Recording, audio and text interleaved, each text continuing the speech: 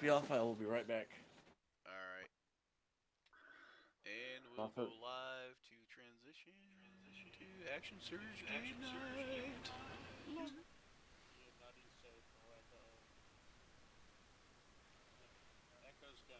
Okay. So yeah, so basically it was Cam 5, which was probably picking up one of the other cameras or one of the other Uh, voices from the cameras. Okay. do we? Uh, test, test, test, test, test, Yeah, test. I can hear you. Taylor, what are you playing, by the way? I was planning on playing a human warlock. Human Warlock? Yeah, Baron Meriwether, teenage warlock. Do Teenage Warlock, huh? you want me to go into full like You introduction? know what? Actually, we'll start with Greg. Greg, you can kind of introduce your character and introduce yourself if you want. You kind of were on the other stream, anyways, but you can go ahead and introduce yourself and then introduce the character. Wait. All right. This looks like Anver kind of it. It probably is. Probably a Magic the Gathering guy. Now, okay, so a lot of these, I'm just going to qualify this before I put these things up here. All this artwork that we're using is basically swiped artwork at this point. Um, and we don't have the rights to any of this artwork, so um, don't think it's ours. But when we do the full campaign and we do the actual campaign, we will have custom artwork done by either myself or somebody in our group, or several people in our group, depending. So this will be Baron Merriweather. Oh wait, I gotta edit that, and we're gonna put Baron Merriweather. Where are you at? Okay. Oh, and if you can, well, we'll see. We'll see if this even works. Might have to Here. populate his hit points. Yeah, I don't know if I There's a need way to an. associate the characters in Roll20 with the character on D&D Beyond, but I'm not 100% sure how to do it off the top of my head. I need some sort of campaign invite through D&D Beyond. What? No, I think. no, because I can roll stuff off my own character in here, but I mean,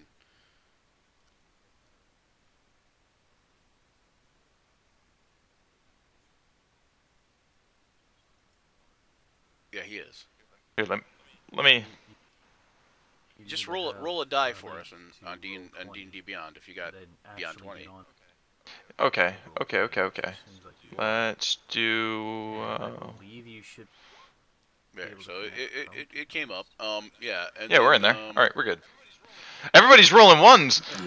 get him out of the way. Last three rolls. Okay, Right. Yeah, there's a reason why the nickname is L, because it started a fight which he badly beat the king's son, and the king has it out for him and wants him dead, so he got kicked out of the kingdom with the glass. So Character is Luther. He's a fisherman orc. He got kicked off because he was wrestling a giant. Uh, he said Luther says he was a giant lobster. DM says it's a giant crayfish. That's to be argued.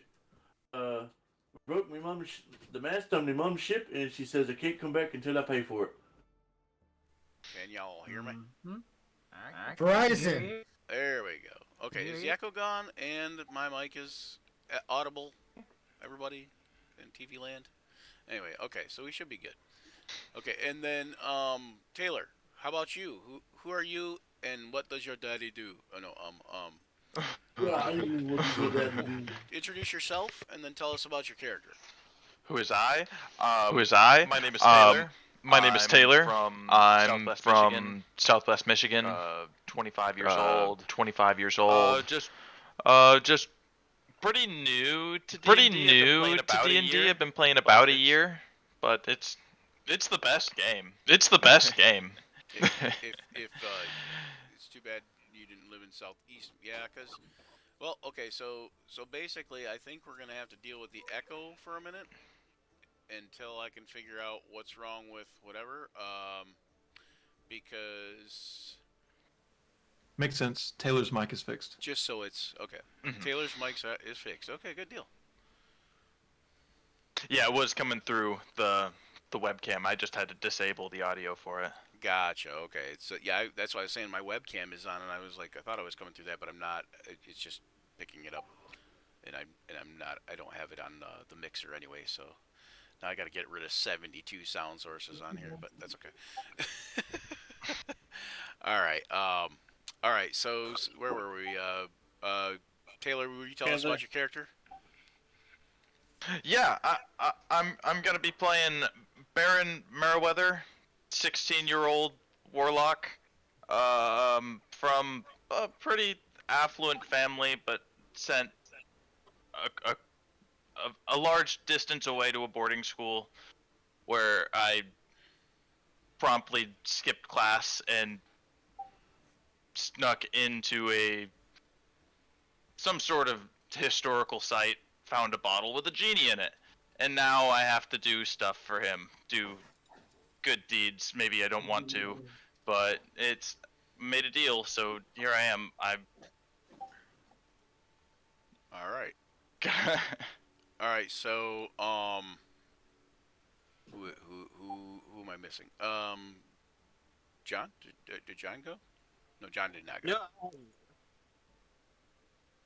John, introduce yourself and then your character. Okay. Oh, Quentin. I didn't do Quentin. Wait. Let's do Quentin first because he's next in the order, and then we just jumped to Zach. So, Quentin, you first, and then introduce your character.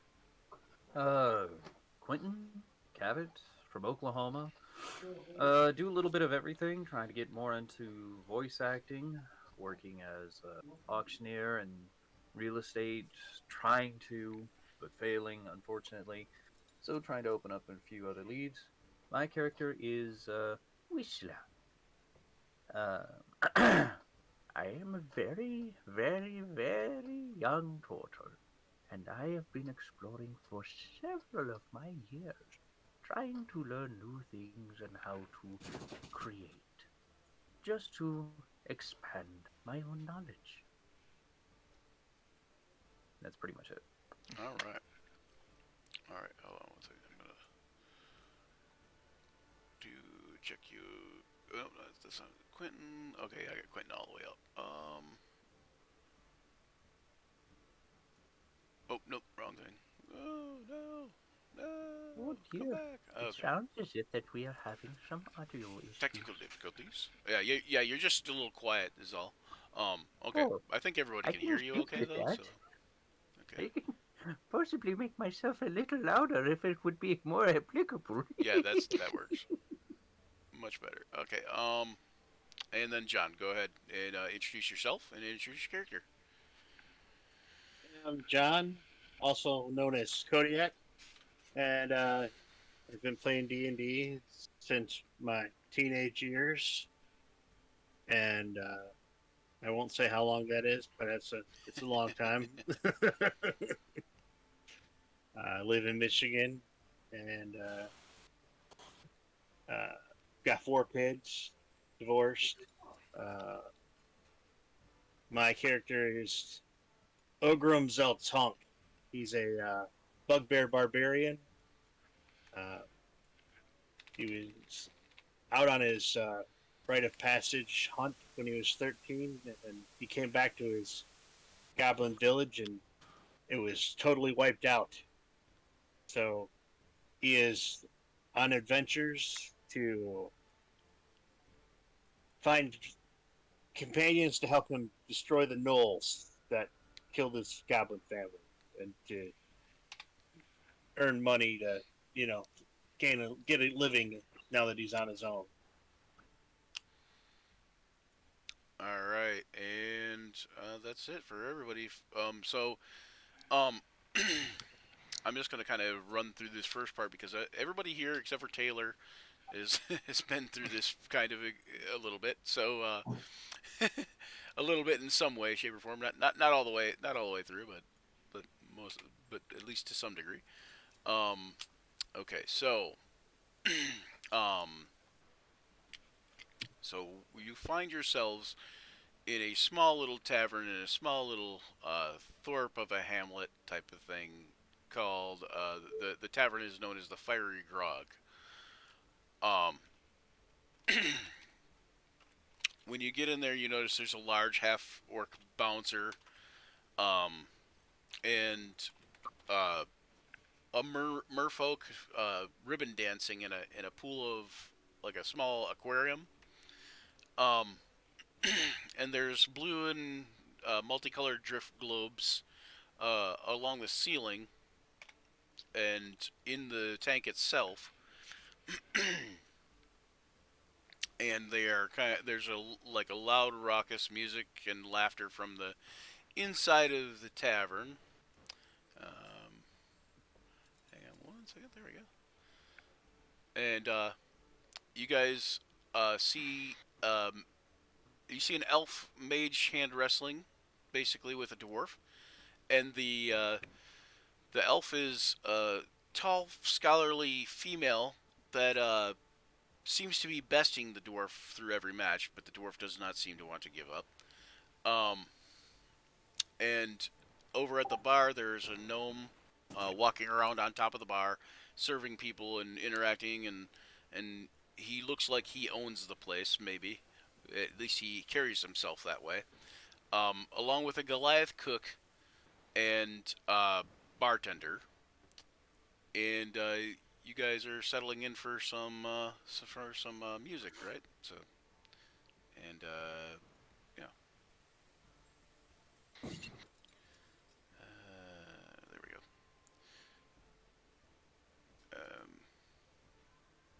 Okay, so yes.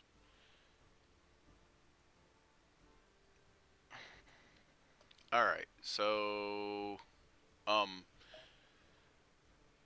the tavern is pretty packed. You see loud, drunken harbor workers, mercenaries, and sailors taking a spot along the bar counter that runs across the eastern wall or sit by many of the wooden tables scattered across a scratched flagstone floor. Alcoves carved into the western wall offer booths with weathered purple curtains for visual privacy, though they do little to block the noise. Many eyes are turned toward that water tank in the middle, where the merfolk gracefully ribbon dances in the illuminated water. Blue light fills the room, emanating from the drift globes that float slightly below a vast painting depicting a small fishing village racked by a terrible storm and strange alien creatures rising from the water that covers the ceiling. I did not hear my game, my volume here. Hold on one second. Yeah, nope, it says master music volume level all the way up. I don't know why I'm not. You guys hear the ambient noise? I'm hearing Yeah, a little I could bit. hear I'm it. hearing it. How about now? Okay, I hear a little bit. There we go. That might be better. And then we can do. Oh, that's Mountain Tavern again. There's another tavern somewhere in here. The Hearth Inn. Maybe that's it.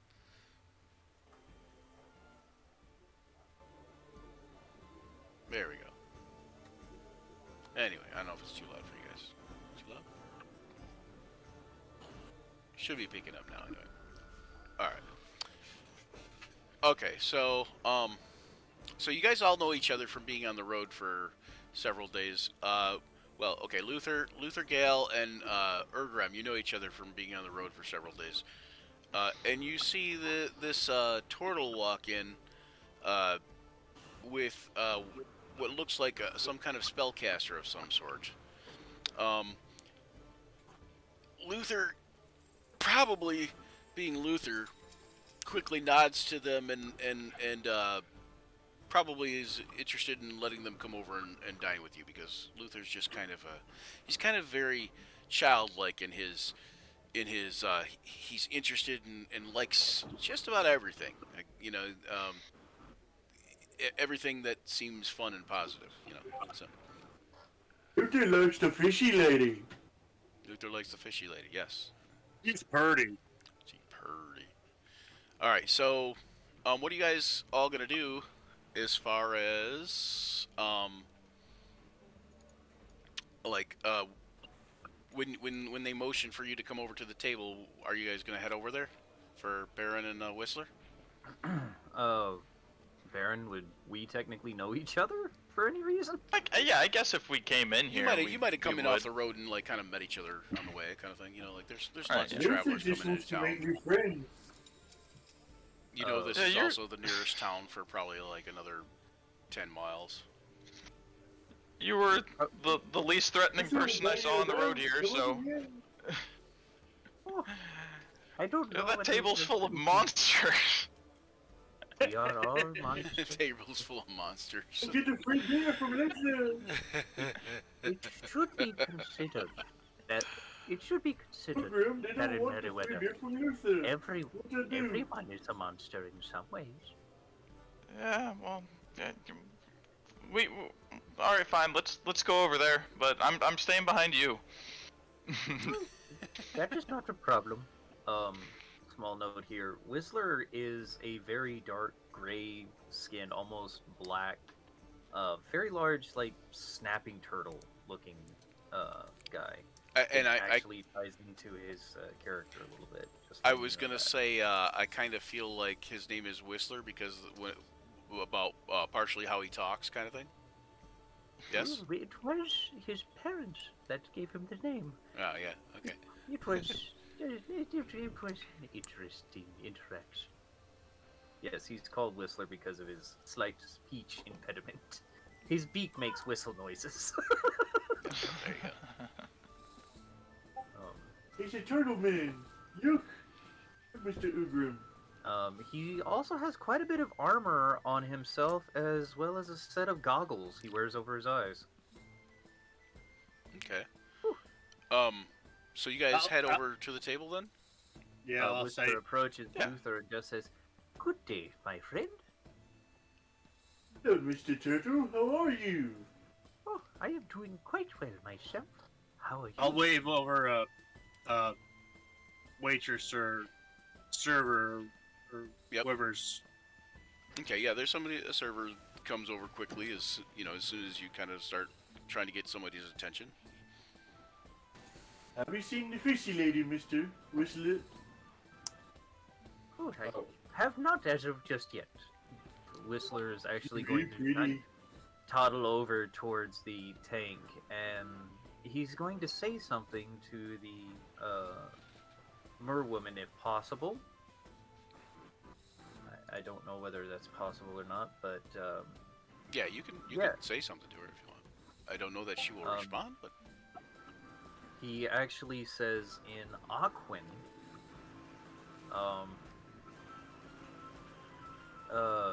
basically in Aquan he says,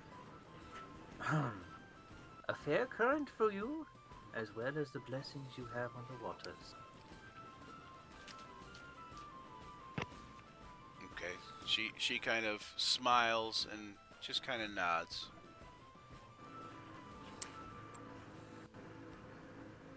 Whistler just kind of nods back. She was very nice. Just to apologize.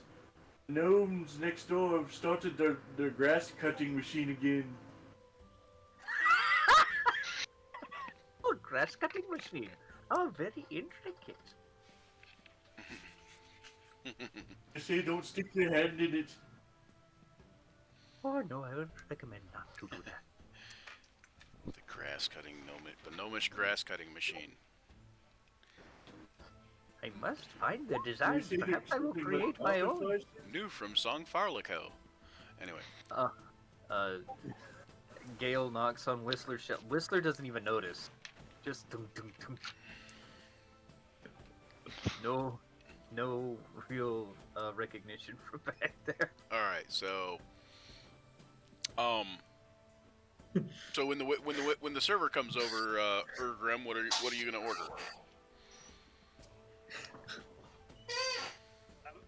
I'll ask about the specials. He says, she says, well, as you can see, the fiery grog is our special, and she points to the sign on the wall that says basically, ask about our fiery grog challenge, and then underneath that sign there's a parchment tacked to the wall that says, wanted monster exterminators. Hey, did you guys Can see I do this the sign? job?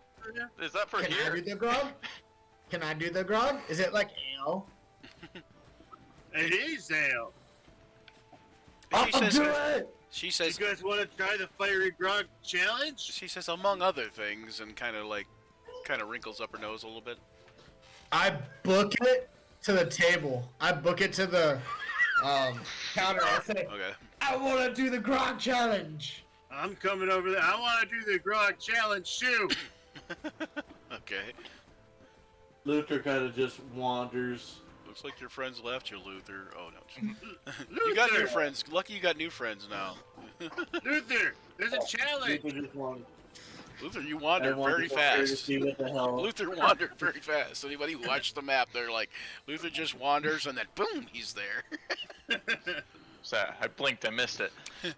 Man, that was some fast wandering, Luther. That must be from that orcish savage attacker or whatever. You can move. I'll look back at our the people we invited to the table and say, "Are you guys gonna do the challenge too?" What would you say, better? Luther will buy the first round.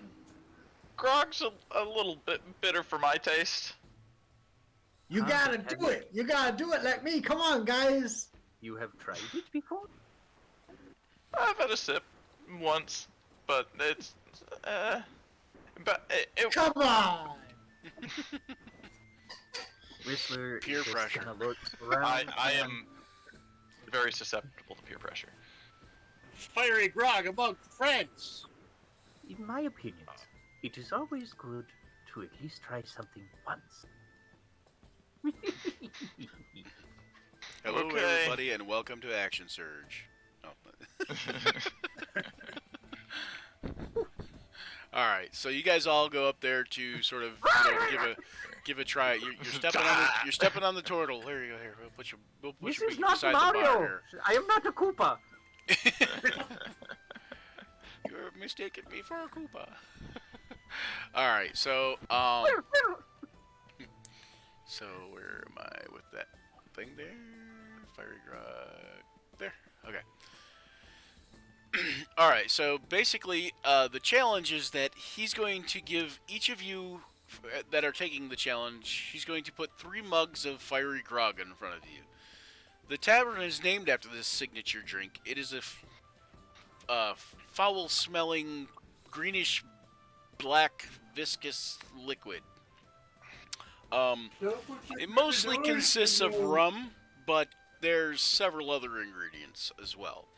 The Goliath cook, who introduces himself as Ognath, says, "Alright, if you finish 3 grogs each, then you get free room and food.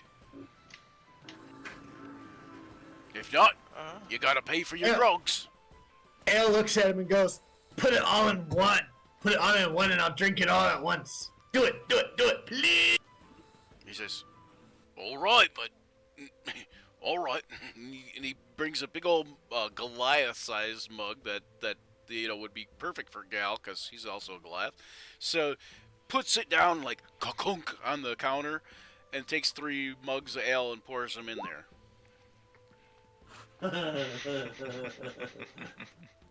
Do this. Yeah, small Do bucket. it all at once. It's a cask.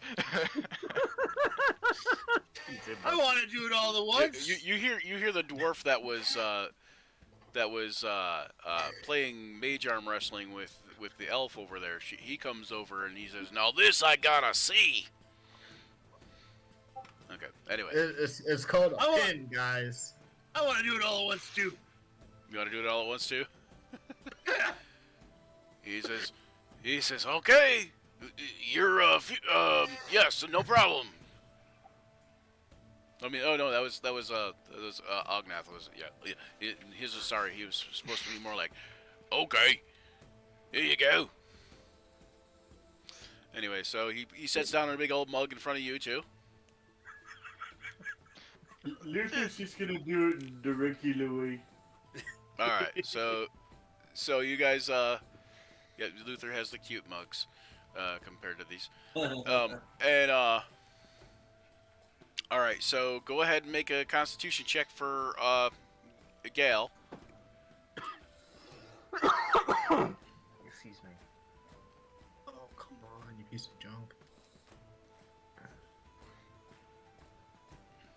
It is not wanting to let me. All right. What's my modifier? I'll just roll on the screen. I don't know. 2 plus 2. Okay, so it'll be a D20 plus 2. Ooh. Fuck! Yes! Yeah, you did it.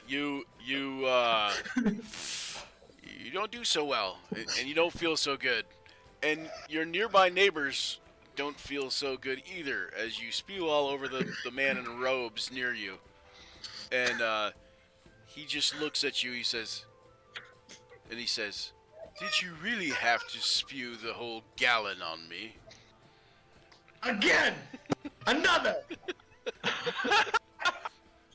Victor's only paying for the first round. You still wasting ale. All right, so go ahead for Urgram. You're gonna do the same. You're gonna make a Constitution check for me. Single Constitution check. You didn't do so good, my friend. I'm just I'm not so sure if all in one mug is a good idea. So he sets your big old mugs on fire too before you drink them, and he sets all the little mugs on fire before anybody drinks them. But you don't do so well either, even though it smelled pretty good to you actually, Urgram. It smelled like something like typically that bugbears would like, but when you drink it, it's like either just too much or just too terrible, and you just hurl. And now Gael knows what it's like to feel what his neighbor in the robes just felt, as he's kind of drenched in Urgram's spittle and upchuck, so to speak. Okay, so Luther, are you gonna go with your 3 mugs? Yes, Luther's gonna do the 3 mugs. Okay, go ahead and make me 3 Constitution checks. First one will be at DC 10. So Luther just clicks Constitution, right? Yep. Constitution. Yeah, Constitution. Yep. That's Constitution save. But are you proficient in Constitution saves? Probably. So it would be 4 off of that. So that's 12. Okay, so you're good. Okay, so then the second one will be a DC 12. Chug. Do it off your ability score where it says Constitution over on your ability scores. Do it on the where it says Constitution. Click on Constitution, and then that'll be without the proficiency. There you go. Luther drinks the second one, and he thinks Luther drinks the second one, and suddenly his eyes light up. A little tear comes to his eye, and he's thinking of home. He's thinking of long ago, before he broke the mast on the ship. His parents and family dinner. Orcish fare that just... This taste of this grog just brought back those memories. And make that last check at DC 14. Oh! The Orcish memories are washed away quickly as you throw up everywhere. The barmaid is drenched, and she is like, "Oh dear Lord, this happens too often." And she kind of walks toward the back and starts wiping herself down. Luther, sorry. I slide a gold piece off the counter. Like, this is for her. Okay, so Whistler, are you gonna take the challenge? Whistler is going to take the challenge. Okay. But before he does, we're going to do a little fun thing. Whistler's actually going to take a small chisel that's in his in one of his pouches on his hips, and just using a little bit of magical ability, he's going to tap the goggles he has on his face. Okay. So unless I'm mistaken, Urgram, Luther, and Baron Merriweather Gael would smell instantly a very pungent smell of lilacs. Oh, okay. Trying to help improve his constitution as best he can using magical tincture. Right. Okay. He's gonna take the challenge. All right. So, what you're gonna do is roll me a Constitution check, DC 10. Straight Check Constitution. or Yeah, check. Okay, check. Nice. Okay, first one goes down nice and easy. Easy peasy lemon squeezy. That's quite a palate cleanser. Needless to say, I could use something like this to scrub off some of my tools after I'm done with them. It tastes for anybody who's had the drink Jägermeister. Tastes a little bit like Jägermeister, but sweeter. Another Constitution check. This time DC 12. Oh.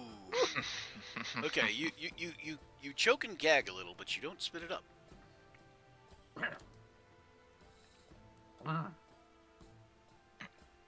One more. And one more. Yep. Oh, and now you do spit it up. Whatever you drank comes up with whatever else you drank and ate that day. Probably nothing to eat really, so just. It's lettuce and It's a lot of lettuce. Some carrots. Water pets. All right. Okay. So Baron Meriwether, you gonna do that? Yeah, I guess. Can I Baron press to seems like he's a digitate all little- the vomit? Sure. Yeah, you can do that first. But I was gonna say, Baron seems a little bit timid and maybe skittish. Okay. All right. So, Well, yeah, I just want all these especially giant after all these people. giant people did that. Okay. I just meant in general. I didn't mean because of that, but. Right, yeah. Yeah, I didn't want to do it to begin with, but now after watching this, all right, Like, yeah, I'll do it. no challenge for me, thanks. I'll drink his. I'll drink On the his. screen. Why have I got two cons on the screen? Okay. I like give him like a shoulder rub to inspire confidence or something. Okay. All right. So You got this, DC Baron. 10 for Constitution check. First one. All right. You got it. Let me You can do it. Luther check. believes in you. Gotta find it. There you go. 21. Okay. Like One like down. many before you, that first one goes down easy. Blow out the flames, knock it back, and next thing you know, it's just you're good. You know. Oh. Okay. One more. I'll take another. All right. Second one down super easy. Just like, Oh, yeah, you got this. You're like, yeah, I think I got this. Okay. This is the final stretch. This is one that gets everybody. Here's it gonna go. I'm waiting. Oh, okay, yes. You say you down the last one. You're like, burp. You know, you burp a little. You know, like, and that's it. And you're like, that's good. Yeah, there you go. There you go. And then and yeah, you're good. And everybody cheers and kind of Ognath says, all right, you get free room and food, but not all your friends there. They still have to pay for their grogs. And he says, "Oh well, Luther looks like." Or he says, "It looks like this feller took care of it," and he points to Luther, who slid a gold onto the bar. So, Oh. Thank you at that very point, much, my friend.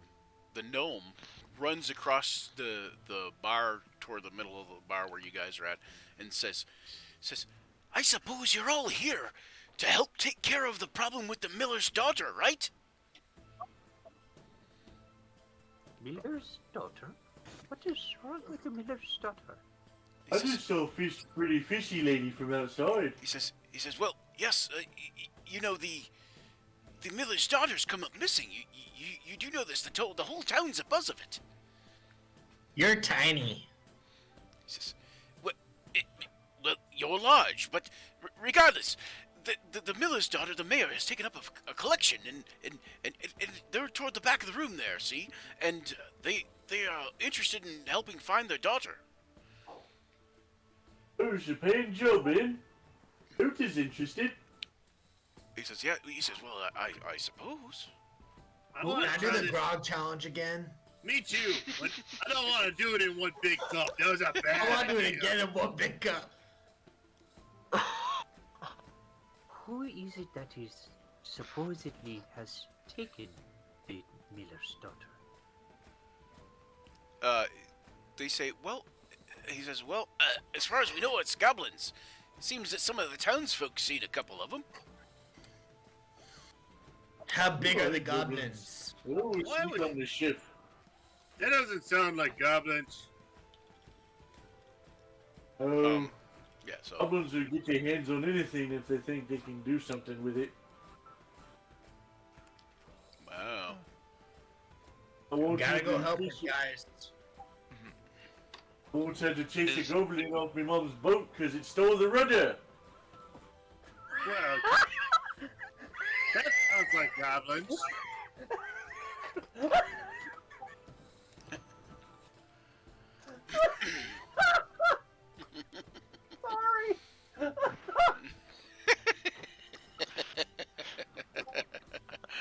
All right. What about this? What about this? What about this Witness monster listening. exterminator guy? Oh, dude, I can't. Stop laughing, Quinn. It's an order. I'm sorry. Can't Goblins you- stole the rudder! Yeah, but now you got me laughing too, so I like. Shit. We were Okay. stuck floating for 2 All right. days. All right, Who Zach, was you angry? bastard. All right. All right. So you're gonna go over to the Blame daughter me or to too. the mayor and the miller? You said Probably. is that was that was that John that said that or? No, I asked about the monster Oh, exterminator. oh, the monster exterminator thing. Oh, okay. He says, oh, the basement. He says, the cellar. I've got a rat problem. He says, but you don't want to go down there, lad. Rats? How big? Like regular? They're giants. What? What a Everything's coincidence. giant to you. We are giants, stew. He says, oh, but these are big and dire, and their eyes are beady and lifeless, black and lifeless like doll's eyes. Sounds like Did me you last hear that? girlfriend. Did you hear that, Gal? They're like your eyes. He says, big and mean rats. He says, and they keep stealing me merchandise. Keep stealing I all get the an ale? goods. Can I get an ale? I need If a we, tin of ale. if we recover your merchandise, do we get a part of it? Say, well, how am I supposed to sell it if you recover it and I give it to you? I said a part of it. I didn't say all of it. He says, What is I'll tell you what, evil I can for offer you a- 20 gold pieces apiece. 20 gold pieces each to go and clear it out. Sounds good to You're Luther. 20 gold pieces I like apiece to money. clear out your cellar? He says, to go kill all the rats. In your cellar? Well, Be possibly. sure. Possibly, he To says. be sure. He says the other What? thing is like you can't just kill 2 rats in the cellar if you don't find the nest. If the nest is in the cellar, then sure, but you know usually they come through holes. You don't know anything about rats? I know lots of stuff about rats. He says, well They're fire. then surely you know they have a nest somewhere. Yes, that's true. He says, but the it miller's could be daughter. a re- He says, but the It could miller's be a daughter has real- been missing for 2 days. Are you sure you want to not help with that? Why hasn't anybody gone looking for her? Does well, people are busy and not everybody's had a thing, and the mayor's just taken up a collection just today. Too busy to go looking for a missing Luther girl? knows. Well, they Oh, believe she's off in the woods somewhere, but goblins took her, and you know there's not anybody here that's really willing to go and fight goblins. Will anyone tell me how big a Gonna go goblin over is? A goblin? They're about my size. Is what the guy on the gnome on the bar says. I take my hand, I slam it on the table, I go, we can throw them! We can pick them up and throw them at each other. You're telling Open me darts. that you have a table full of mining dwarfs that are afraid of goblins? He says, oh, they'd never admit that they're afraid, but they haven't taken care of the problem now, have they? And Just a and sec, let me tell you just a something. second. Let me tell you something else. If you think the rats aren't a problem, then you should think that goblins are more of a problem than rats. Hey! And you gotta Are you understand. chicken? You gotta Are you understand. chicken dwarves? Hey, get back over there at the bar. You don't just fly. Anyway, he's talking to you. So he says, get back here when I'm talking to you. Okay, I'm back here. And he says, he says, you gotta understand. If you think these goblins are more of a problem, or if you know that these goblins are more of a problem than the rats, you also understand that none of them have volunteered to clean out the rats in me cellar. Yeah, I think they're lazy, good-for-nothing dwarfs. I'm gonna go talk to them. Okay, that'll get you over well. Anyway, all right. So you're gonna go talk to the dwarves. Which one are you gonna talk to first? I'm gonna stand in the middle of all of them and yell at them. Okay. Are you gonna start with, "Hey, you lazy good-for-nothing dwarves"? Yep. That'll go over well, I'm sure. Hey, Oh my! Who expected a tavern brawl? you lazy, good-for-nothing dwarfs! Okay. Gale L is going to say, "Can someone give me ale, please? An ale! I need a pint of ale." Okay. You get a What? pint, a pint. A pint. Why are you sitting in this? No, a pint is 4 gallons. Oh, a pin. Oh, okay. I thought you said.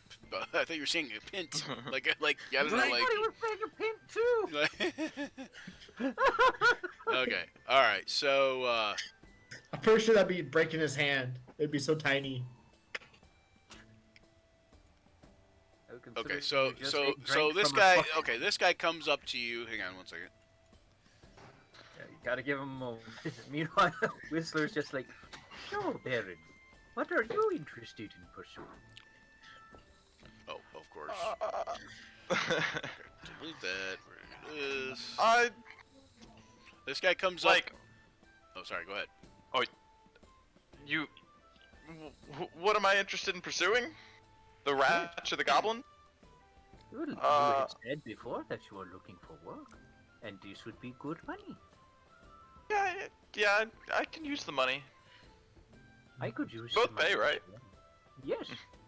We Well, then understand that there is 20 gold per person who exterminates the rats. And we also understand that there is apparently a bounty for the safe return of the miller's daughter set forth by the mayor. Okay. So several of the dwarves surround you. And one of them that seems to be possibly their leader, a shirtless, tattooed dwarf, says, "Oi there, son. What did you say?" I said, "Hey there, lazy, good-for-nothing dwarfs." He says, "That's fighting words, you know." Well, you're sitting here drinking and having a good old time. He says, and "It is there's a bar. That's what it's for." A girl been missing for 2 days, taken by goblins. And how I come say you haven't there's- found her yet? And there's this poor tavern master who's got giant rats in his cellar, stealing his merchandise. And he says, "And how come you haven't found her yet? And why didn't you take care of the rats yet?" I just got here. You lazy dwarfs have been here. He says, "Yeah, 'cause we're drinking. That's what we do." Because you're lazy and good for nothing, drinking dwarfs. All right, so roll initiative, because he takes his axe off his back and gets ready to swing at you. And he says, "I told you them was fighting words." That one. Did you roll that one for initiative, did you? Yeah. Wow. I think Dang, he's dude, still sorry. recovering from the dog a bit. Brutal. Alright, hold on one second here. No, Gale turns around with his pin of ale, sees this and turns back around, just looks at Whistler and Baron and goes, "Ready to play some catch?" And downs the 4 gallons of ale. Alright, hold on. Let me double check this guy. Oh. He's going to be... I really am not one to start for brawls, especially against the stout folk. Oh, I don't have these guys. I don't have these guys set up for some reason. I don't know why. There we go. You didn't HP, prepare there for we that? go. No, I have them. Their characters prepared. I just don't have them associated with those characters for some reason. Ah, And they're just, enough. except for Durkon, there's just Tavern Brawler 1, Tavern Brawler 2. That oh, do that so I can see this. But if you would like, we could assist with the rat problem. So that way we could earn a little extra money. Perhaps So we that is could Durkon. also, What is this? Oh, that's Durkon 2. Perhaps- What? Wait a minute, what? Okay, perhaps this is we gonna be could. Tavern Brawler. Tavern Brawler 3. Let's do this one. Perhaps we could Alright, let's just Oh. delete that one. There. also negotiate a room and stay for the time. We'll make him Tavern Brawler 3.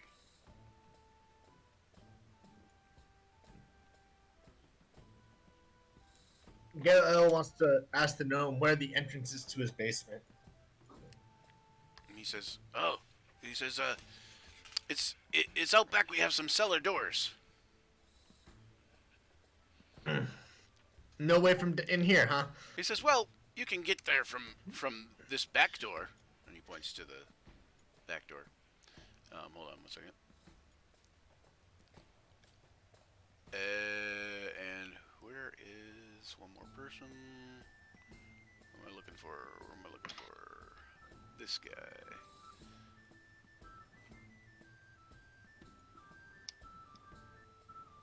Okay. Alright, so these guys get to roll their initiative here.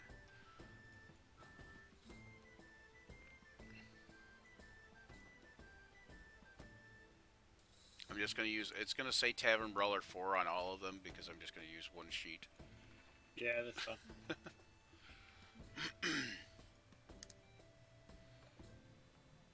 Oop, there we go. Let's see, did it come up? 1, 2, 3.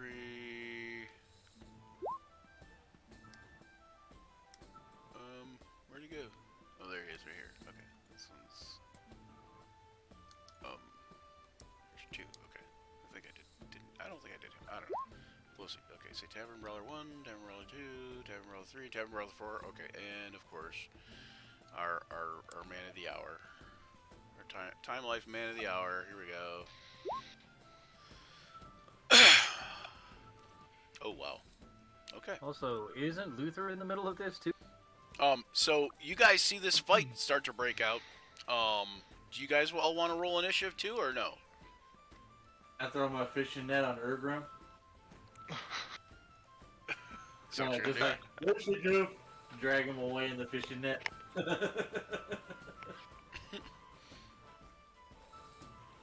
Alright, so if anybody else wants to join in the fight, then go ahead and click on your tokens and roll initiative. If not, then if you guys are just kind of staying back, because this guy's probably maybe getting what he deserves, then whatever. Luther, if you really do want to throw your fishing net on Ergrim, go ahead and roll initiative for Luther.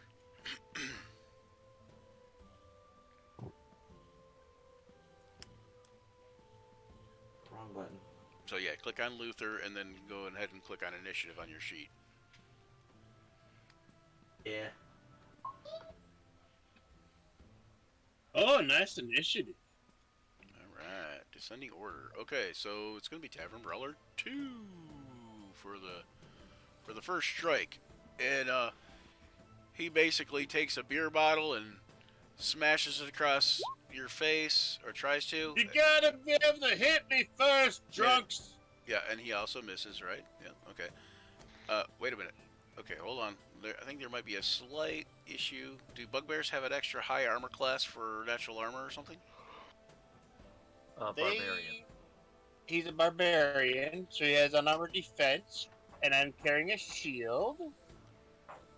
Uh-huh.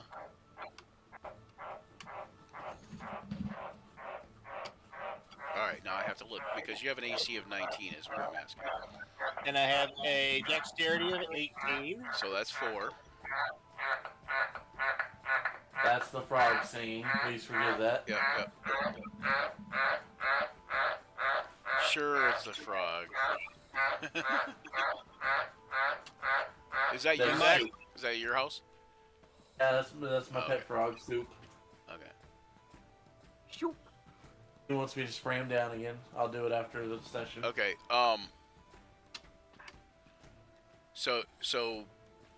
Okay. So unarmored defense here. Let's just pop this up for people to see in the window, if they don't know. While you're not wearing any armor, your armor class equals 10 plus your dexterity modifier plus your constitution modifier. Yeah. So your constitution modifier is 3, your dexterity modifier is 4, giving you 7, and on 10, so that's the 7, and you're using a shield, that's how you got your 19, correct? Yep. Okay, so +2 for the shield. Okay, cool. Okay, good to know. All right, and let's see, Tavern Brawler 2. He will try to take a swipe.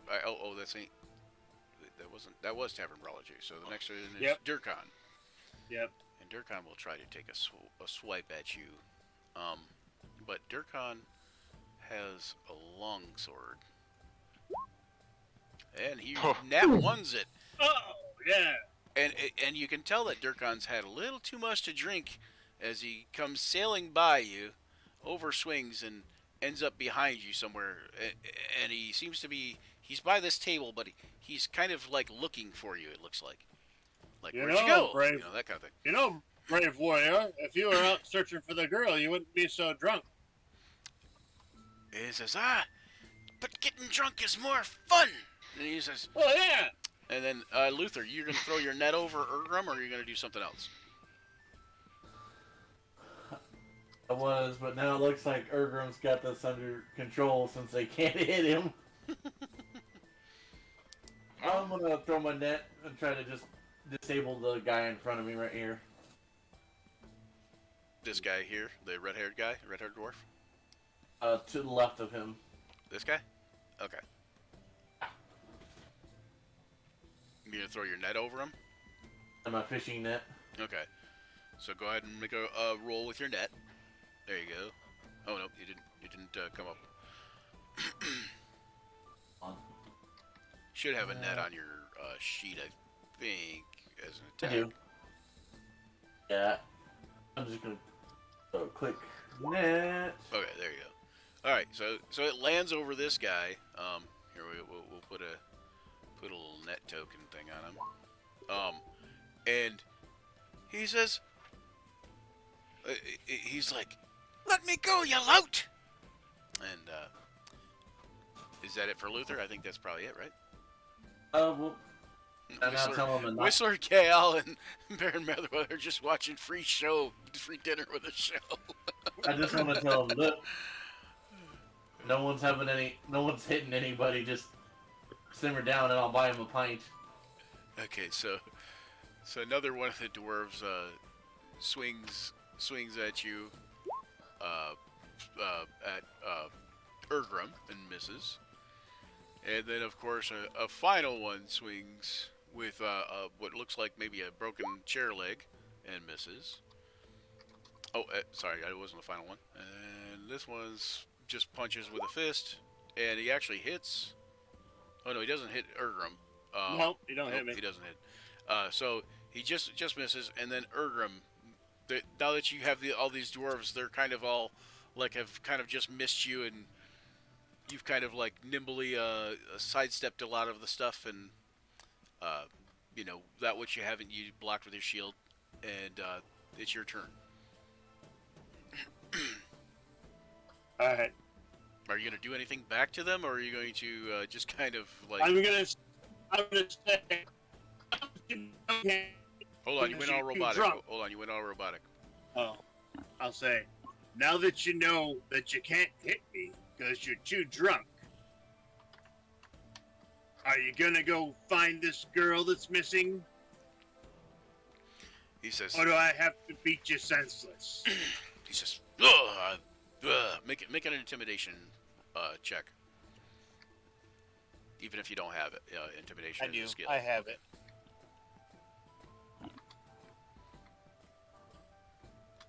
Okay, he says, I don't need to find no girl. Alright, I'll attack him. Where is he? He is right here. Alright, I'm attacking Durkan.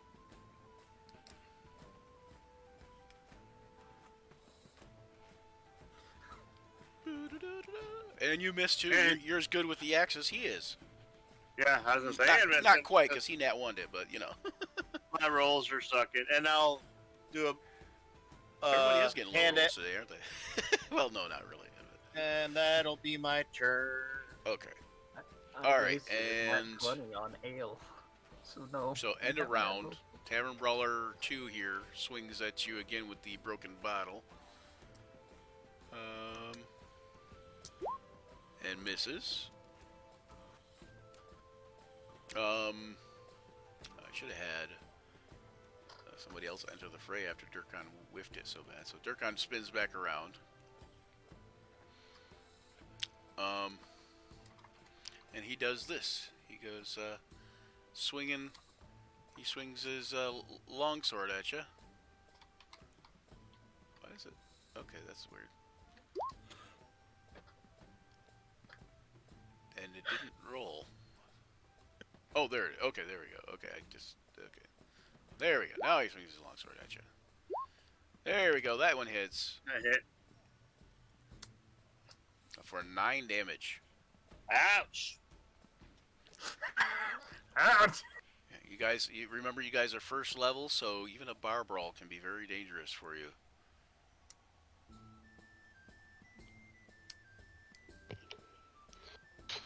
All right, and Luther, you're up, and you know that this guy here is netted, and he is also, you would be at advantage to hit him if you chose to, but he also didn't seem like he was fighting too much to begin with once the net was over him. Can I use intimidation just to get the group to knock it off? Yeah, you can try. You can try Well, just I'll have about to roll. anything. I think that's probably a, that idea has merit for sure. Alright, Luther's just like lost his patience and he's gonna try to intimidate. And just like everybody knock it the hell off. Gail L looks at Tofter and goes, "How much would a drown for everybody in the bar be?" He says, I don't know. He says, I would imagine 30 or so silver. Let's do it. And I give it to him. I say, "You gotta tell him one, though." Okay. When you drop down the 30 silver, you hear Toftir yell louder than you ever thought a gnome could yell. You hear, "Drinks on the house!" And everybody just kind of gets a little bit silent. And then roll your intimidation check. Oh, you did. Okay. So he says, "Drinks on the house," and let me just make sure I bring him up. Okay. And we're gonna roll it off of his persuasion thing here. 21.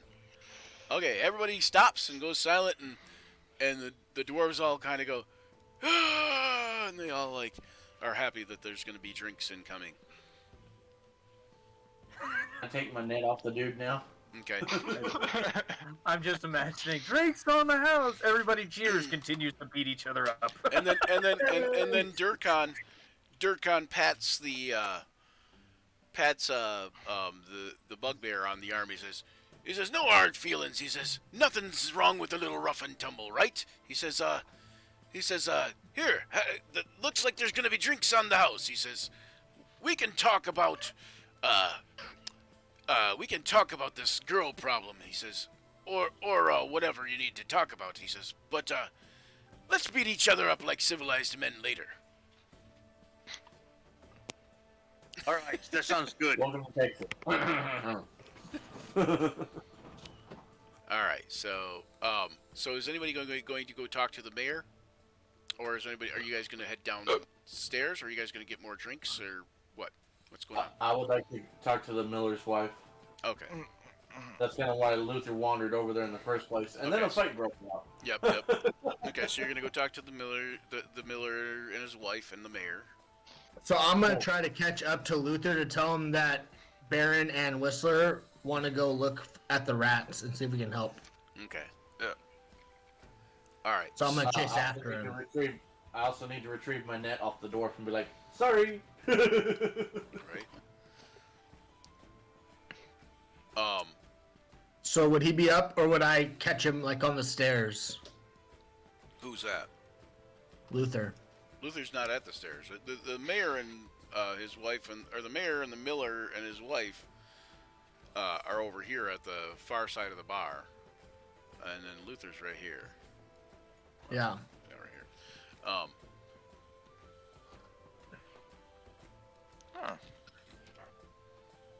I get over to Luther and I say, hey, Whistler and Baron want to go look at the rats. But I know you want to go talk to the miller and the mayor. So, if you give me a second, I'll go check with Ergram. And then I'll come back and go with you. Okay.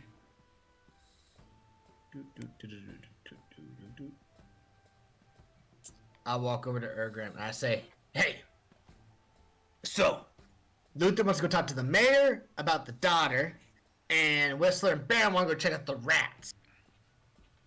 Do you just stay here and I'll come get you so we can talk about it. Won't fight anymore. We're gonna do the rats. I'm gonna have a peaceful discussion with my friendly dwarfs here while we're drinking. And No they're gonna, fighting. and they're gonna go get they're gonna go do the girl. Sure. I walk back over to Luther. I say, let's go. Okay. So Luther, you're gonna head down back to the thing and like back toward the bar?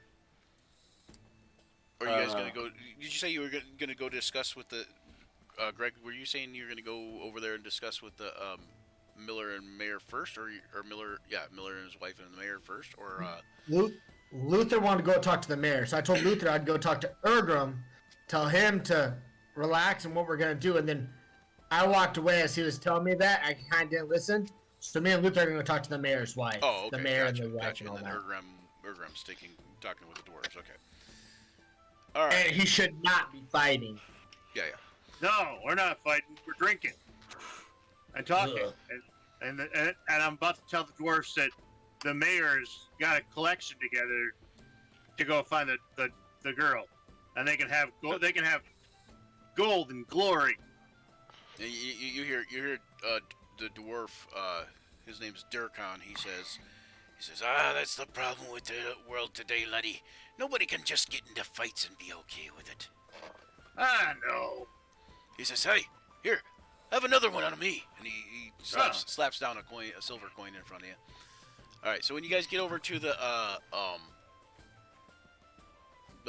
mayor and the miller and his wife, you see the mayor looks a little worried, and the miller looks up at you guys kind of hopefully and says, yes, can we help you? Hello there. I'm Luther. This is Gail. We went and we've heard you've had some troubles with a missing little lady. Anything we can do to help? The mayor says, yes, the miller's daughter. She's gone missing almost 2 days ago now. And, well, I've brought together a collection to get some incentive for people to go after her. There's no city watch here, per se. Like, it's mostly just neighbors taking care of each other. And of course, nobody's wanting to mess with the goblins. Goblins usually tend to be numerous.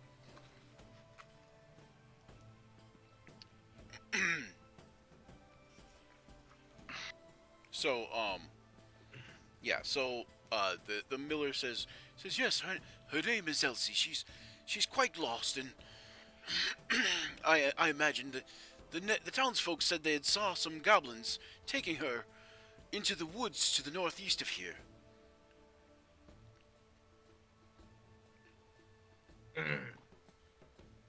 To the northeast, you say?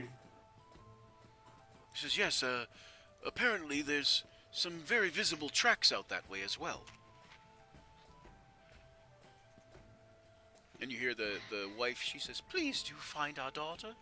She's the only one we have, and she's our only child, and I'm sure she's awfully frightened. Luther understands. He's got 10 brothers and sisters. He's got a big family he come from. He understands.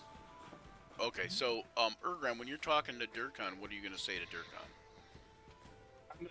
I'm gonna say to him, look, I was raised with goblins. They're saying that the goblins took this little girl. I really don't want to kill any goblins.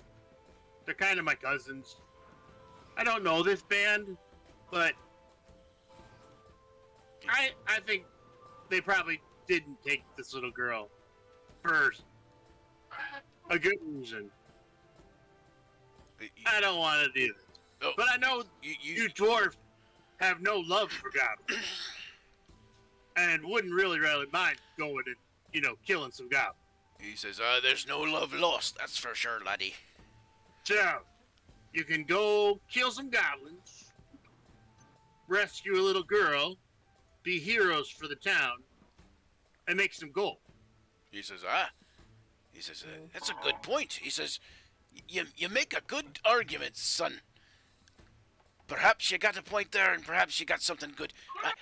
Maybe there's free drinks in it for us boys. And the boys are all like, all the other dwarves that are right near him are just like, there's like 4 other dwarves near him, and they're like, yeah! And they raise their tankards and are kind of slopping some ale around while they drink it and are cheering and stuff. Hey, if you go at the right time, you might not even encounter a lot of goblins. They might be out hunting. What is this? Okay. What'd you do? So, Durkan goes over and he says, well, excuse me, sir. He says, excuse me, my friend, and to the bugbear, and he walks over here to where the mayor is. He says, Mayor, I'm here to help with the little girl. And the mayor, you hear this, Luther, and Gal, you hear the dwarf say that, and the mayor says, but Durkan, you rarely help with anything. He says, yes, but I hear that there is some reward being collected, and perhaps some drinks involved. He says, but Durkan, I don't think you're quite the man for the job. Perhaps you could enlist these fellows here, and points to Luther and Gal. Do Luther and Gale say anything to that? Luther's just confused now. He says, okay, Gale, are you gonna say anything to it?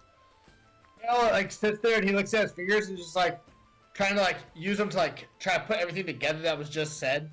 So he's doing finger miming. Yeah, okay. So and he's kind of counting on his fingertips, so to speak. Yeah, trying to figure out what he should do. Okay, okay. So Durkan says, no. Me and my boys will take care of it. I think we got it in hand, Mayor. And the mayor says, well, I suppose. And he looks nervously at Gale and Luther again. He says, gosh, I'm surrounded by idiots. Okay, then Durkan, you make sure you bring that daughter back and do bring her back alive. Yeah. Grabs the mayor by the back of his coat and goes, we're not idiots. And then goes, where's the bathroom? He says, the privies are outside, sir. So good. William Gail's gonna run to the head real quick. Okay. Alright, so, Whistler and Meriwether, are you guys going to do anything while you're at the counter, while all this is going on, so to speak, besides finishing up food or whatever you're eating or doing, drinking? I think we're just waiting for everybody else. I'm trying to wait out this buzz that I got from slamming those 3 hails. And subsequently, to support his friend. Okay. You know, this might be the ale talking, but I think it'd be a good idea if we split the party.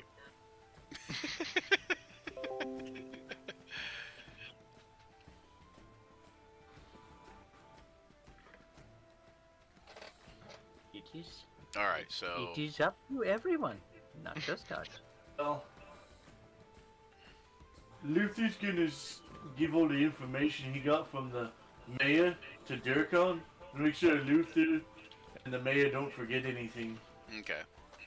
Like the goblins, the direction they went at, their very visible tracks.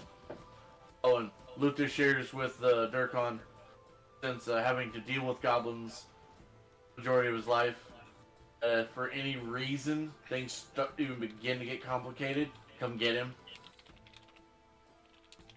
You just ask for him, he'll be near the tavern the whole time, so to speak. Yeah, Ale walks back in, looks around, and sees where everybody is. And then walks over to Whistler and Okay. Baron. All right. So you guys, I'll get over there, and the gnome comes over and he says, "So what's gonna be? Are you guys going to go and take care of the rats in me cellar?" Yeah, you ain't got like anything to make me feel better after that fight, do you? He says, "Oh, we got fiery grog." Oh, I said better. I do have a. Take one! I do have I'll a take small- one! I do have a small means to assist you if you would like, my very large green friend. Can you speak up a little bit, Quentin, for Whistler? He's like, I do have something I can do for you, my very large green friend. That would be lovely.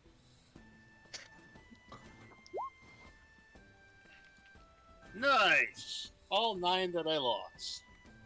Whistler just kind of pats you on the shoulder and there is a slight dull magic that passes from his hand. Hopefully that would bring you back up to full functionality. Oh. Yes. It looks like it healed just as much as you lost there. So Yeah, good roll. exactly. Gil L looks and goes, I need another grog after that fight. It was a doozy to watch. Did you not pay for everyone to have an ale? Huh? I want a grog. My, Oh, not that again. I'm moving away from you. I already wore it once. Anyway, okay. All right. He says. Toftier points to this door back here. He says, "Back through that door and down some stairs is me cellar." He says, "There's also some cellar doors on the far side." He says, "But he says there's also a root cellar." He says, "But the problem isn't in me root cellar. The problem is in me wine cellar and ale and me sundries and goods." Is there anyone that can come help us? And that will know what we should and shouldn't break? He says, I "Well, would you shouldn't imagine break it anything sounds- that belongs to me selling it." He says, that wouldn't be bad. He says, but no, I don't know anybody. He says, perhaps you could take Gar with you or Anver." And he points, when he says Gar, he points to a dark cloaked figure in the back of the room. And when he says Anver, he points to the robed figure that got spewed on earlier. Gil goes, probably hate nope, you. and walks to the Gar in the back. Okay. When you walk up to Gar, he notices you immediately and just sits quietly. Like, or he's actually standing by the stairs, but he just like stands there quietly and kind of like watches you as you approach him. Are you Gar? He says, "Yes, what can I do for you, my friend?" Yeah, so my buddies want to go take care of those rats, but we don't know, like, what to do, really. Kind of stuff might get broken. We're kind of crazy bunch. Can you come and like assist and make sure we don't break anything that's too valuable? He says, I suppose. Please. He says, and if anything is too valuable, I will make sure it gets taken care of. Why, thank you. He says, no problem. He says, it is my job to take care of valuable things. So, and then Gael walks over to Baron and Whistler goes, I got some help, guys. And points to Gar. Very good. It would be most appreciated to have as many people. Okay, so you guys are going to head downstairs? Yep, looks like it. Alright, so let me put you guys Yo, on the next Gael shouts to Luther, are you coming? Maybe you should ask the other guy to come too. Let me do this real quick, because I think I've got other people here. Yep, I do. Oh, don't look. Don't look at them. Alert, alert. Metagamers have been spotted.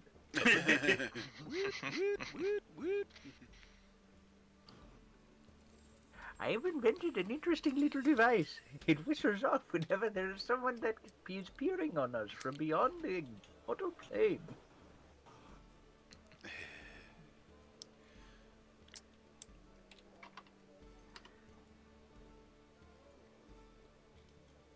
Okay, all right. Let me move you over to this map real quick here. 1 second. Bloop. Bloop. Okay. So you guys come down the go through the door and come down the stairs. At the bottom of the stairs is like a wider area, like the staircase widens out, and there's a set of double doors that are partially ajar, and you guys walk through them into a room that looks like a cellar. Where did you go? Okay, oh, I'm at the wrong spot, that's why. Okay, Whistler, you're there. How's that? I don't know. You guys can put your guys in, like, whatever kind of marching order type of thing that you would like.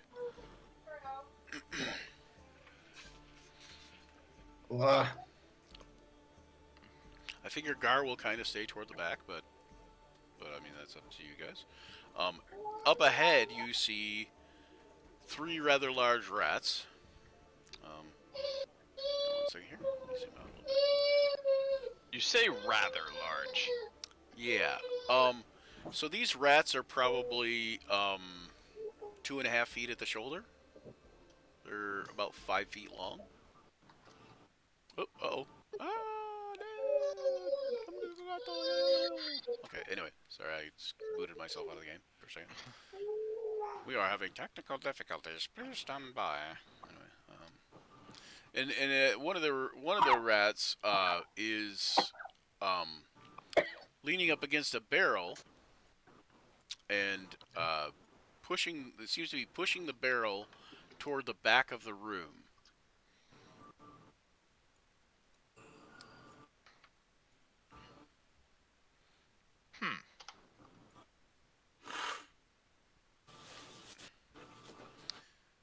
Oop. Okay. Can you guys see where that is from where you guys are at? Some of you, anyways. The barrel or the rat? The yes. There's three rats all together. So yeah. Can you guys see all 3 rats in the barrel? Nope. I cannot see any of the rat. Okay. I am too far away. So some of you might not be able to see because you might have to zoom out, but some of you might not be able to see because of the lighting in the place. Yeah, it's light. Yeah, I don't have dark vision. Oh, and you know what? I don't think I have on the dynamic lighting. Whoa! Yep, I do have torches. Okay. Yeah, you guys ran up there. You can only move at 30 feet per thing, and each square is about 5 feet. So. Yeah, I was trying to get ruler and I forgot I didn't have ruler on, so it moved my player. Gotcha. Okay, so I'm gonna zoom out so people on the stream can see whatever's going on here. Kind How you do the arrow thing again? How do you do the Click on arrow the thing? ruler. Which one? Fourth button down. Yeah, there's a Fourth button ruler. down. Yeah, there's a ruler, and if you want to move your character, we'll have Gar sneak up here. You just hold your left button down on it, and then right-click once, and then every time you want to change or alter direction, you right-click again.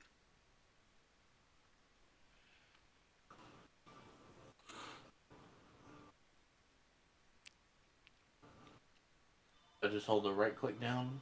Yeah, no, you left-click and hold, and then when as you start to move, click your right button once, and then every time you want to change direction, you right-click again. Ah, There you very go. nice. Okay. I got it now. Thank you very much. It's kind of a neat little pathing tool, so that way it's good for knowing which path you took for, like, especially like if I have traps set up on here, like that one that Ergrim just stepped in. No, I'm just kidding.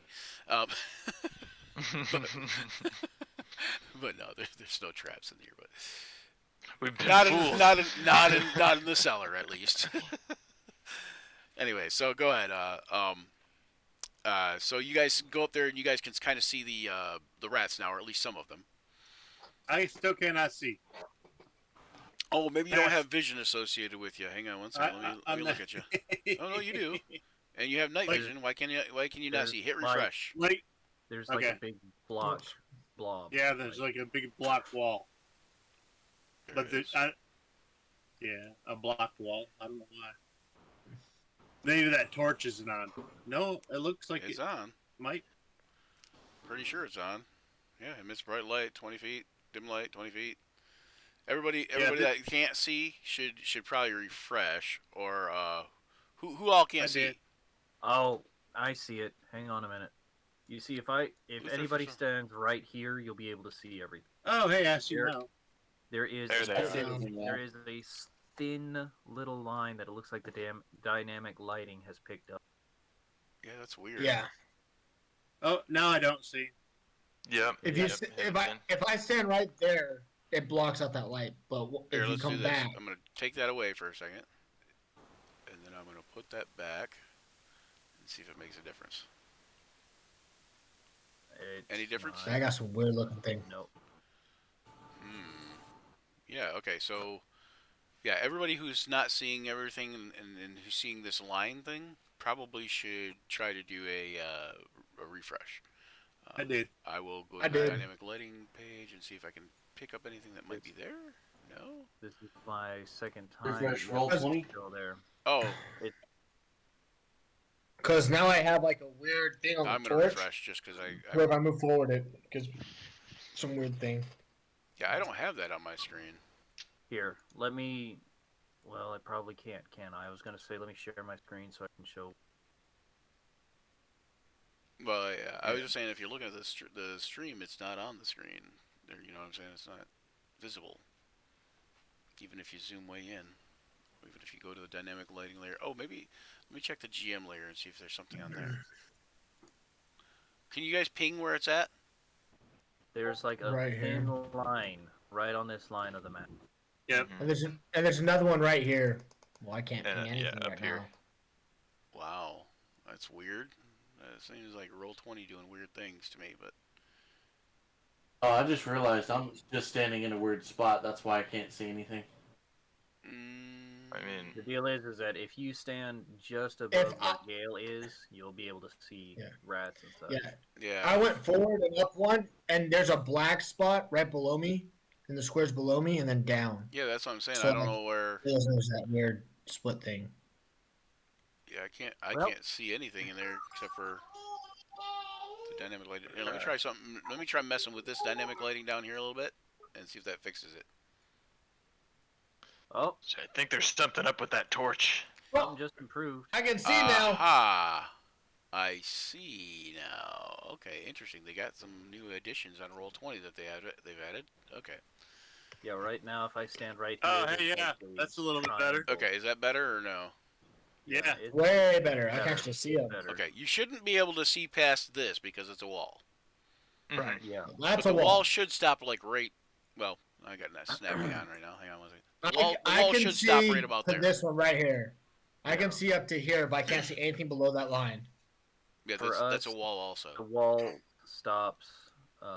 For us, the wall. Oh, you know what? Wow, I can tell. can't even click. I can tell can't what even you're looking click. like there. Hang on one second. Oh, you Yeah, gotta right hit no here is snapping. where- This is what About seven you and a see. half Oh, feet. okay. I see what you guys see now. Why is it like that? You know what? I have an idea then. I have another idea. We're gonna see if we can fix this here. Dynamic lighting. We're gonna get rid of this and go boom, and then there. Now you guys know that's a wall. There. There we Got go. it. There's a wall there. You guys know that's a wall, and you can't see past it, but there you are. Right. Ooh, a giant rat. Yeah. Now you should be able to see the pillar here. Should block some of the light. I think I know what happened there. I think. Yeah. Ah. But I don't think these are cuddly.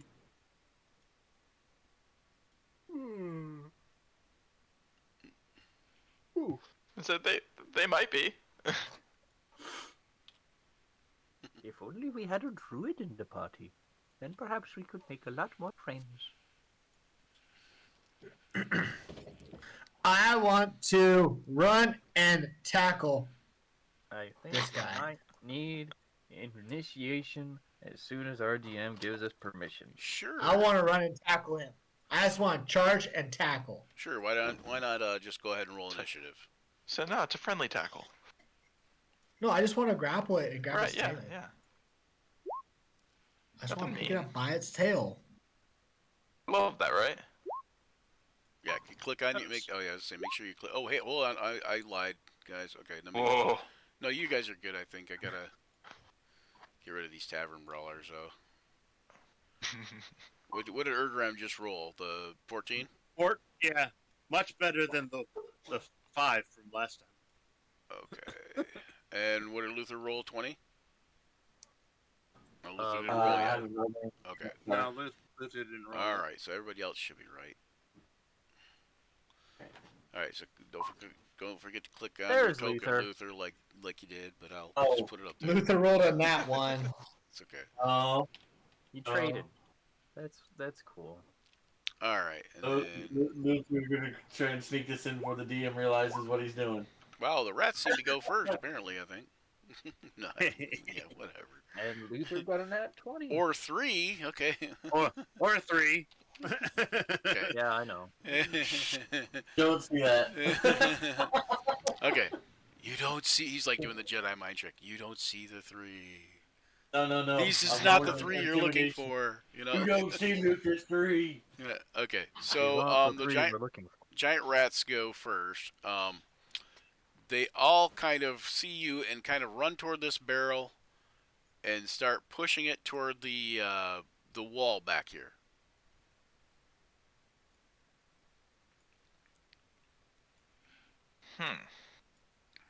Very peculiar. You're stealing the grog. And yeah, pushing it and it's rolling back toward the back. And once they get out of your way a little bit, or once they get back there a little ways, you can see beyond the barrel there's a big hole in the wall. I wanted to tackle one before they got that far, man. Now they're too far. Well, Aw. now Ergram could do something.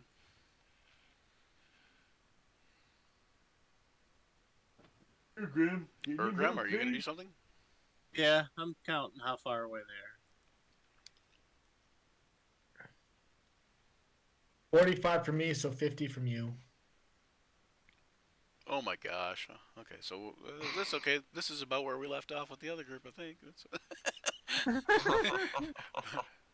I will. Is anybody feeling throw- deja vu? I just gotta know. Last time we were able to catch one and throw it around. Oh, is there? I was gonna say, is there such a thing as like a 12-time, 13, 14-time deja vu?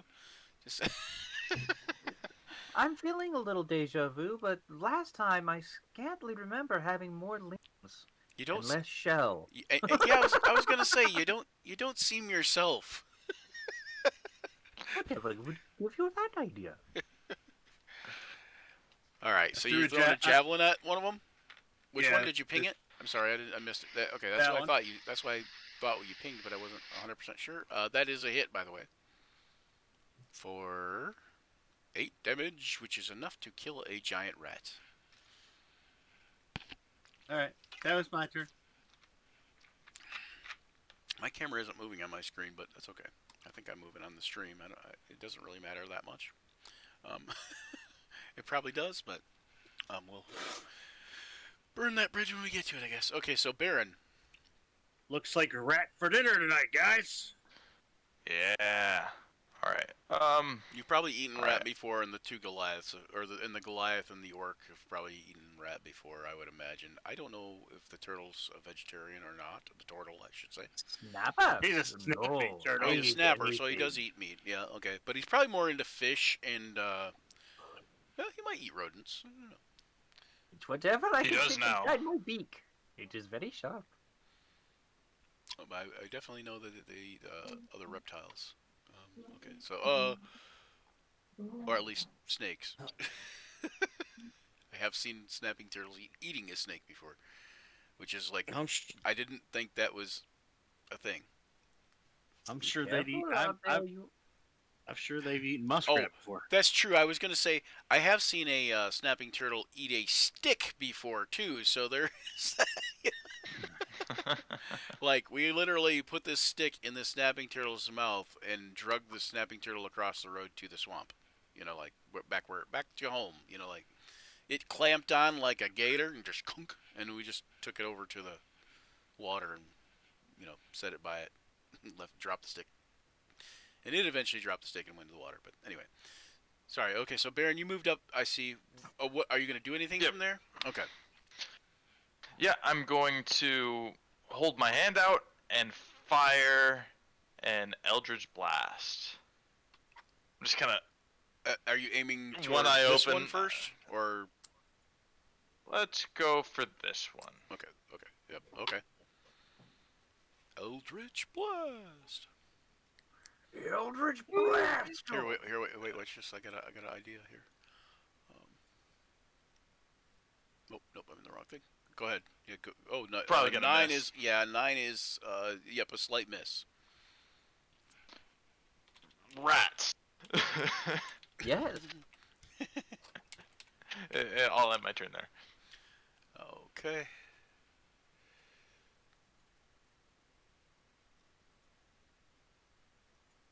All right. So then, Whistler, you'd be up.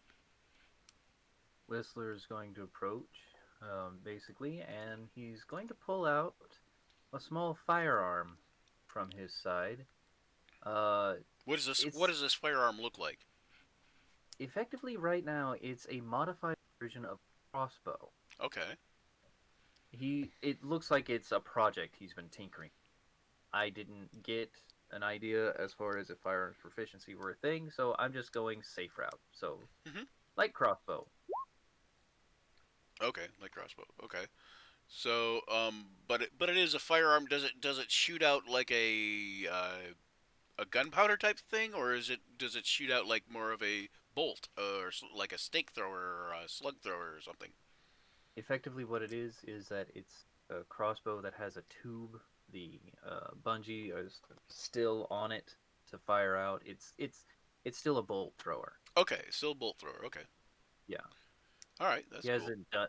I'm a level 1. Okay, I can't. Hey, you brought the firearm into the thing. I didn't know. I was like, well, maybe it actually does do some kind of fire combustion thing. I don't know. You're an artificer. I'll never underestimate him. So, Well, I'm a but level that 1, is a miss.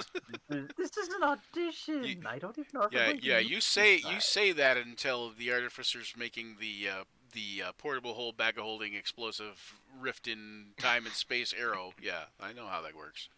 Later, not now. Much later.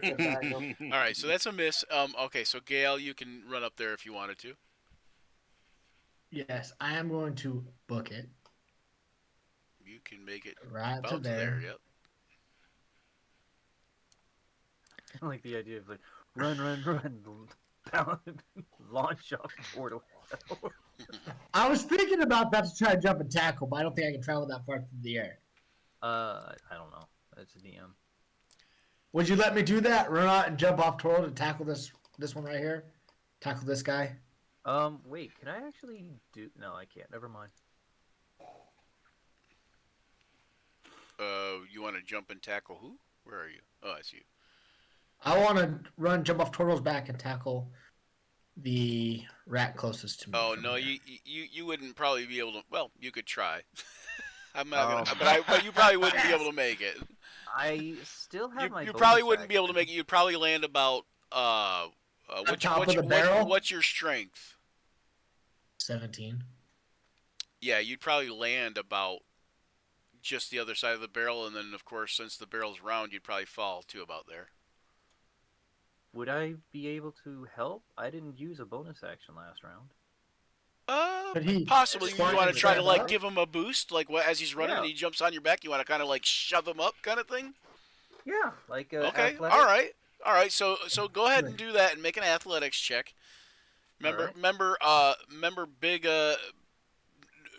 Okay, so that's good for you. You're all good with that. And then make an athletics check for Gale. But remember, big risks are big fails if you don't make it.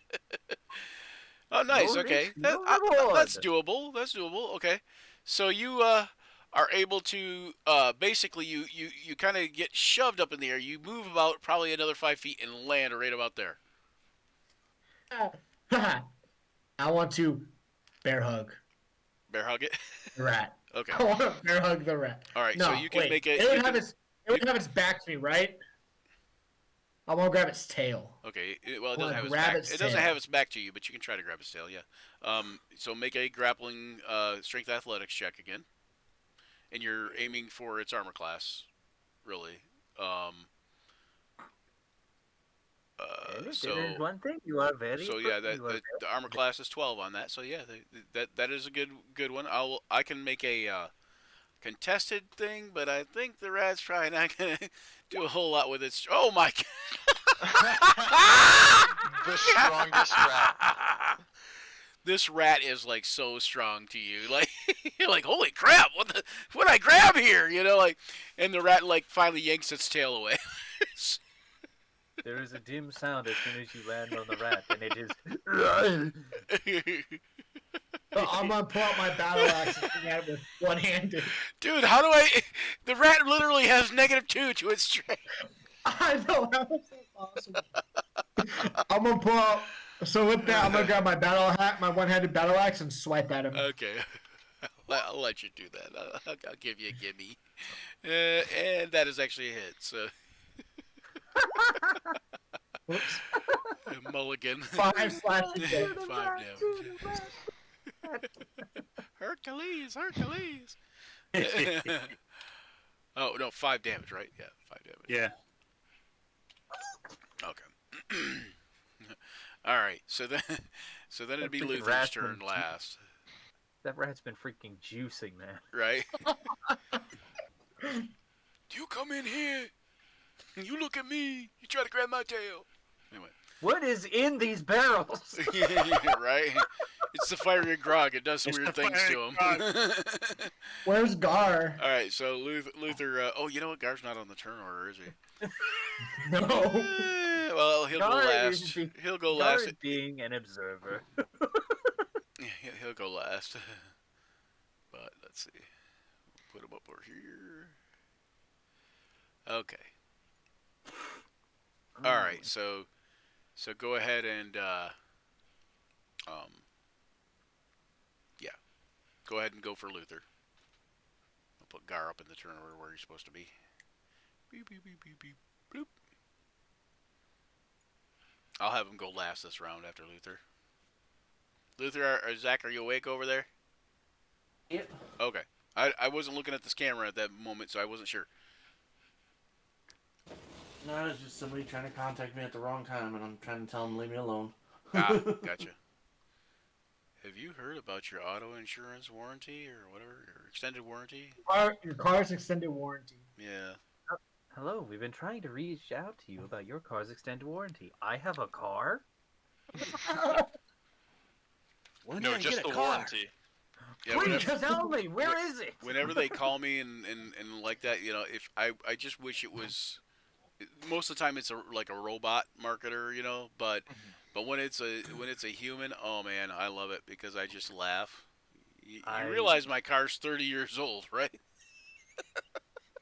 My car's older than you, the person I'm talking to on the phone right now. I'm just saying. Oh, right. I've done so many things of just like that. The extended warranty for the extended warranty Right. for the extended warranty has ended a while ago. Just saying. I said that's why you need the extended warranty. The extended warranty. All right. So, Luther, what are you planning on doing once you move up there a little bit? I'm gonna throw a javelin at the bottom rat. Okay. Now, as a orc, do you have like savage attacker or something like that, or Take it to the wall. orcish savagery, or I don't know, something?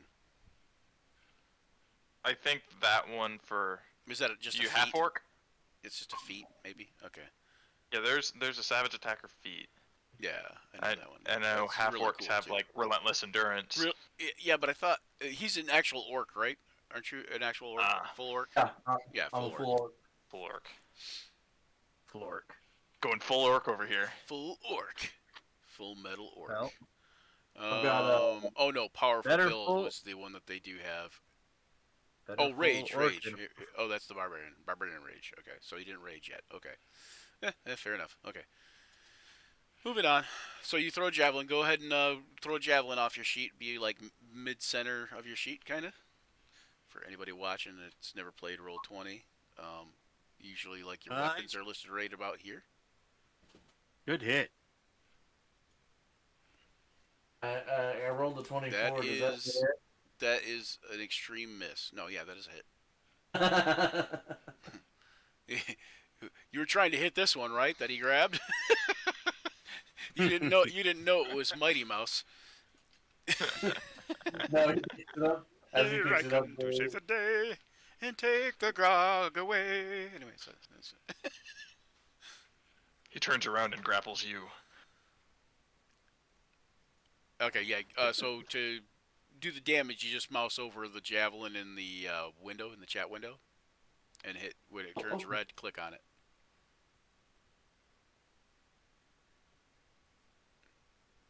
See, we gotta have you in the cast, Zach, because it looks like you forgot how to use Roll20. Anyway, so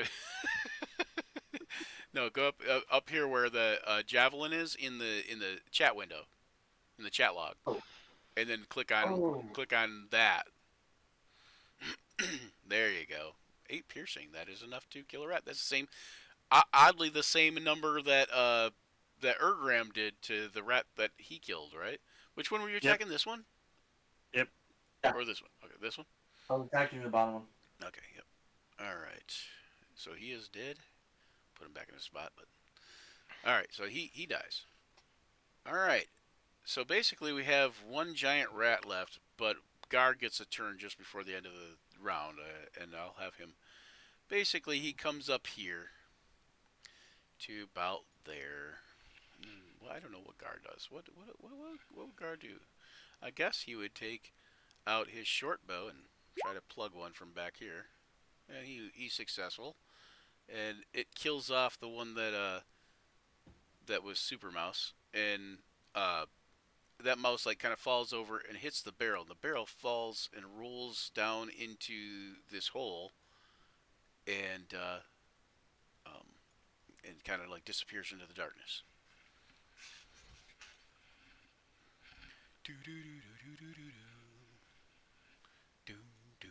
Look what you did. You went and rolled in the hole. Hey, Brian. Yeah. I gotta take a bow break.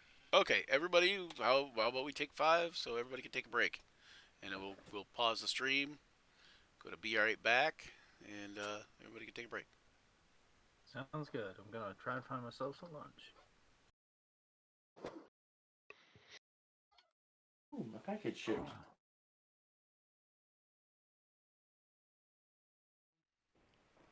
Transitioning to the online stuff. Okay. All right, so you guys find yourselves in a dark cavern. Oh. Okay. I wanna get my javelin back and. Yeah, you can do that. Okay. And you said you wanted to get skin the those. rats too, possibly, right? Yep, I want to skin the rats. If anybody else has survival or wants to help me with the guidance, Luther's got that would be helpful. survival. Oh, good. You want to help me skin those Luther rats? knows how to skin fish. I was gonna say, does anybody? Yeah, Yeah, does anybody have Luther, survival? it's like skinning fish. I do. I do too. So if anybody helps you with the help action, you can have advantage on your survival check. All right.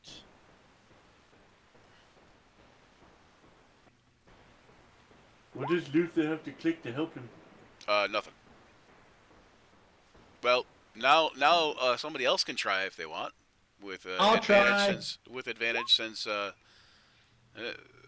there you go. That second one was a good roll. Okay, so the second one you're able to you get one of the rats skinned really well, and you notice that the pelt is in pretty good shape, and the rat itself is in pretty good shape as far as like you realize that this rat has been eating well, you know, like not just off of not just because it's in the cellar of a tavern, but like almost as if somebody's taking care of this rat and grooming it. Guys, look at this. So the Hey, pelt, look, you it's a figure new bone you rag. figure the pelt of this giant rat might fetch you as much as like 2 silver pieces at a good market, you know.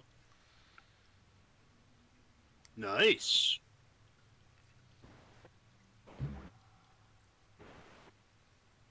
All right, one more rat to skin.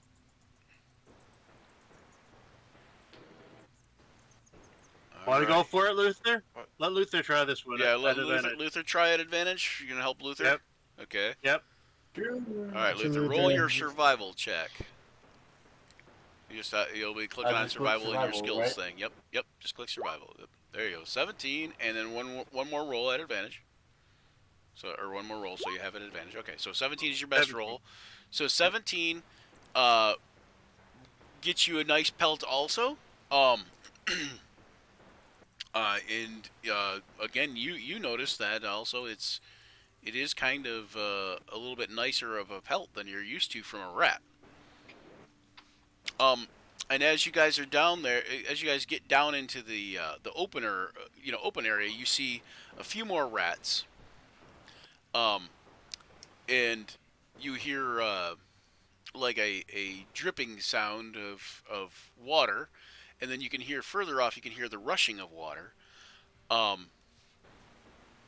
And you can hear a high-pitched hiss alert you from trouble above. On the ceiling, you see an 8-legged, multi-eyed rodent. It bears its needle-like fangs and tries to jump at your face. Roll initiative. Whose face?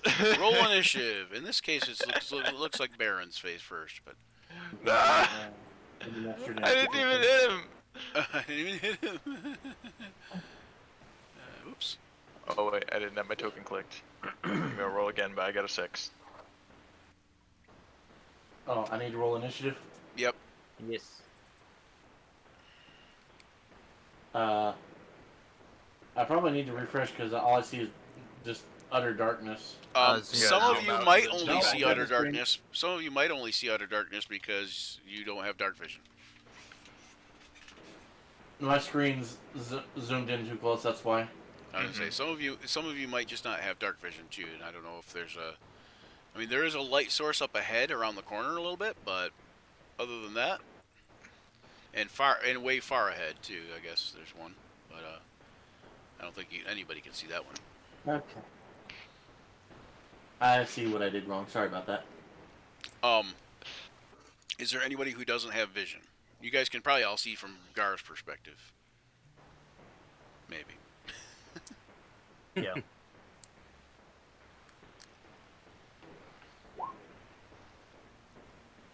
This time I did it correct. I think. Okay. So essentially, this is what you see coming down from ceiling towards you guys is this rather. Oops, hang on. I'm looking at the wrong thing, ain't I? Oh wait, is this the handouts? Nope. Nope. Nope. Nope. Nope. Nope. And nope. Okay, never mind. I lied. Yeah. Anyways, okay. So I guess you don't see anything. No, you see. Where's this at? Spider rat. There we go. Spider rat. Spider rat. Does whatever a spider rat does. Spins away, yelp do. Eat some trash, always, dude. Look out, here comes the spider rat. Oh come on! No, this is not working. Okay.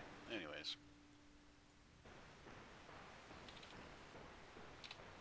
Okay.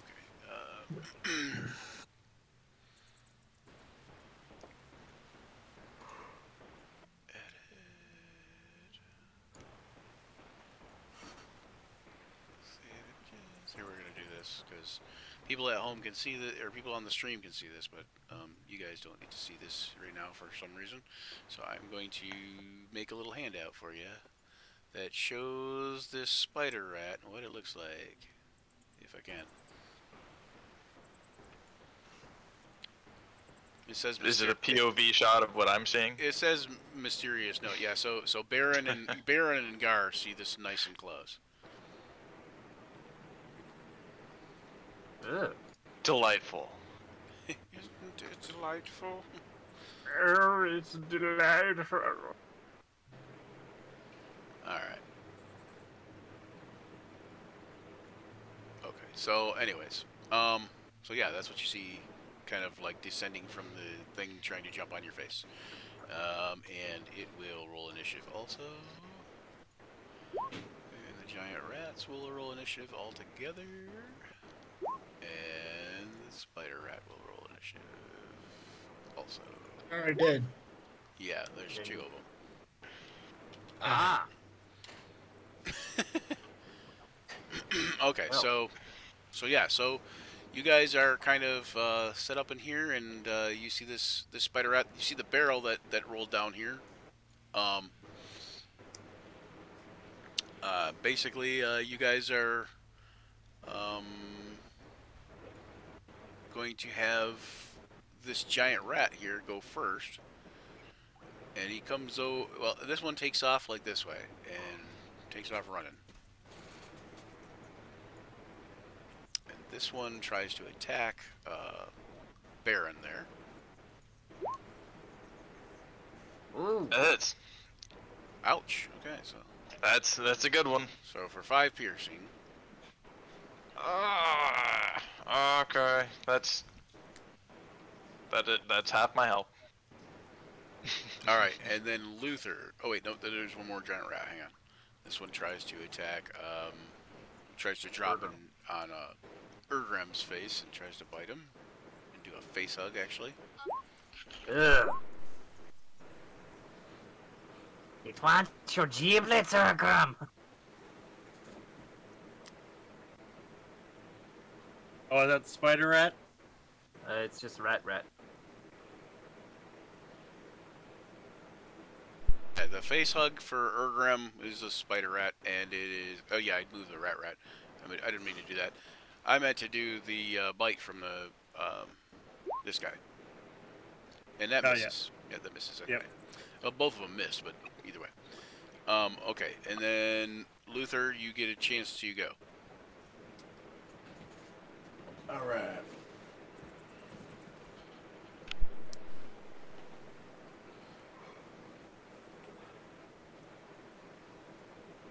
Luther's gonna come right here,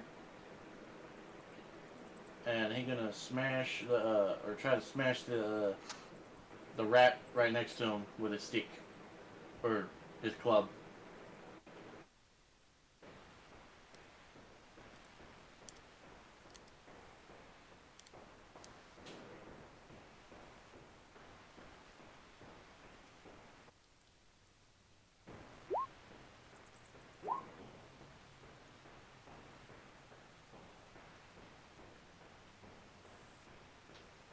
So I'm doing this correct now, right?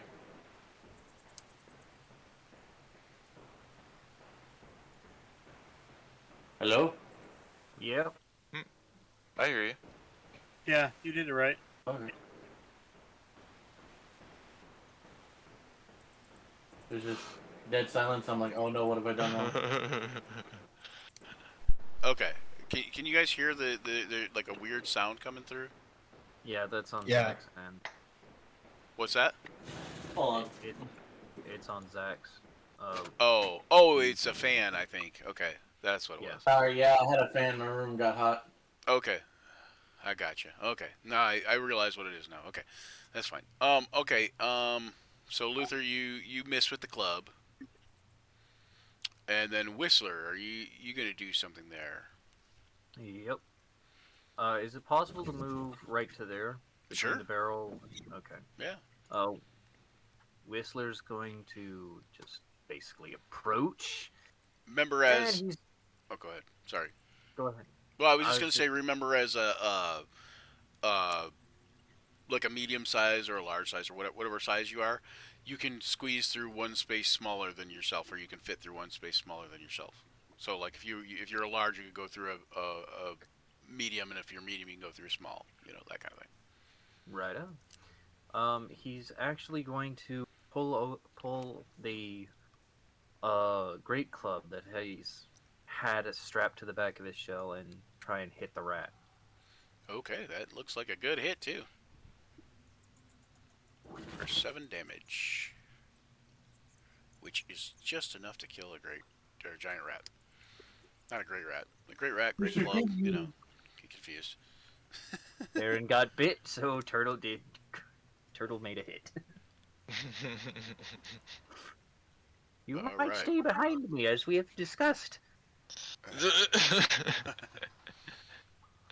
All right, so then the spider rat, this one up here by Gar and you actually jumps and tries to do the face hug on. Oh, looks like it's pretty close to both of you. It's closer to Gar, I think. So let me roll a 1d6.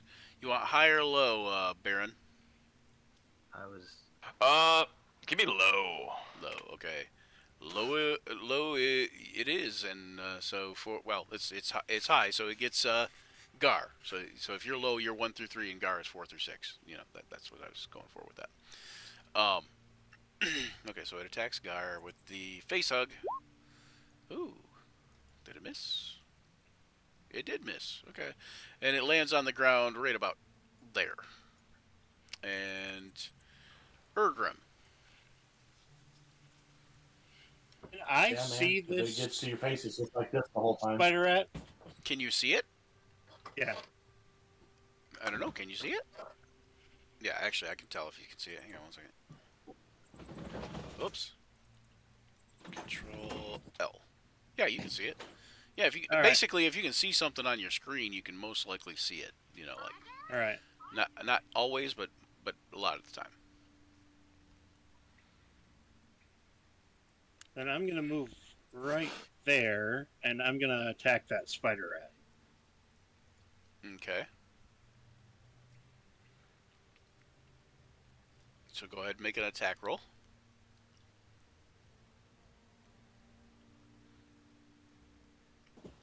And hopefully it's better than the spider rats was.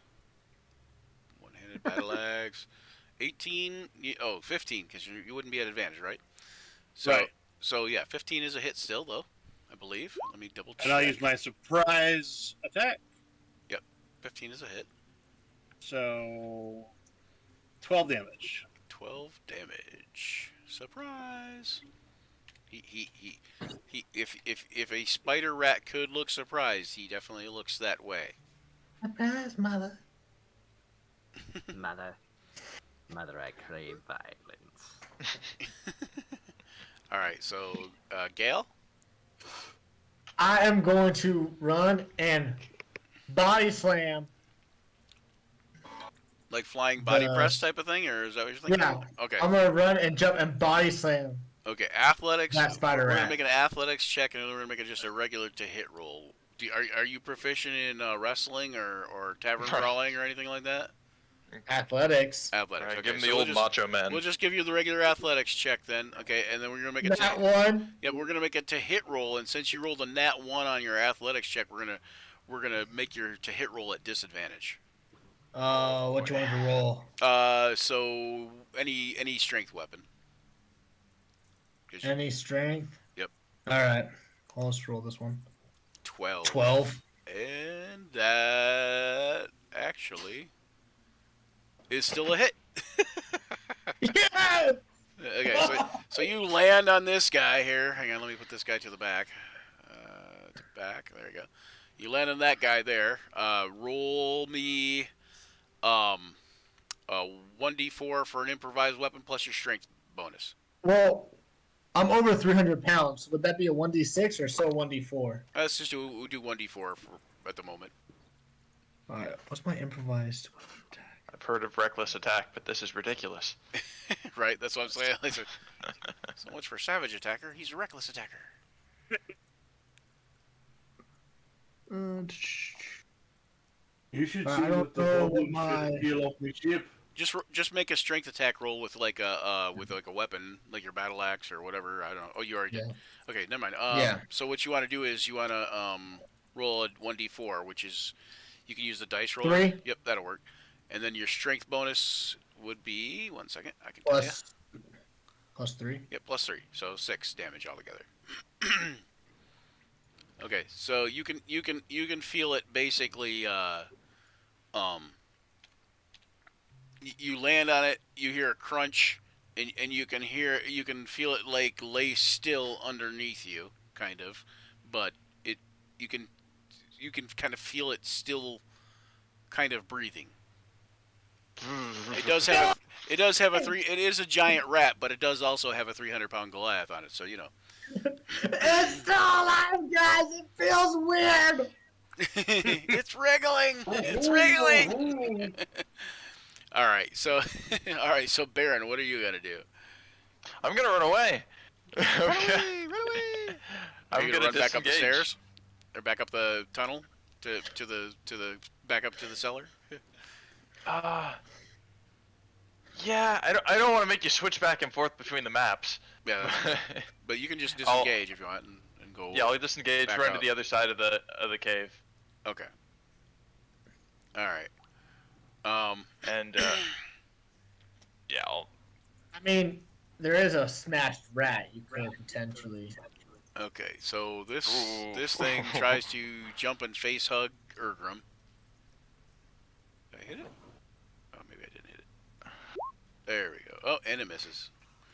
Man, I can't get a hit in. And then back to the beginning of the round. Giant rat is dead. So, oh no, he's the one that ran off. Actually, he's the one that ran off. So, so let me have him run. Well, there is like 2 of them. There's one still technically alive. Technically. No, there's 2 alive technically, but oh, there's 2 spider rats. no, there's two Yeah. two giant rats technically alive, and there is 2 spider rats alive. Yes, One rat, one's underneath a 320-pound Goliath. that's a giant rat. Yeah. Yep. Okay, so then Luther.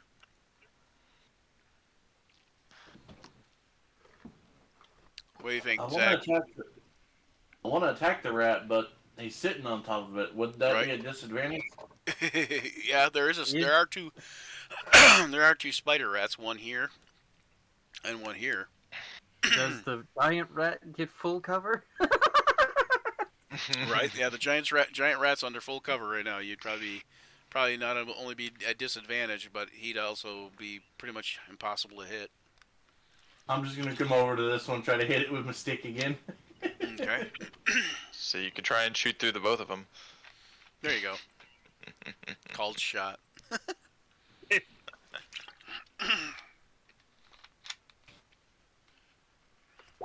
That is a good hit. For how much damage?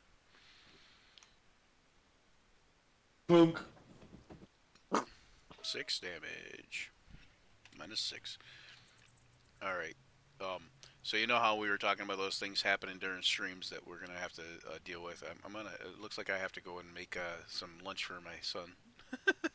But 1 second. So all right. So Whistler, you'd be next. We're gonna go ahead and finish off this combat round first.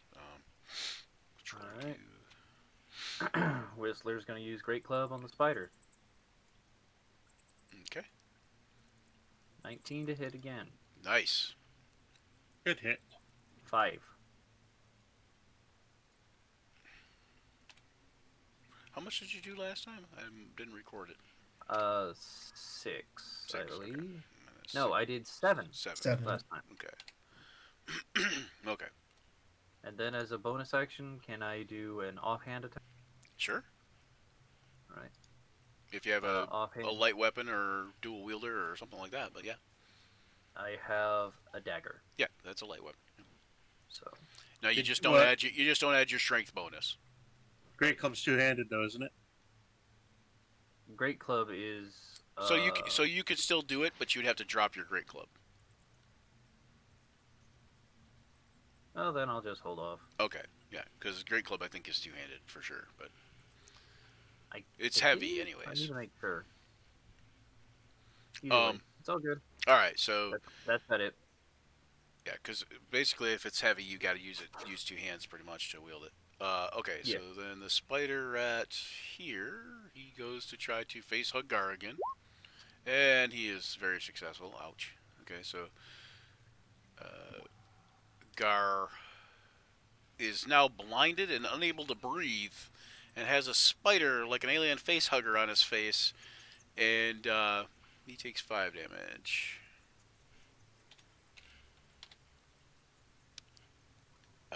Okay, and then Ergrim. Is Gar still I not on will- the... Wait. Gar's Yeah, still he's not not on the in- turn order for some reason. What happened? Yeah. He disengaged. Apparently so. He was 14. I don't know what the heck happened.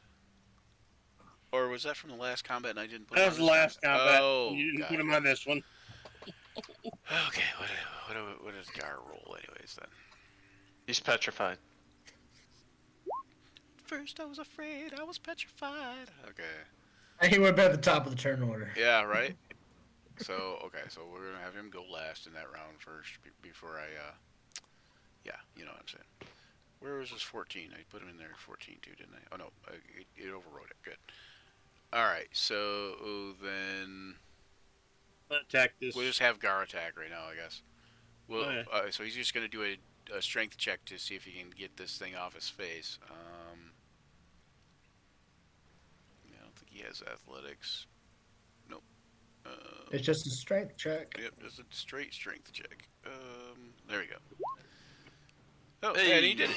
DC 11, right? So he's good. Yeah. Okay. So he throws the spider back down toward the ground, and now Ergrim. Alright, I'm just gonna take a whack at the spider rat.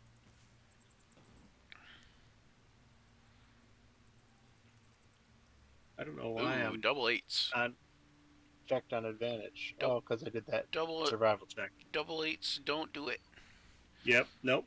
All right. All right, Gal. You feel the squirming under you kind of stop. I want to get up while holding onto the rat's tail, and then step forward and with all my might swing the rat down on top of the spider. Okay, so you're gonna use the rat as a club on the spider. Yes. Okay. He'll beat a sucker with another sucker. I think we're in the splash zone. Okay, so rules of improvised weapons are just a D4. So just go ahead and make like an attack with your battle axe or whatever you attack with that you have on you, and then you can just 19 to hit. Okay, yeah, yep, 19 to hit. So that's a hit, and make a 1d4 plus your strength. 1 plus 3 is 4. 4. Okay. So and that is just enough to finish him off with another body.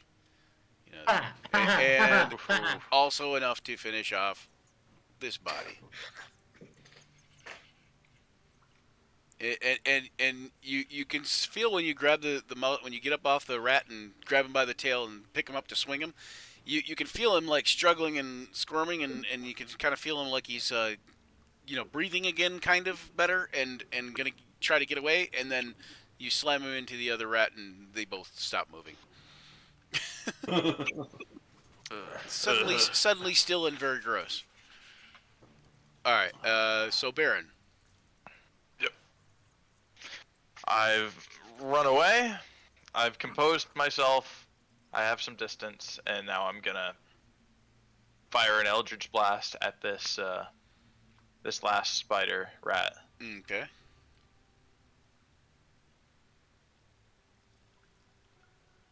All right.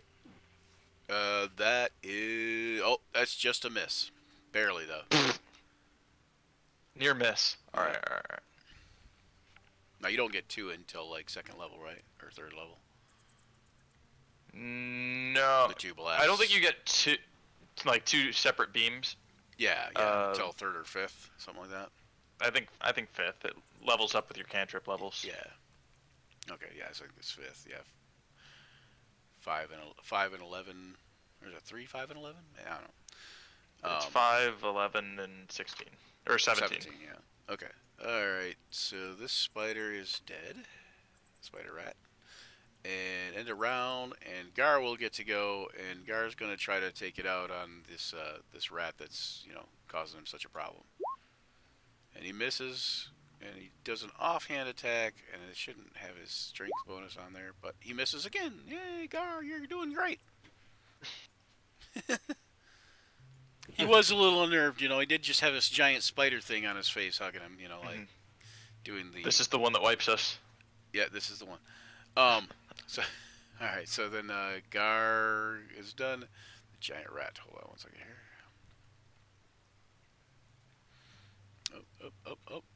So everybody else can kind of see what's going on the stream, but, it might be kind of a...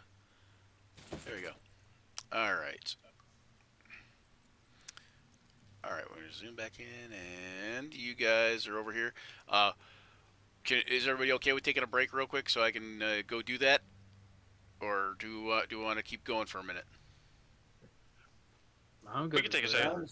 Yeah, go. We'll take 5. Okay, we'll take 5. Make your lunch. We'll take 5, and I'll go make lunch for children. Right. Alright, talk to you in a minute. Righto. Righto.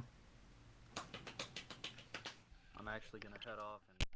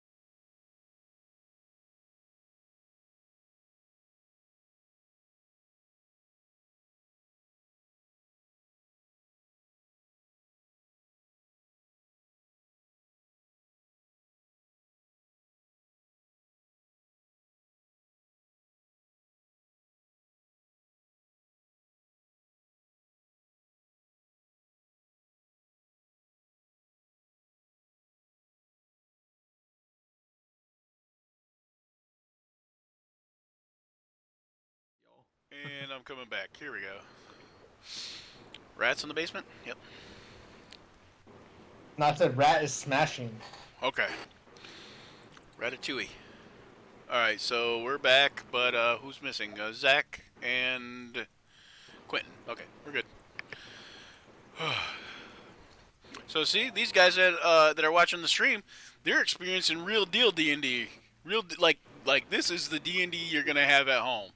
Because, you know, you're going to have to go make your kids sandwiches. inevitably, like your kid is going to come in there and, you know, while you're playing and have 5 billion questions for you. Or tell you about how their Minecraft is going. Right. Or your kids running in the background blowing on toys. Yep, making random noises. Yep. Or if you had kids like me, then they were literally blowing up toys with like firecrackers and stuff. Or if you got teenagers like me, they're gonna be like, Dad, can you take me to the store? And I'm like, yeah, it felt like 4 hours. Give me a break. Half hour later, Dad, has it been 4 hours yet? I think you know how to tell time, son. Dad, it's been almost 4 hours now.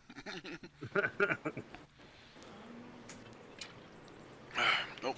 Well, Pepsi is not a sponsor, by the way. I'm just drinking it. I shouldn't have had that label in there, probably. Yeah. That's okay. Pepsi's not a sponsor. Put it in my cup. That's okay. New reality show. Games.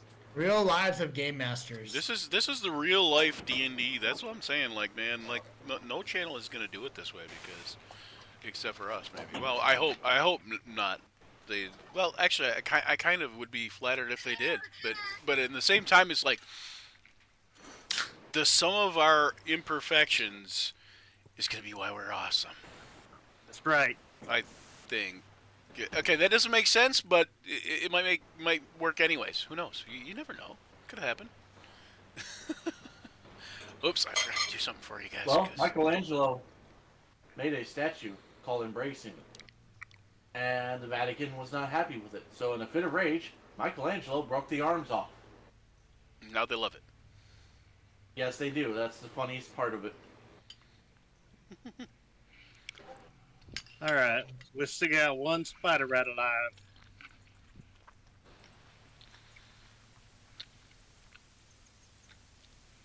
Okay, so everybody's back. Alright, good deal.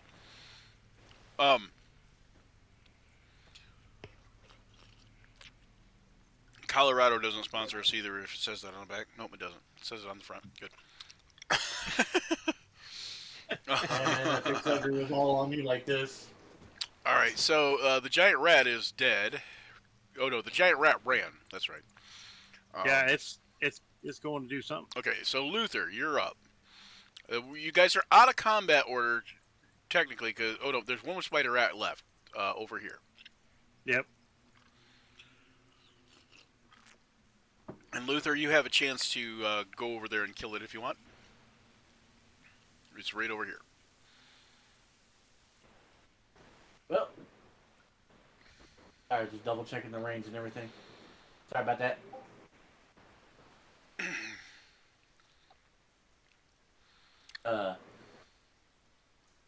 Luther is gonna...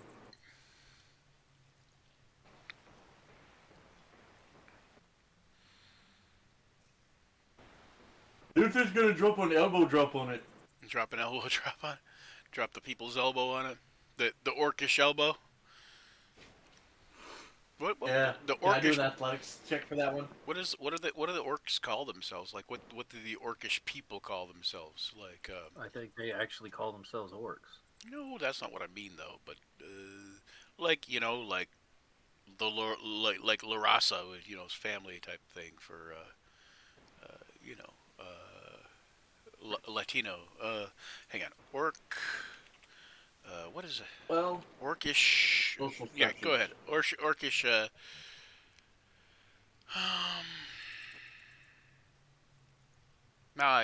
Orcish people. Yeah, orcish people's name for themselves. Like the tabaxi, I think if there were ones, there was like I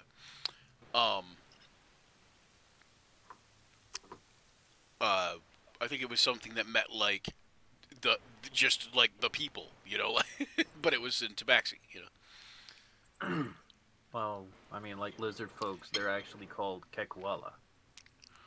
Yeah. So exactly. So here's one is the orcs is the Glamhoth. The Glamhoth is a Sindarin word that the orcs that means Din Horde, or probably something similar to Dark Horde, and also yeah, so Glamhoth. The Sindarans call them that. The Gorgon was something that another group called them. So But I'm that laying was down in, the that was in Glenhoff heart. that was in a wiki, or not wiki, Lord of the Rings. Yeah. But I was trying to think of something like that. Anyway,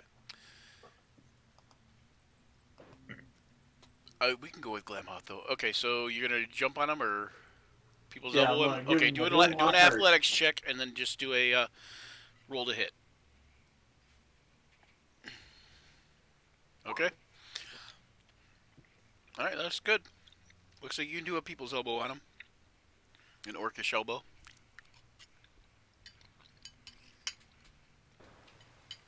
Alright, and I just roll anything, or... So you're gonna roll like a strength attack roll, so like a sword or a club or whatever. But then you're gonna do the. I'll roll my club. Okay, so then you're gonna do the damage based on 1d4 plus your strength bonus. Okay, so that's a hit. So...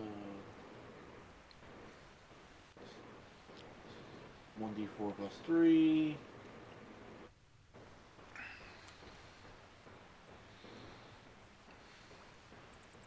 Cool. So that's a 4 on the d4, 7.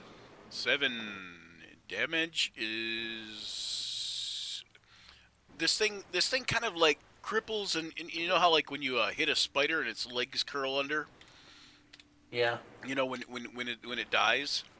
It kind of starts to do that a little bit, but you can tell it's still alive, but it's kind of well, let's put it this way: it's given up. It's all but given up anything that it might have done to be violent. Let's put it that way. It's trying to start to slink off, but it's going to, generally speaking, disengage. But are any of you going to do anything to it, like just kill it, or like Whistler, because you'd be up next? Yep. Gotta do another great club. Okay, so you are going to go ahead and kill it then? Okay. Yep. Even with the white flag? Right. Basically put up the white spider flag of surrender, but yeah, okay. So, yeah, that's a hit. It's a good hit. 8 damage, and it dies, and, like, does that curling over thing with the legs, and, flips upside down, and does a little bit of shaking, and, it's pretty, horrific and pretty disgusting at the same time. And, you kind of feel like even if it wouldn't have been attacking, or even if you didn't like even if it hadn't sort of surrendered, so to speak, you kind of feel like you put it out of its misery, because you kind of feel like it was definitely hurt pretty bad. And it was pretty embarrassed. Not that you were necessarily caring about putting it out of its misery. Because I don't know how you feel about this spider, but maybe you guys are buddies. I don't know. Oh, So shit, I killed it too quick. Portal? Give a crap. Okay, so yeah, so you guys are in this dark cave-like area. Hold on, do I have let me look and see how everybody sees. I think everybody's seeing. Yes, okay, everybody is seeing very little. Like the turtle is seeing very little, right? He doesn't have dark vision, correct? Nope, but I do have several other things. Okay, and Gar is seeing very little. Luther's seeing a lot. I want to say to Ale, hey, Ale, let's take this barrel and take it back and put it in the cellar. Okay. Let's grab some torches while we're at it. All right, let's do that. Okay, while you guys go to do that, you guys are gonna take the barrel back up into the cellar. Yeah. Yep. Is it just gonna be Urgram and Gale? Yeah, I think between the two of us we can, because I have Oh yeah, larger build. there's no problem. It rolls, so you know. Well, I think we could probably carry it if we wanted to. I have powerful build. So I that is carry. true. You might be able to. So well, Probably between Urgram. I was gonna say Gale, what's and Luther, what's that's gonna be easy. I was gonna say what's strength on Urgram? 17. And then what's the strength on Gale? 17 also. 17. Okay. Yeah, and then I've got the powerful build, so I carry at a size larger. Right. Same here. Oh, you both Are have you powerful stronger build, than right? 3 buff rats? Yep. So 34 would be your double, and then times 30. I don't know. Hang on. It would be really close, guys. Luther, come help! Yeah, if Luther comes and helps you, all three of you could definitely carry it. All right, Luther, come help us. Okay, so while they're, I'm gonna kind of just like, I'm not gonna take you off the map, but I'm gonna put you guys basically over here like you're preoccupied with this barrel. And I'll take the barrel off the map actually. No, Luther's going home. He doesn't Okay, like any of you so anymore. while them guys are taking that back up there, are any of the rest of you going to do anything? Like, I guess it's just Baron and Whistler and Gar. Whistler is taking the same chisel again and tapping his goggles, and he's going to effectively have lantern light, like beams of light coming out from his goggles from again magical tinkering. Okay. So he can just have a 5-foot light around himself, but it also gives a 5-foot aura. So bright in 5 and then dim in 5 kind of thing. Is that what you're saying? That's right. What does it have a color to it, or is it just kind of regular light? You know, like. For him, it's just a regular light. It's just a bright yellowish white light. That's all that it is for him. All right, there you go. Now Gar should be able to seal, or not Gar, but well, Gar too. But now the turtle should be able to see a little bit better. Yes. Does anyone require a better light source to explore on their own? Gar says, well, I might light a torch, but I think I'll go and have a look around. Would you like a light to explore? He says, it couldn't hurt. Might I see a dagger? He says, sure. And he flips a dagger over in his hand and hands it to you. After just a brief moment. Yeah, there we are. So you cast light on it. Okay, so when you hand it back to him, he kind of winces. You notice him wince, and he says, I seen what you did for that Goliath in there, or was it the Goliath? No, it was me. It was a bugbear. Oh, the bugbear. He says, I seen what you did for that bugbear in there earlier. He says, could you possibly help a friend out? And he like points to his shoulder, and you see where the spider got him really good in the shoulder. I would be willing, but unfortunately I cannot time the day. I would much rather prefer to save it until we did it for certain. He says, Save someone from death would be much more applicable. He says, that's understandable. And he says, very well. Okay, so you guys take that up there. Baron, are you going to do anything while you're waiting for them to come back? Yeah, I see all this fancy magic that he's doing, and I look down to my bag and I think I could do that. I pull out a torch. I light a torch. Okay. And that'll be my light source. Okay. Boop. Yeah, that's gonna be big. And we'll give you. And I'll give you control of this here. Okay. Well, actually, all players, and then you guys can, whoever needs it, can move it up that way. Baron, it's nice. under your control, though. Yeah. Cool. Okay. Would you say that we might have something a little bit more interesting down here. Bear. Interesting. I mean, Yeah. it doesn't seem very good for the for the bar to have this big cavern underneath it. Might not be very structurally sound. What I mean is those monsters. I had never seen a hybridization between a common rat and a spider. Oh, those? Yeah, I've never seen one of those. I've never seen one of really any of you guys. So this is all kind of new to me. Gar says, you hear Gar from up ahead. He's kind of hearing you guys talk back there. He says, and did anyone notice how,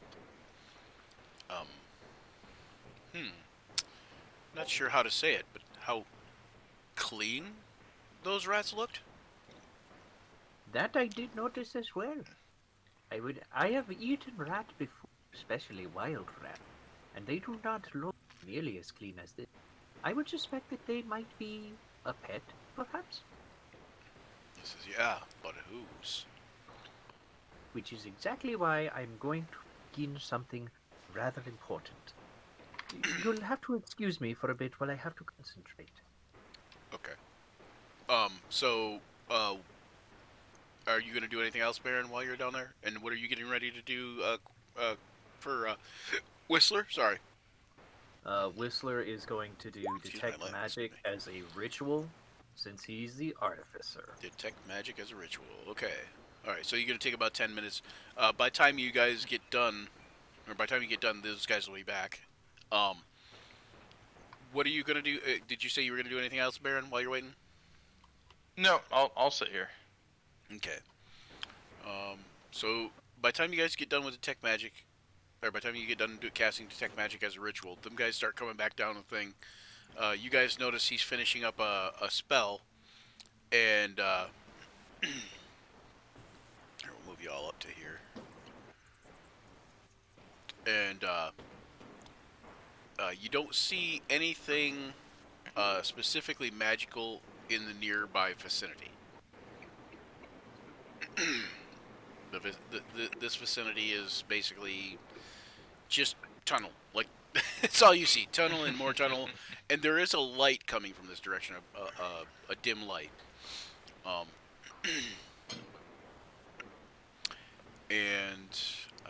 Yes.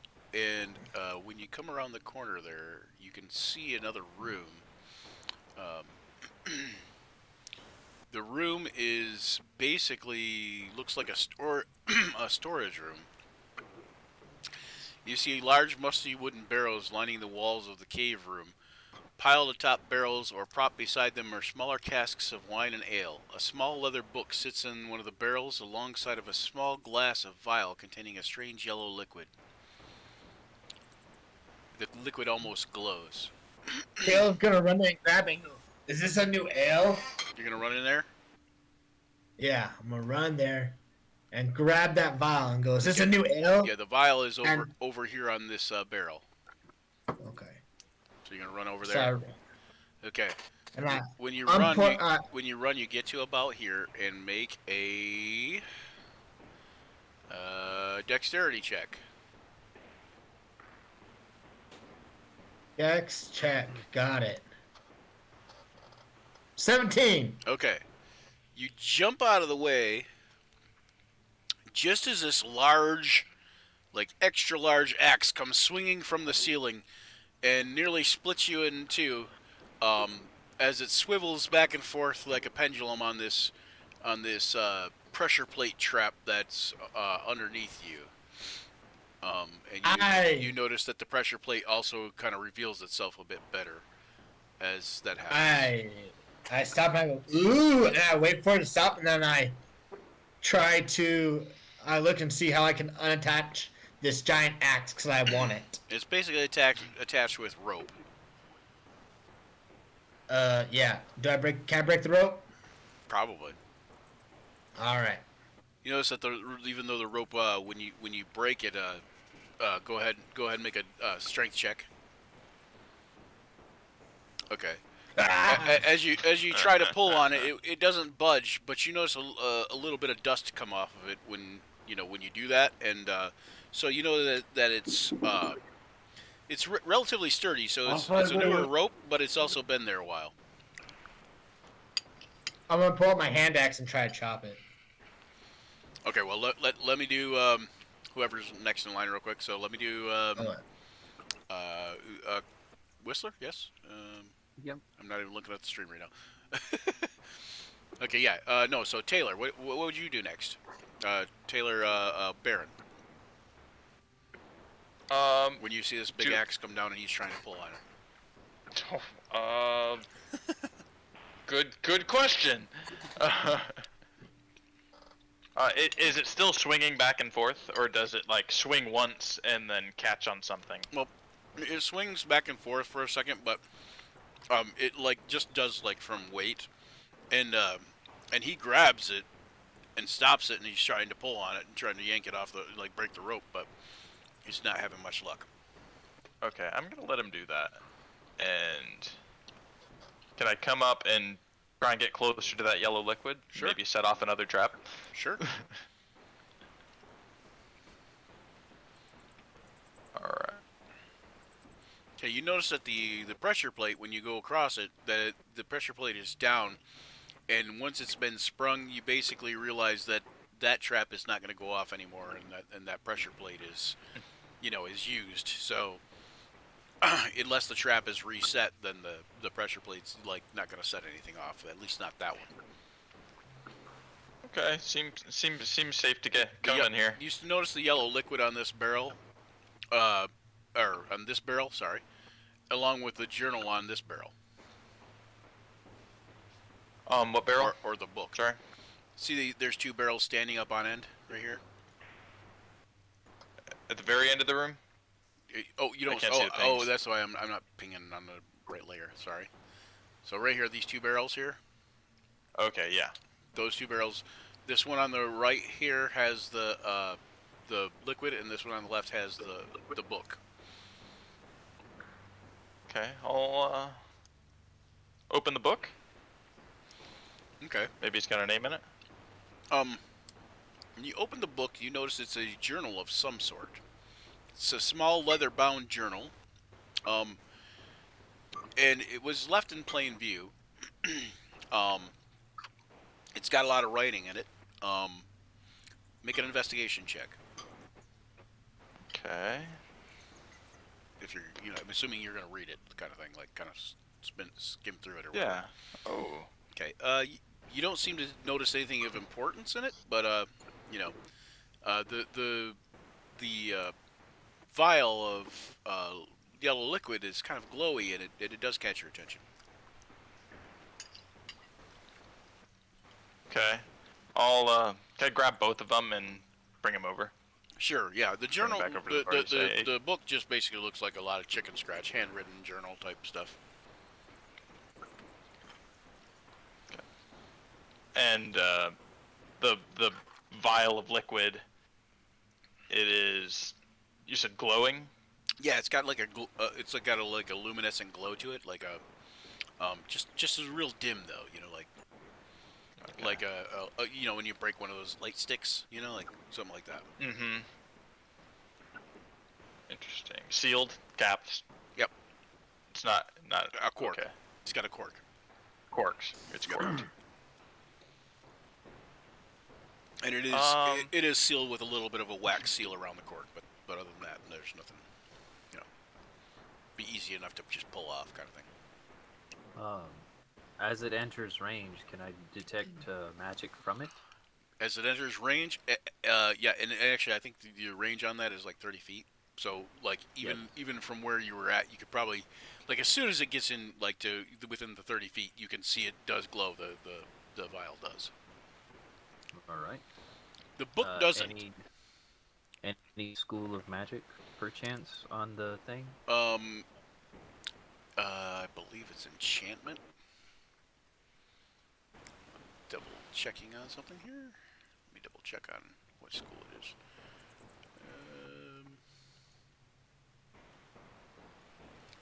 Here we are.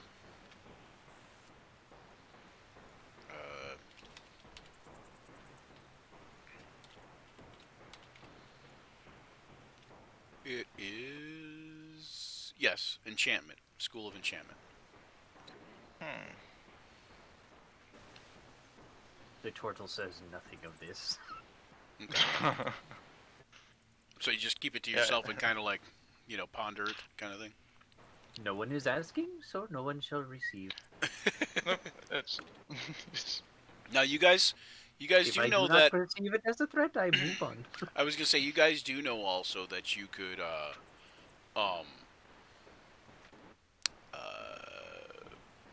like, taste a drop of a potion to figure out what it is. That's, you can usually do that anyways.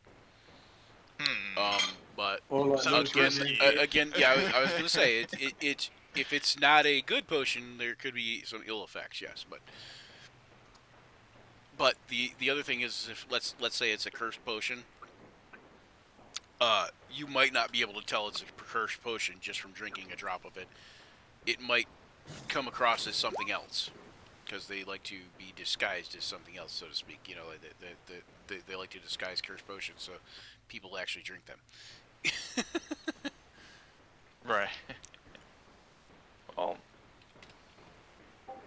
anybody want to drink this? Come on, guys! Any takers? I'm focusing on that axe, trying to get that ox off. Make sure that whoever drinks it is at maximum health. Do you need any help with that? There you go. It is not. Fix the it is- torch. However, I will admit, from what I can determine from it, it would not be of someone who is weak of. Roll another strength check to see if I can Luther get that wants off. to come drink the potion. I love that. Luther just pops into my view. It went totally black, and then Luther.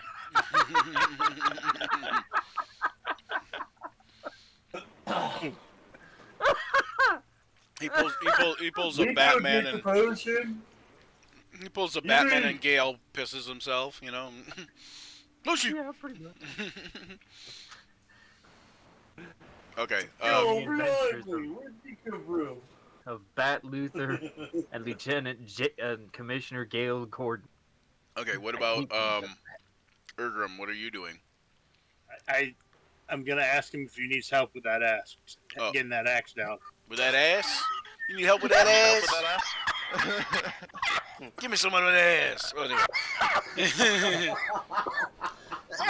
Why do you think Luther came up behind him? Just.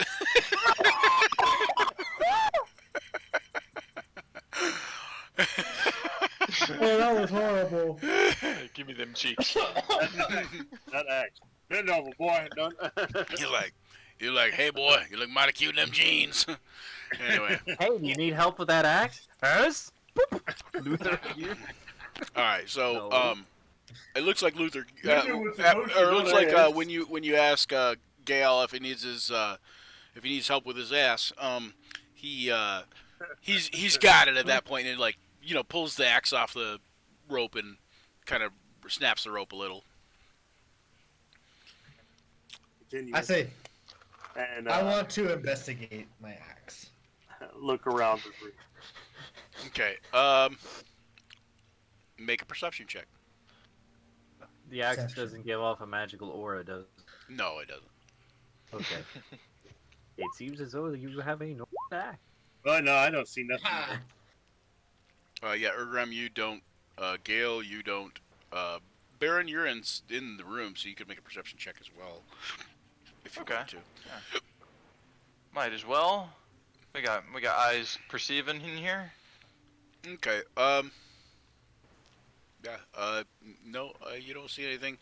Gale, you kind of feel though. You kind of feel like what seems to be like a slight breeze coming from the room. Ooh, a breeze.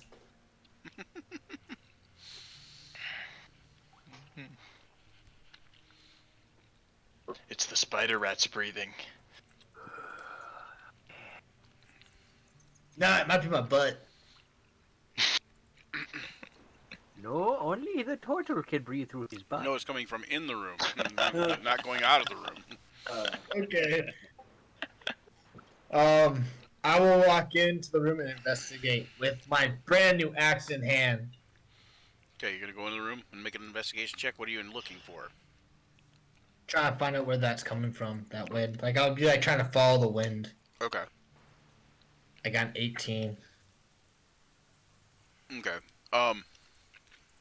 It's not really wind. I mean, even it's just like a very slight breeze, like a Some of our viewers like a are disturbance calling in it the a air, shade basically children. a draft. Yeah, like a little draft. You know.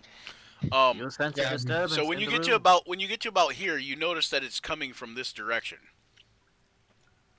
This The draft. direction. I get closer to it. And when you get where are you gonna go? About here. Okay, you also notice that he's heading up there. And I'm assuming you're kind of heading there carefully or cautiously, maybe. Yes. Cautiously. Okay. Yeah, check for traps. I want Go to to spring one. Excuse me, DM. I want to rage investigate and make it reckless. Okay, so you approach cautiously and rage investigate. No, okay. So when you get up there, you do know that you do notice that it's coming from in this area somewhere, like somewhere in this area, like right along, hang on, right along this area is and when you get to where you're at, the torches. There's what you notice. There's one torch here on the wall, and you notice that Baron's got a torch, and you notice they both kind of flicker a little once you get into that area. Ooh. I'm gonna investigate harder.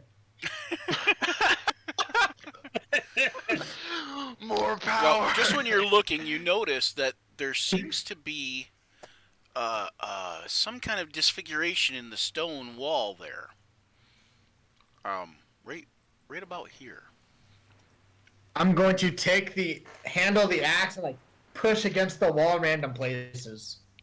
Okay, you notice that when you're doing that there's a crease in the wall, and the wall is hinged. Guys! But you It's don't. a door! But you guys don't. But you don't see like it doesn't push in or so much. It just, you kind of move. You can tell it moves, and you can kind of see the seam split a little bit. But it doesn't actually move in when you push on it. I yell, guys, it's a door. Because the only thing I know with this theme is a door. Doesn't push it. And pants. Pants And have pants. seams. Pants have seams. Stitching. He thinks it's called stitching. Or at least it would seem that they did. Okay. All right. So Urgram and Gale are frantically searching the wall for the seams and trying to figure out stuff as you guys are coming into the room. Are you guys gonna head over that way, or you guys gonna kind of like hang out? Whistler's stepping on in after hearing there's a room. Kind of doing his little turtle water. Okay. I want to look through this junk over here. Okay. You two want to look through all the pretty garbage. You guys, you see that you found like as you're looking through the crates and the barrels and such like that, you realize that you found a nice storeroom of some wine, ale, salted pork, beef, dried fruit, nuts, bread, all kinds of like goodies are in here, and very well kept, and most of it's like fresh, or at least edible, palatable. So Whistler, make a. Do you know that they said that there's a door there? Do you want to make an investigation check also? Basically, Whistler's going to try and see if he can open the door. So yes. Okay, let me see. Would he have advantage because he knows what to look for or something? Oh, I okay. don't know Wait. how it will- At the I forgot. Okay, I didn't realize something. So let me do this. At the seams of the door, you notice an eerie light coming out of the seams. 1 second. Let me do 1 second. Let me do orb. Whoop, wrong thing. Too many bees in my orb. Be in your body, DM.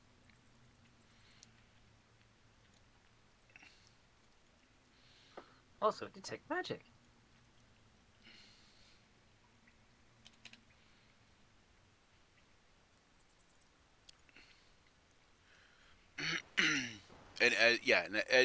Now this, you're the only one who recognizes this, by the way, not not anybody else, but you're the only one who actually sees the light, Right. because of the detect magic.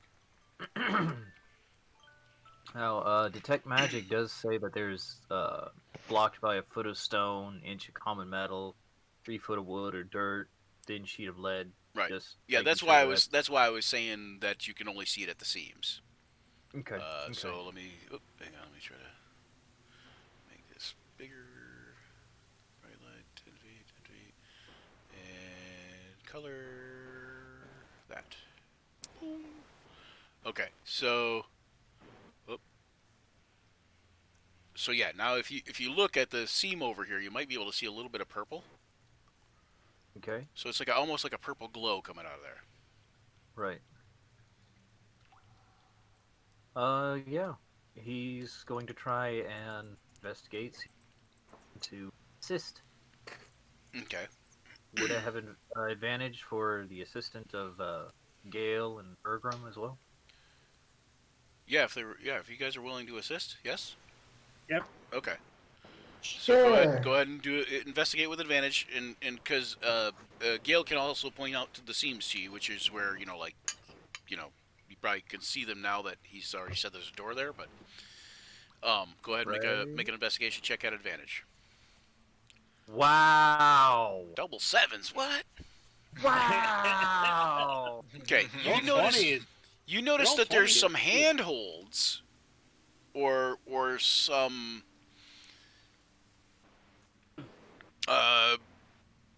like makeshift handles, essentially, set into the rock, but you're not 100% sure how it works. Okay.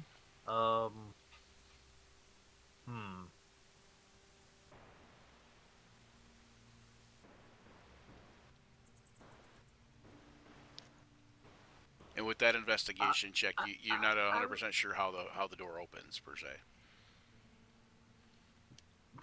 He's just going to basically say, "It appears that there is a door here. Nice. It's of some sort of construction, and it appears to have handles. I'm not sure how this is done. I've never seen a hidden door before. But this is definitely a door that is hidden, yes."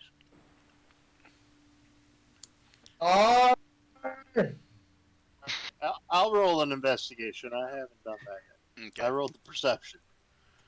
All right. Definitely you also assisting see as well. Gar come up, and when you say something about a hidden door, he comes up and he's like, "Let me take a look." And When he had Urgram actually does better. He's like Urgram, you figure out that you can just grab those handles and pull on them.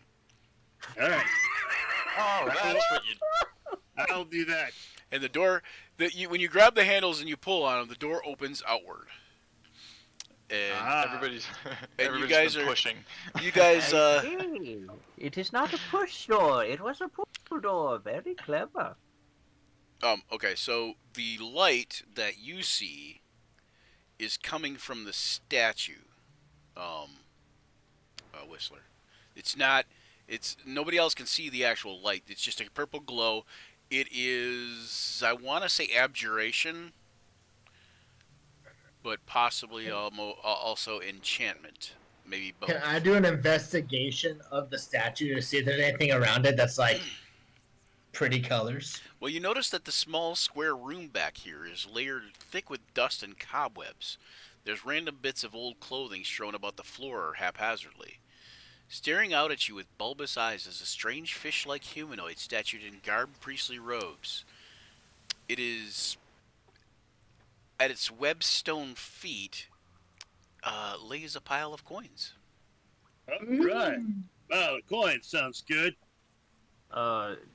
Whistler is going to hold up a claw to just a moment. Hold on, just a moment. It is not very clever to steal offerings at an altar. Well, then let's destroy the altar, and then there won't be an altar, and we can take the offerings. You need to understand, if you destroy the altar, there could be an altercation.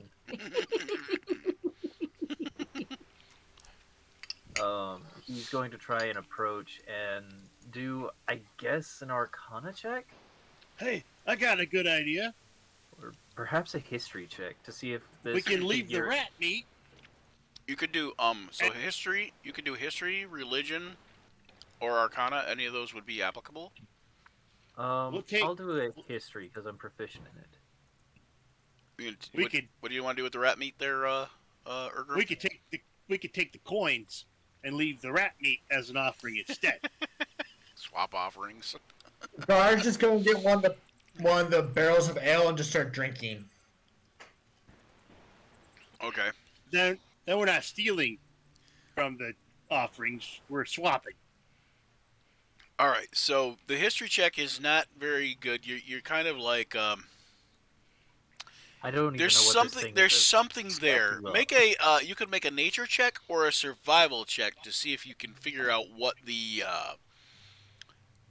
thing is, what this bulbous fishy looking thing is. I'm back in a second. Okay.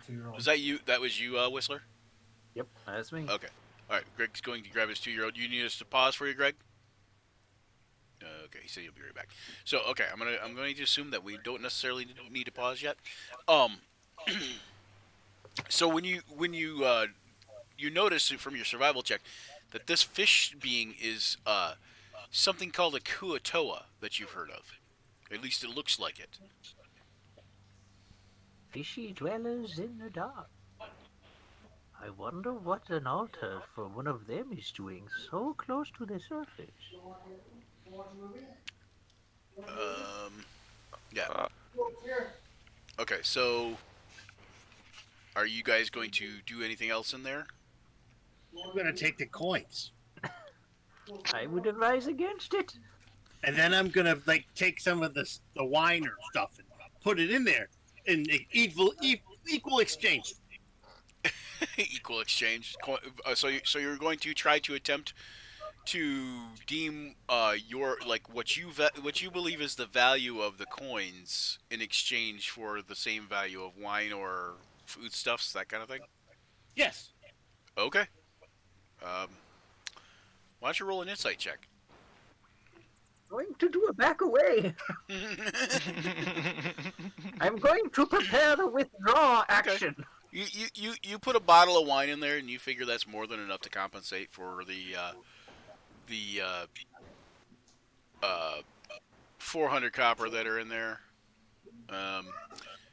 But then you also have to go and you're looking around, so you have to grab a barrel and kind of roll it over there of ale, and you think that's enough to compensate for the 160 silver that you find. But while you're doing that and you're picking up these coins, you also find some gold and a citrine. Are you going to take those as well? Yeah. What are you going to put in place of the gold? You find 8 gold. I look around the room. And the citrine looks like it's worth probably close to 10 gold at least. I don't even know what a citrine is. It's a gem. Yeah. It's a yellow there gem. we go. Yellow gem. There we go. There we go. Gail walks up with 2 barrels of ale and goes, "Will this work?" I don't know. Are you asking the statue? I'm kind of just asking you guys, like, will this work? The statue doing Maybe. The statue being as statues do, that doesn't do much. It stands there. It stands there looking at you. Anyway. We can give him the gold potion. pieces. No, don't give him that potion. Let's see. Okay, as you guys start rolling 8 barrels and stuff gold in there, pieces. you hear a clunk when you set one of them down, and like one of them like kind of rolls over onto something. You hear like a little clink, and it's almost like a metallic sound. Was there a secret something in the secret something?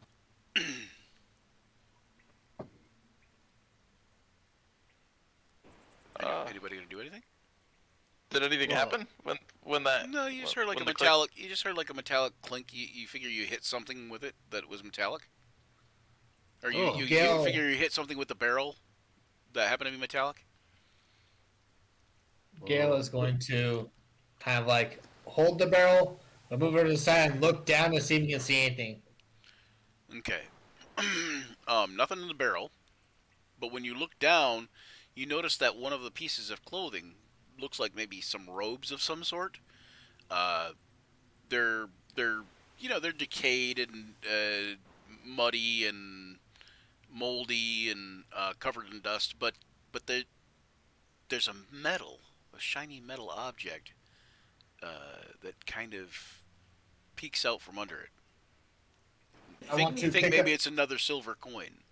It's not on the statue, right? No, it's on the ground. Like there's all kinds of clothes and rubbish all over the ground too. Besides, I'm gonna pick it up. okay, when you pick it up, you notice it's a shiny, shimmery, silvery black medallion. It's hard to explain, but it's almost like silver, but smoky silver, you know, and you have this. You're looking at it, but you have this nagging sensation of unease while you're holding it.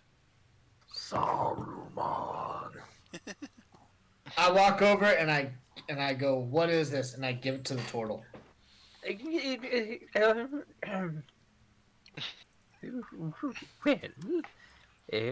let me see here. If I do, I can cast Identify as a ritual. It would take me some time, but I think it makes me drop Detect Magic. So. I don't think so, Is it because I think magical? Identify is not a concentration. Is it? It is not, but it takes me a ritual to cast it. That's what Yeah, I'm yeah. saying. By but the you time can- you by can- the time you cast it. Oh, right. By the Yeah. time you cast it, Yeah. yeah, Detect Magic would be over. Well, that's still fine, because if it's still magic, it's magic. You know what I'm saying? But Yeah, we already it found does it. radiate a slight magic, but it's very slight, very faint. Let me have a look at it. So identifying it, you don't think would necessarily give you too much information on it per se, as far as like magic abilities, but it might tell you what it is. Right.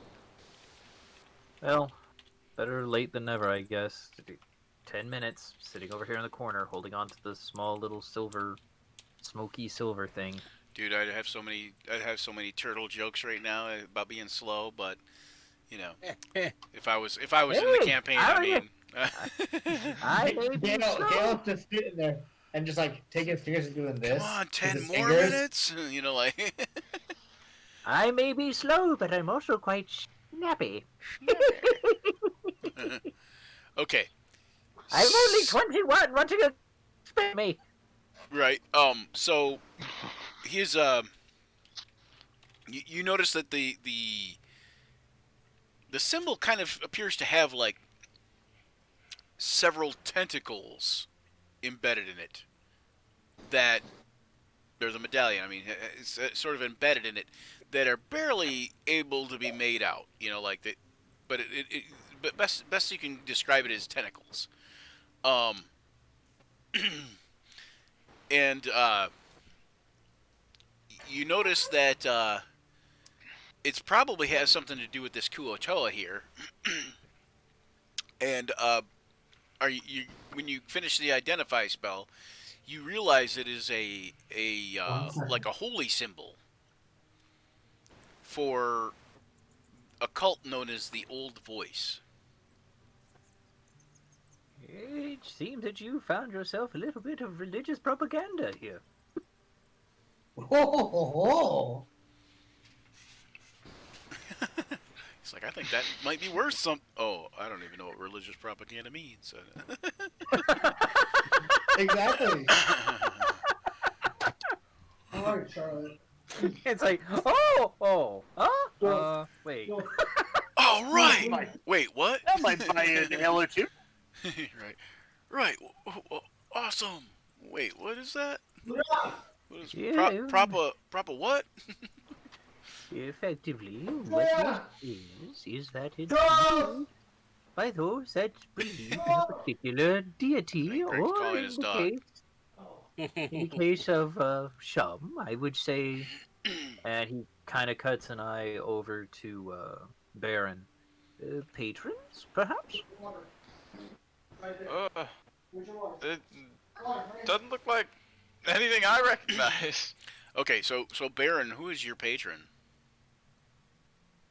Or do you not It have one is. yet? Okay. It's not a specific. No, but I like mean, like, deity. which patron thing did you go with? It's a genie, a djinn, okay, a wind genie. Yeah. Oh, wind. Okay. All right. Well, if it was a Yeah. water djinn, I might Wind give you and some thunder. kind of thing, but this doesn't tell you much. Are there any markings in Primordial or Aquin? Because that's actually what my turtle boy can do. No, there aren't. You can see on the back that it looks like there was some kind of engravings in Primordial, but they're so worn away that they're not even legible. Like you're like maybe you can make out maybe a letter or two, and and that's it. Let's see. This looks like a Q. That might be an X. I'm not sure. You do notice that the emblem itself kind of almost has like the reason for the smokiness on it is almost like a slimy residue. And it kind of like if you when you go to wipe the slimy residue away, it's kind of just still stays there, like almost like it feels like when something feels greasy, but in this case slimy. And so like it doesn't actually just wipe away. It's just like there. I don't know how to explain it other than that, but effectively, it looks like that you found a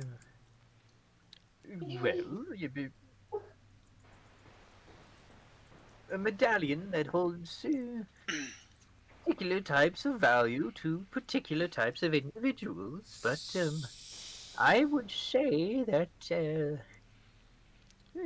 for us it's practically worthless. yeah. Put it in my belt pouch. Oh, Do-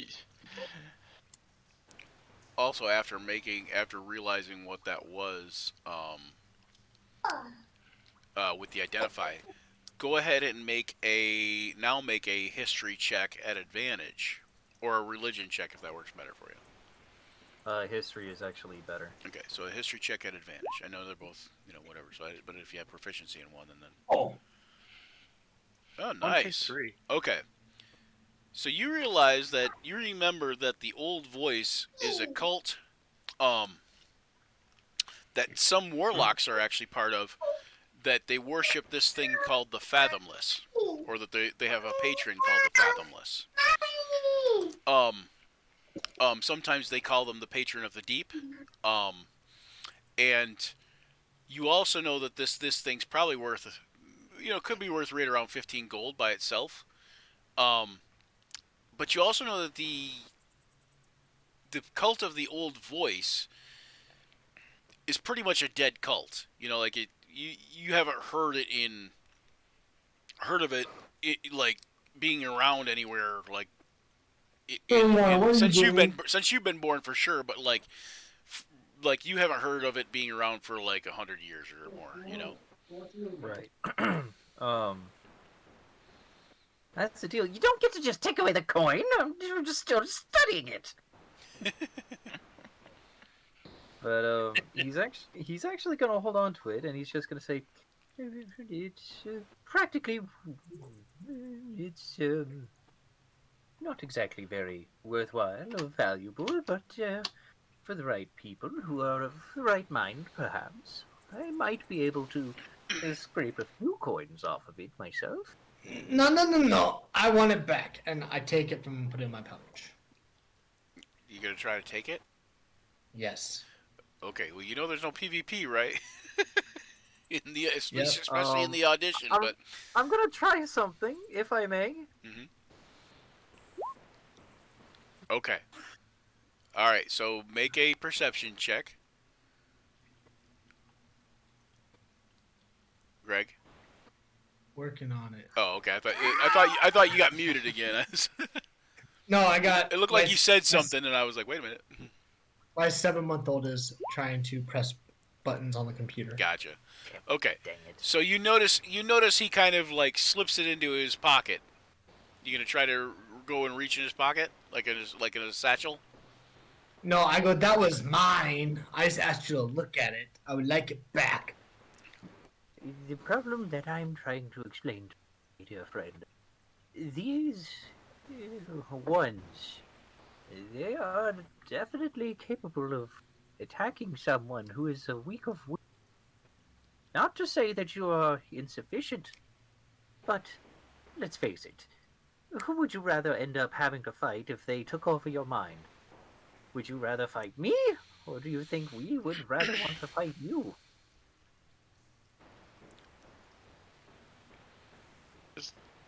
He just kind of storms off and goes and punches a hole through a barrel of ale and chugs it. You can be drunk before the thing and make a Constitution check. This is your second barrel of ale you're working on there. Well, actually, you probably didn't finish the first one because you didn't chug it. But you're talking about casks, correct? You're not talking about a whole barrel, right? Nope, casks. Just say because I couldn't lift the barrel. Okay, so everybody, Gale drinks a whole barrel of ale, and he's peeing for the rest of the adventure. So, no, I'm just kidding.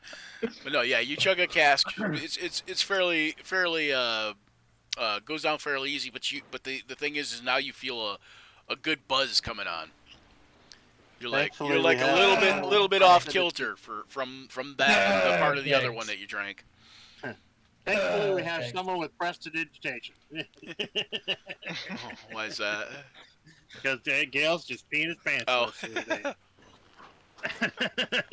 No, he didn't actually drink a whole barrel. This one, he drank basically like a cask, like a small barrel, like a what's smaller than a pony keg? What do they call those besides a cask? There's another term for it that they call them now, but anyway. Anyways, you can drink a buttload, literally. Yeah. Alright. So I got all that. A lot. A butt is like a little bit more than a ton. TUN. Yeah. Ton. Got all the coins out Exactly and replaced it with different sacrifices. Okay.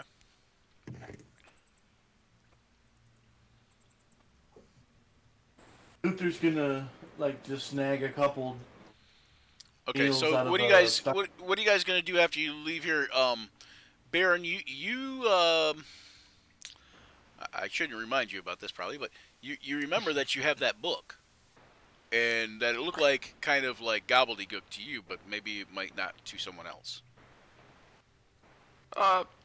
Yeah. I also found this. Looks like some kind of a diary, but I can't read it.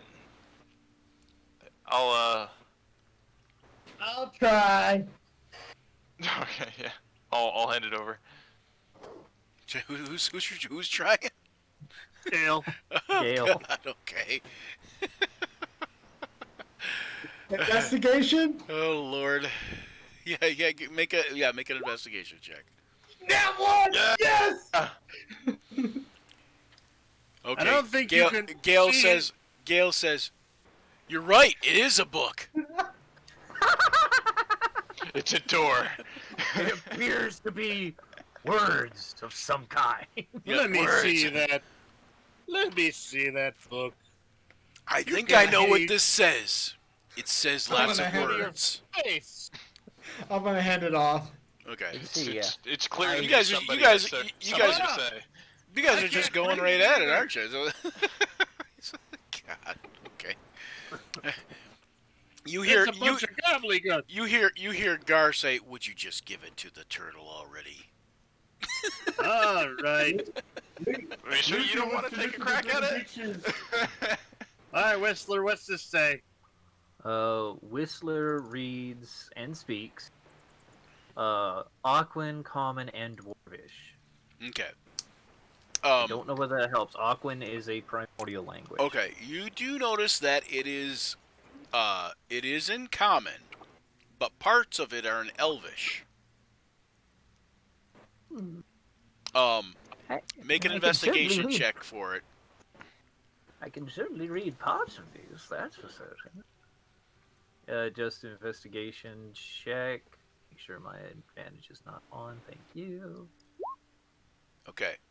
You go through several of the pages. A lot of it's like chicken scratch. Even some of the common doesn't really seem to, line up and make sense. It's just kind of like, like two dead boys poem, something like that, but worse. Yeah. It's only brightest at night kind of thing. I don't know. But anyway, so a lot of it doesn't make sense. But you pick up a few paragraphs in there, and one says, the first one you find that you can interpret, it says, "I have finally perfected my potion of rat domination. Unfortunately, the ingredients must be harvested from the fungus chamber, and it is impossible to identify the deadly violet fungus hiding there. Many of my minions have perished collecting what I need." Then the next one you find is a few pages later. It says, "My genius knows no bounds. My latest creation, the mighty rat bear pig, is a complete success. Its keen snout can safely sniff out the violet fungus so I can avoid them and collect my ingredients unharmed." And then the final one, a few pages later, says, "Potion rat controlled ingredients. Yellow puffball, weeping wig, both found in the fungus chamber. The ingredients are then distilled and mixed in my lab to create the potion. Don't forget. Always forgetting. Damn, that old voice is buzzing."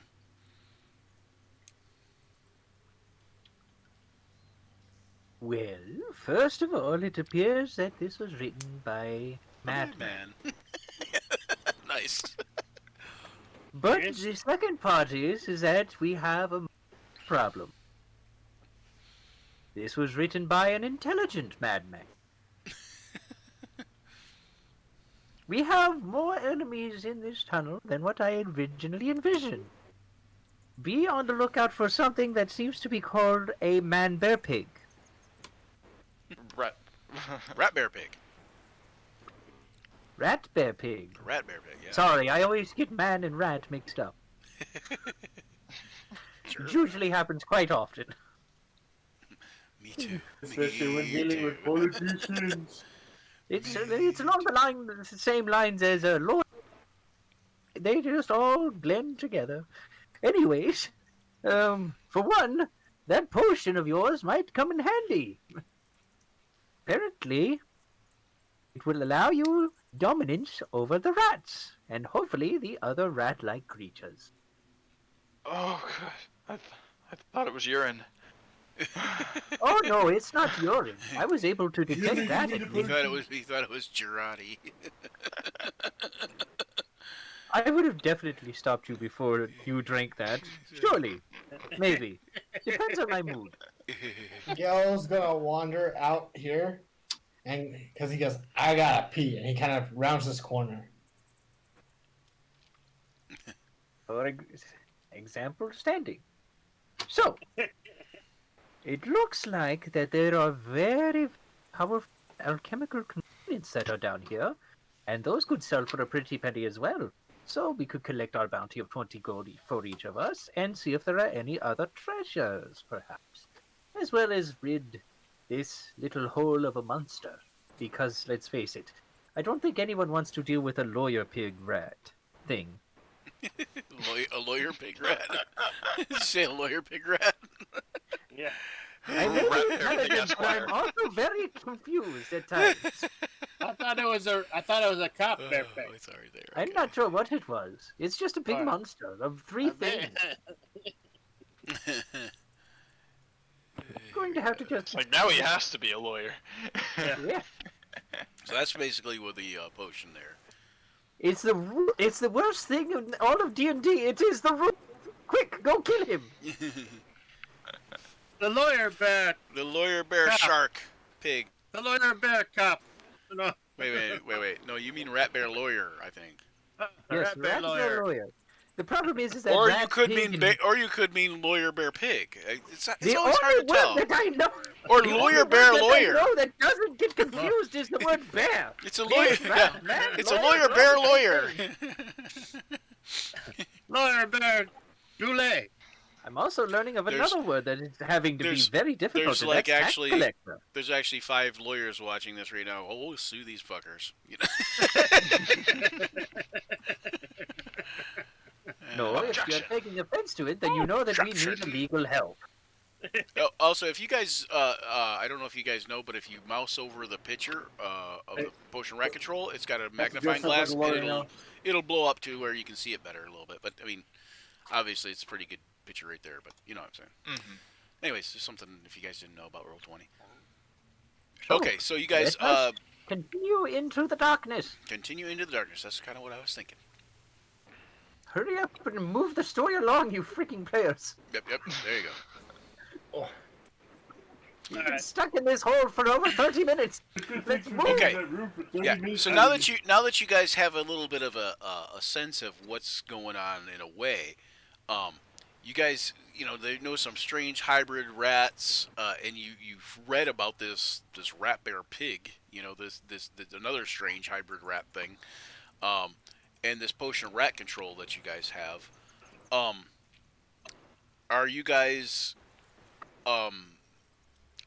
we have went far enough that we can stop here if we want, and possibly resume this later if you guys want to. Or we can continue on for a little bit. That's up to you guys. What you guys want to do. I'm good with whatever. Like Good? I said, I'm fine with either. I'm fine with either. Okay, let's go and do one more encounter, because it's kind of a neat encounter. So. All right. So you guys will be heading up the hallway. Yes. Yep. And you do see. Well, he's gonna be gone. He's in your horror. Okay. Okay, you do What was see up that? ahead. You see some glowing. Well, here. Let me explain what you see. Hey, Brian, What's that? can you roll everybody individually for this encounter?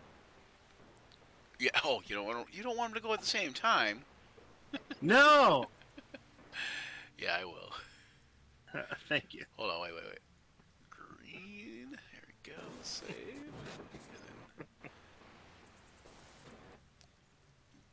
We have so many lights. Yeah, there we go. Oh, it shouldn't be that bright though. It should be dim. Okay, here, let me fix this one. There we go, and save. Okay.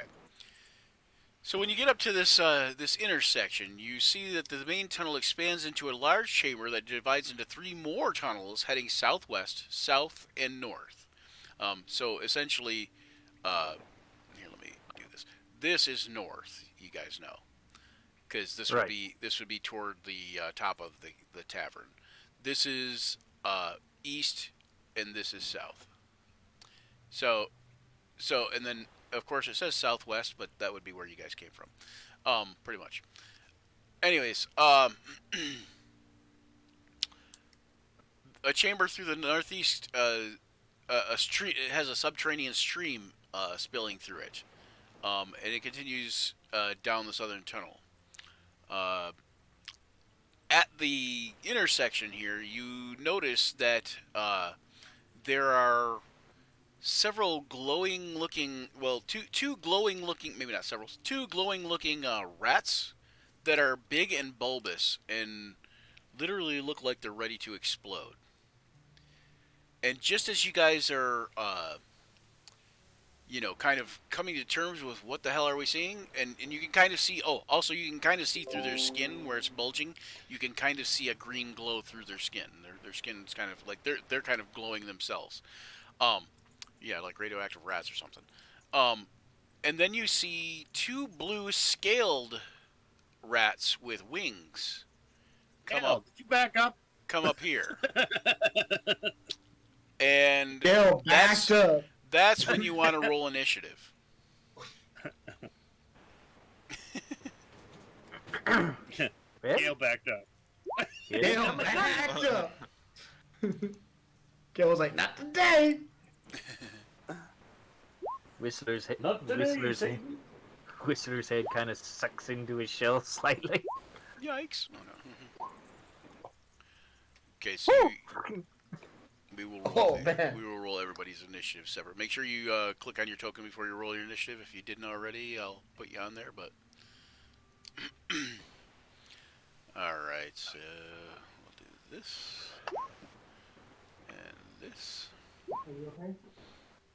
And this and this.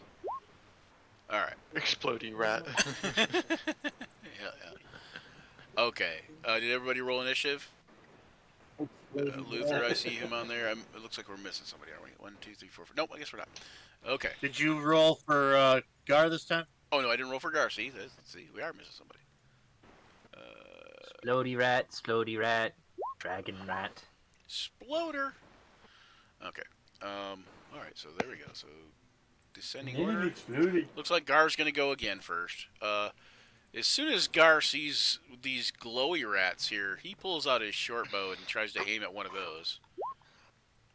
And he hits one, and just like the name implies, it explodes all over, and it's like got this green goo that kind of spills out from it, in like a 5-foot area all around it, like everything within 5 foot of it. Oh, Yeah. There we go. Boom. Like all that is basically like a green glowy acid. And then it would be Baron's turn. Oh, shoot. Are these blue ones the dragons? The dragon blue rats? ones, yeah, the blue ones that you see are, yeah, definitely they're dragon rats. They're, where are they at? Where are you at, dragon rat? Oh, okay. Hold on 1 second. Okay. Yes, that's really cool.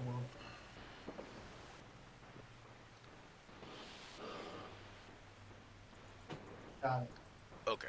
All right. Yeah, the dragon rat. I thought I had a thing up there, but I don't. So I'm What'd going you to know? make you one, so you can kind of see what they look like. Again, like a lot of this art is like basically swiped, so just don't sue us yet. This is just an audition, man. Anyway, okay. So handout. Which, if somebody knows who did these pictures, you could also tell us, and we could put them all over. You know, telling who made these things, because some of this art is great stuff. Oh yeah. Okay, so right here, check this out. Show players this one, and this is basically what except for they're blue, not black or gray. They're blue. So majestic. Now I don't want to shoot it. You will. It wants to shoot you. Mother Russia, rats shoot you. Anyway. Okay, but I am gonna shoot it. Okay. I'll fire and Eldritch Blast. I'll stick my hand out and. Ah! Nat one. Now, usually Rolling so bad. Usually in the campaign, what we'll be rolling on a critical hit, critical fumble chart. So. Ooh, that'll be fun. Yeah, they are kind of fun. So. All right. So okay. So, you missed. And then the explodey rat here is dead, so it doesn't get to go. But this explodey rat does, and it waddles its fatness up to you guys, and stops right about there, and goes boom. Oh. It explodes. Yeah, let's see. I think it's everybody within 5 feet is pretty sure. Death burst. It does this. So everybody make a dexterity save versus DC 11. The attack doesn't actually count. Oh, I don't have it set up like right, but okay. So dexterity save, DC 11. You say everybody? Yep. Well, no, just those. Sorry, just those. Just everybody within 10 feet. So here, let me. So I thought it was 5 feet, but it's 10 feet. Here, let me put his thing up to 10. Oh, wrong one. And anybody in that area of effect. So Gale, Luther, Turtle, and Gar. Make a dex save. I don't know. Supposed to click this one. Ooh, Gar did not do too well, but made it. Turtle made it, or Luther made it. I mean. Already saved. I know I did roll the dex, but my dexterity is the same. Dex save. Oh, same. Okay, yeah. So you're good, and then Gale, you made it too. So you all take, well, not all of you, but all the ones that made your dex save that had to. What is it? 3d6. 8 damage. Ouch. Ouch. So Gar's dead. Yeah, Gar is not. He's not dead, but he's down. Yeah, he is. It's sleepy time. He's unconscious. He's hurt. And knocked unconscious. That's my jump. I am at 1. Yeah. So it is Whistler's turn. I mean, you guys can do whatever you want. It's an interesting encounter, but you may have to think a little outside the box here, or at least think very hard. Whistler's first objective Just to is run! actually. No. Even if I run very slow. But we're Okay. gonna do a final quick cure wounds on Gar Oh, okay. or on Gale. Oh, Gale, okay. Yeah, screw Gar. Yeah, Luther, Zach, Oh, wait. you would Wait. have taken Who 8 points who also. is down? Gar. Okay. Oh, Gar is down. Okay, who is injured among us? That was my mistake. Gale and Luther. Okay, Gale, how much health did you have? Gale is down I to have 6, 4. and Luther's down to 6. Yeah, Gale. I'll just do Gale. Yeah, screw Gar. Yeah, he's You can do he's yourself. unconscious. Yeah, you can do yourself since you're at 1. There might be a I can decent idea. technically pull into my shell and be full health. Oh, okay. That's the deal. I would rather have somebody who's strong enough to carry me out of here. Whenever I just in the shell. Okay.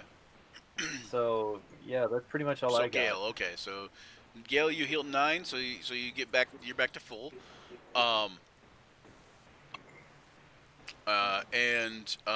Then Luther, are you gonna do anything?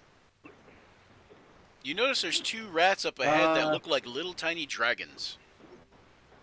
Dragon rats, I guess, if you will. Dragon rats.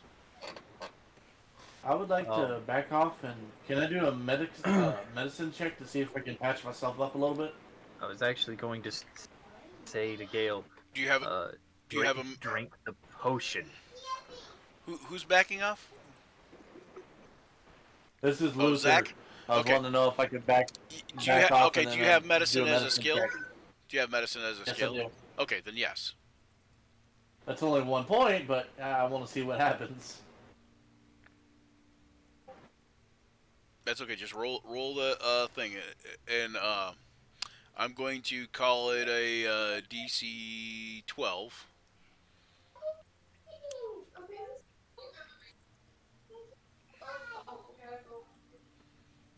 Oh, 9. Is that what you did? Oh no, that's no. Okay. So roll your medicine check, Luther. There you go. 9. Okay. DC 12. So you don't seem to be able to patch yourself up much. Damn. Is that it for Luther?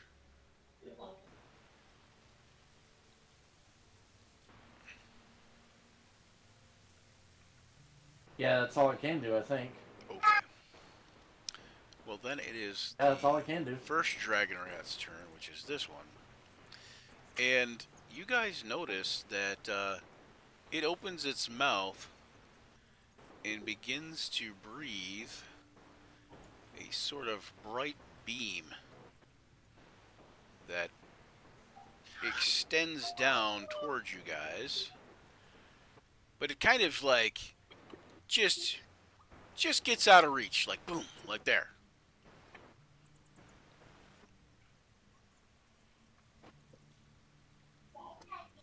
And yeah, so and then that one is done, and then it's Urgrim's turn. All right, let's do this. Sylvania! Luther has a plan. Do you want to listen? Leroy Jenkins. Luther has a plan. You want to listen? Okay, what's the plan, Luther? Do you want to listen, Urgrim, or are you just gonna go for it? I'm listening. Okay. I said we get them both tighter in the hallway. Then I'll throw my fishing net at them, so we can drag them to the ground and beat them.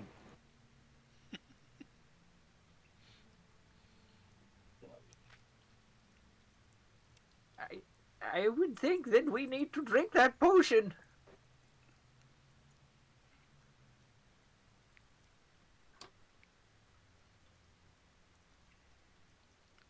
So Urgrim, what are you thinking? I'm gonna go up there, try to attack. Okay. I see someone in the background there.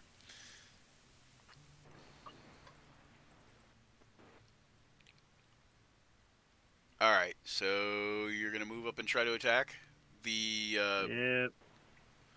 Yep. Yep.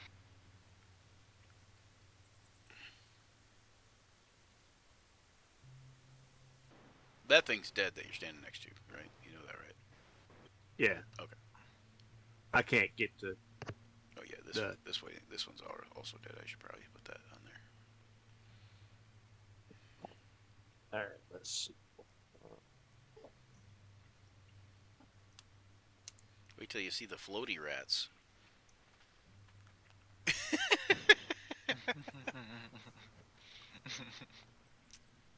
There's the splody rat and the floaty rat. Okay, it's not called a floaty rat, but Got to decide if we want to control the floaty rat or the dragon rat.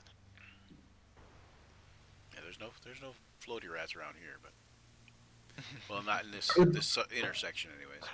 Not It yet. drink the potion? breathes lightning. Take care of the Drago rat. Yeah, the dragon rats do breathe lightning. You just saw one. I'll move there. I gave you that hint. That's a one-time hint right there. Man. Okay. Oh, so Urgrim's gonna die for the rest of the team. Okay, good, awesome. You won't be Trying forgotten. not to. We're gonna Trying not to. we're gonna celebrate you heroically. Who drank Go the get 'em. potion? A memorial plaque. I think Gale has the potion. Either don't- Gale or Baron. Yeah, it's either Gale or Baron. I don't know who had it. I think Baron. I thought 17 Baron had it. damage. I had it. I don't know if Gale grabbed it. 17 damage to that one. To which one? 17 damage to That one. one of them. Okay. Yep. Alrighty. 18 hit. Oh yeah, that's right, dude. Okay, you hit it and it makes a loud screeching squeal.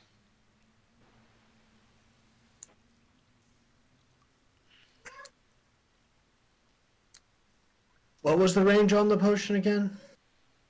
30 feet. 30 feet. Got it. Also, for purposes of the campaign and even in this, I think I told some of you earlier on, but I don't know who all remembers. I allow potions as a bonus action. However, if you take the potion as a bonus action, it has its rolled die effect.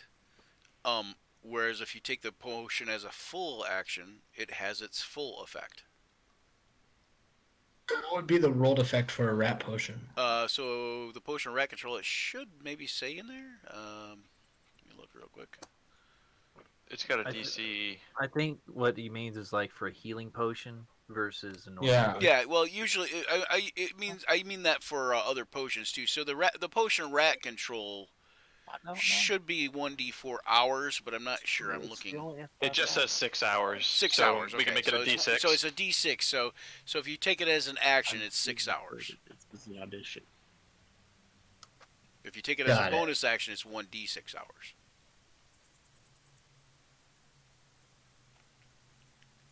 Basically, kind of like if you use it as a bonus action, you're accounting for spillage or not getting the whole potion in your mouth or whatever, you know, and the rest of it becomes inert.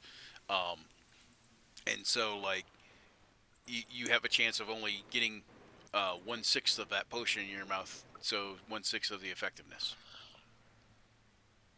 Okay. Let's see. If you use it as a full action, you're being careful and you're drinking the whole thing, you know, like down and making sure you get every last drop, kind of thing.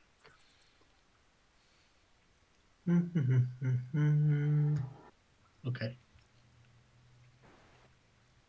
Okay, that's all right. So Urkram, you shot the thing with through javelin at the thing, I should say. Yes. And now it is that one's turn, and it turns towards you. Slowly, I turn. Anyway, and it fires a bolt of lightning at you. Kind of like, I don't know. I guess it'd be more like magic. So boom, I don't know, something like that. Okay, that's magic. So it'd be more like frost, I guess, maybe, because that's white. It should be anyway. Anyway, but there's other lightning thing I had too. So lightning breath does this.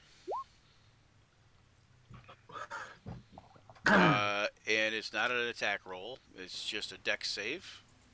Which he did a 21. Oh, okay, nice. 21 dex save. Okay, so you take half damage. In this case, only a damage. 1 point of damage to Urgram. One It's damage a static from shock. the lightning. Yeah. Zap. Zap. It's like you shuffled too hard in your sheep slippers and got zapped by the door handle. Okay. And then Gal. Who knows? Maybe you guys will get lucky. If someone assists me on a jump, how far can I go?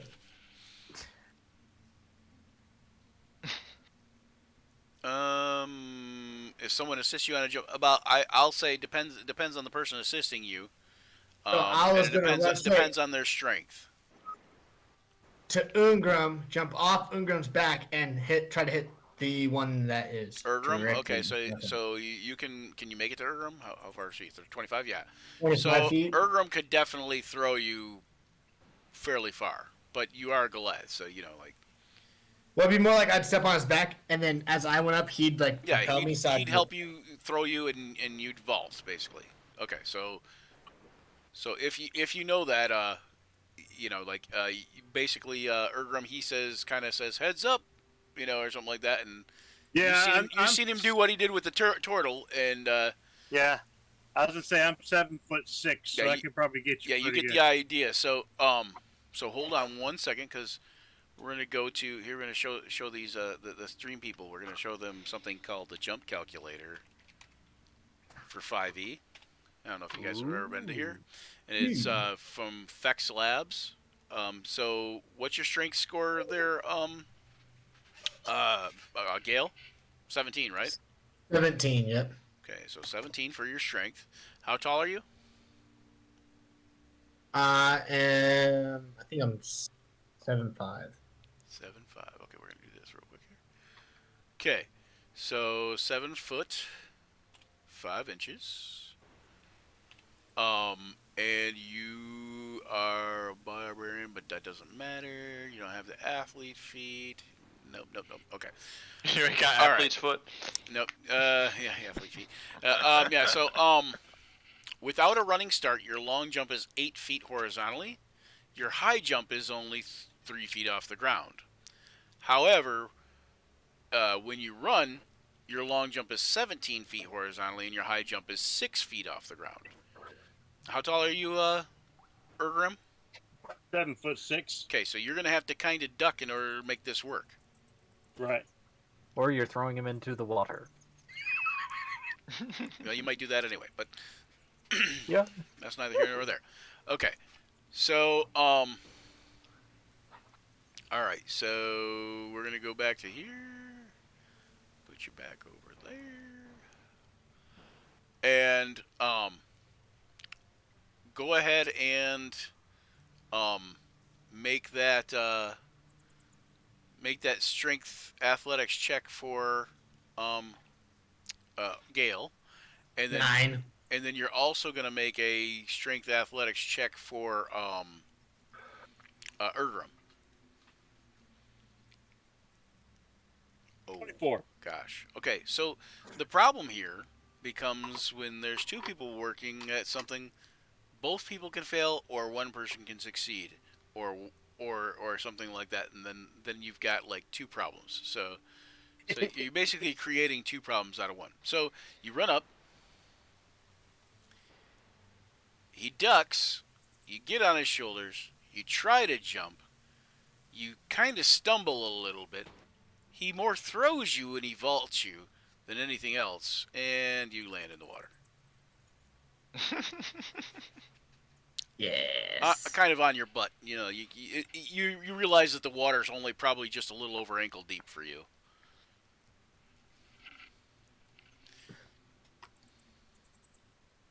All right. Okay. Okay, so I guess Gar will make his first death save.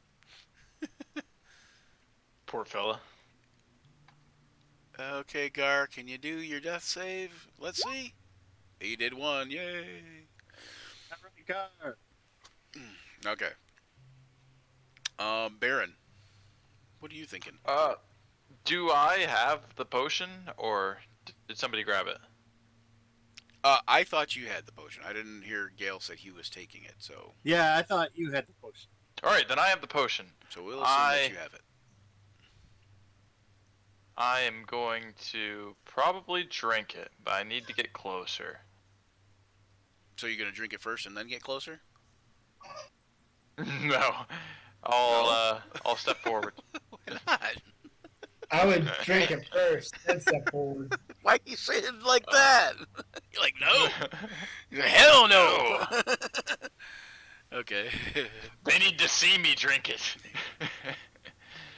All right, I'll come up, say behind Ingram.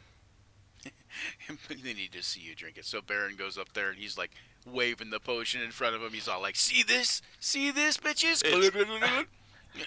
It's what was it? Jeff Goldblum with the flare in Jurassic Park. Yeah. Oh no, Sam Neill was Oh yeah, Jeff Goldblum. Oh yeah, Jeff Goldblum too. Yeah. Yep. When he tries to get the attention away from Sam Neill. Yeah, they're both doing the flare thing. Yeah. All right. Yeah, I'll come up there and I'll drink the potion. And I'll try and I'm making direct eye contact with this one. Okay. All right. So go ahead and it's what's the save for the dragon rat? I believe it's wisdom 15. DC 15, huh? And it fails. So you now have control of a dragon rat. One with full hit points, I might add. Even though anybody who watches the stream shows that they both have 7 because, you know. Oh, I just gave it away. Shit. Oh, anyway. No, but anyways, but no, that one has full hit points because he hasn't been attacked yet. Or at least. All right. It says on each of your turns, you can use your action to mentally command it. But since I used my action to drink the potion, then you did use your action to drink the potion? Okay. Yeah. I didn't know if you're using your action or your bonus action. Okay. Alrighty. Alright, so Explode Your Rat is dead, so it don't matter. Okay, so Baron, you have control of this rat now at least. And Whistler. Yes. Run! Oh no. Better part of valor. Better part of valor. No, I just did a little quick thing. General of the server. Anyway.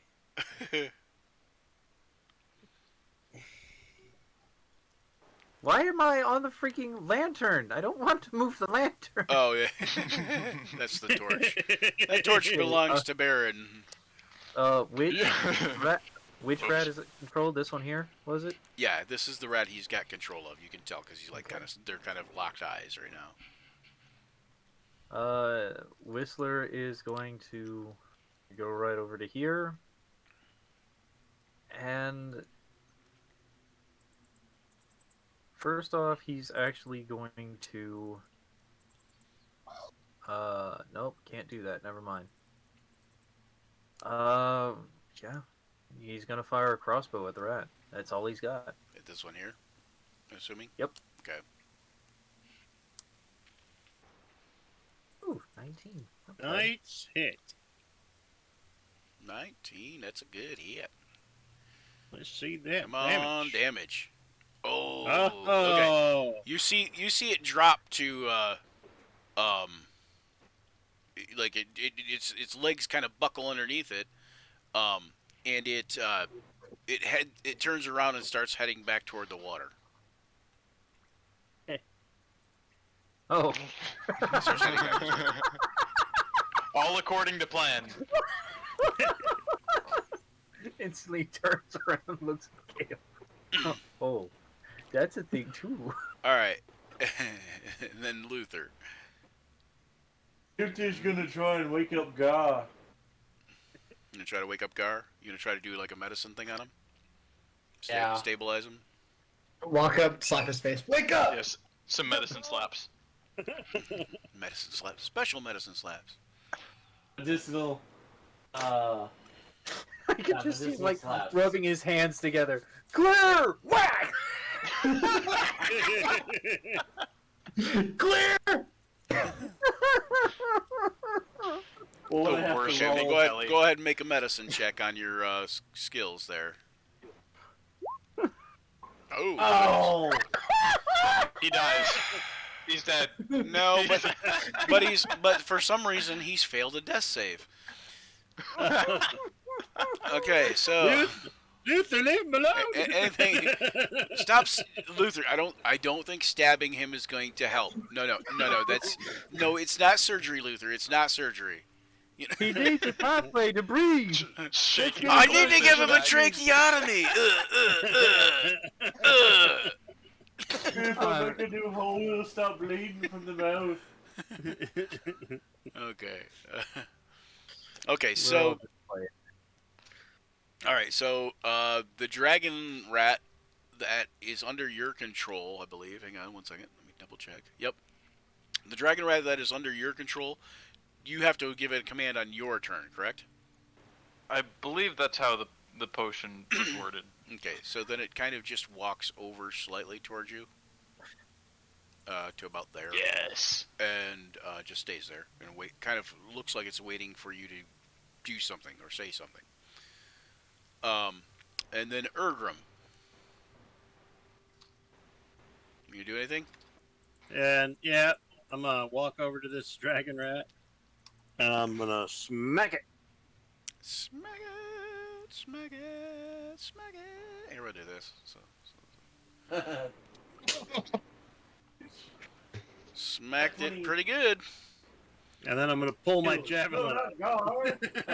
Okay, you only overkill. Let me see if I do that. You only overkilled that dragon rat by 5 points. So there you go. And I'll ask Gale if he needs help out of the water. Okay, so you guys think you guys are doing pretty well because the dragon rat is one. The dragon rat is dead. The other one's under Baron's control, from the looks of things, and you guys have killed the exploding rats too, or they've exploded, killed themselves, depending on how you look at it. But as Gale is kind of standing up in the water, Gale, you notice the water's kind of moving and shifting in weird sort of ways. And you notice that I yell, not good! something rises up out of the water to your left, and to your right, What the frick? and to your right again. Not good. and you notice there's some weird rippling in the water near you. Uh-oh. Make a perception check. I got that big old giant. What type of axe did I get from pulling that out? Oh, that's 'Cause the I've been holding on to oversized that. axe. That's the oversized Yes. axe. So it's basically does damage as a great axe. Got it. Yeah, I'm holding on to that thing for You dear can- you life, can- and you I can- got a 20. Yeah, you can swing it like a battle axe because you're Goliath and you're over 15 strength, but it does damage as a great axe. It's double bladed, right? So I can get a 4 and a backswing on it. Yes. Overkill, the oversized axe. The overkiller. What does a 20 get me? A 20 gets you the knowledge that you are not alone.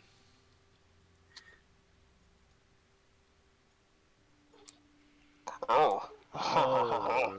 That's what a 20 gets you. You happy now? Making it worse.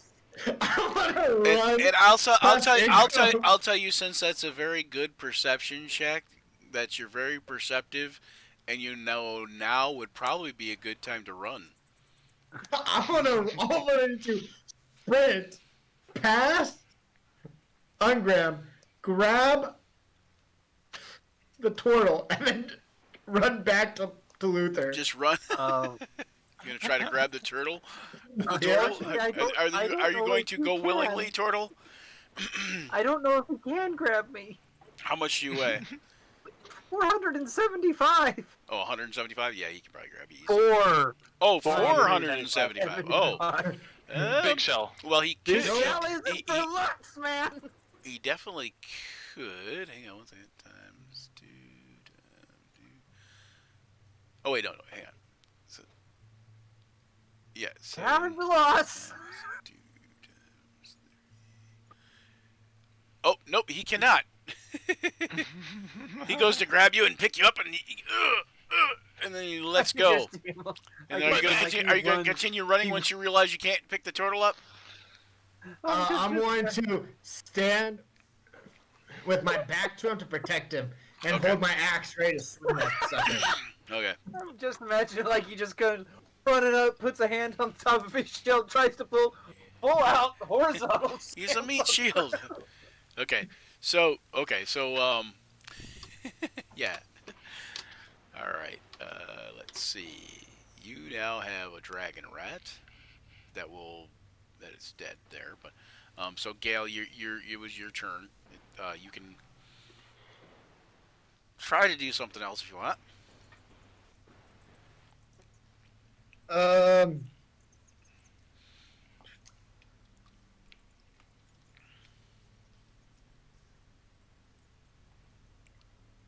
Let's see, what can I do?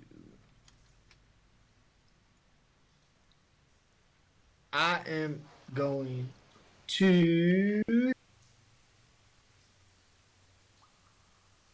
stand there. Okay. I'm just gonna stand there and hold my axe. All right, and it is Gar's turn to make another death save. Oh, come on, Gar. Let's see, death save. Come on. Ooh. Okay, Gar 2 dead. failures, 1 success. Okay, great. It's doing great. Failures. All right, so then Baron. Alright, can I see these things in the river? Yes, you can see the skeletons that are standing up for sure. You know, they come out and they've got like a little bit of tattered armor on them and some rusty old weapons. And you can see the rippling in the water. Make a perception check to see if you can tell. Okay, see if you can see this one. Okay.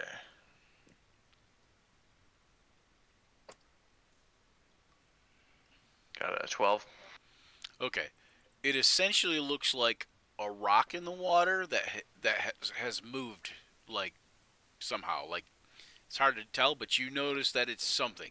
You notice that there's something moving there, and you notice that there's something there that's not particularly right. Okay, but also Skeleton's not particularly right, so Yes, I'm gonna. So when you're weighing your options right now, you're more concerned about the skeletons, Yeah. even though that might not be what you should be more concerned about, depending. Yeah, who knows? I mean, we'll find out in a second. Yeah. I'm gonna command my dragon rat to attack this skeleton up here. Okay, so Does he just have that like that lightning burst? yeah, I forgot to do this. So hold on 1 second. 1d6. Well, let me just roll 2 because I think it's been 2d6 since then. So 1 and 3. Okay. All right. So no. So when you command him to attack, he runs up here. Whoops. Where you at, Dragon Rat? Just giant ferret thing, just boink, boink, Yeah, boink. yeah. He runs up there and tries to take a bite of the skeleton, and looks like he's successful, and does 5 damage to the skeleton. Oh, good rat, good boy. All right, yeah, I think we're doing good. I So think we're in good shape. There's Question: Oh, and this is If round you 3, receive, if you receive lightning damage in the water, it's not gonna have any other is it effect, right? amplified? No, not in this. So, But Got he's it. wearing metal. it's true. In the water. Shocking grasp would work on him. No, he's wearing just scraps of armor. So some of them might be metal, but it could be leather too. It He's also a would be. skeleton. He doesn't All have a right. heart to stop. All right, so now it's Whistler's turn. Whistler is going to tap. I'm trying to make sure what I can do real quick before I do anything. Okay. Tap Gale on the shoulder and say, "I've got a plan." Oh. Glad somebody does. Run! Oh, that's my plan. Run! Oh no. Yep.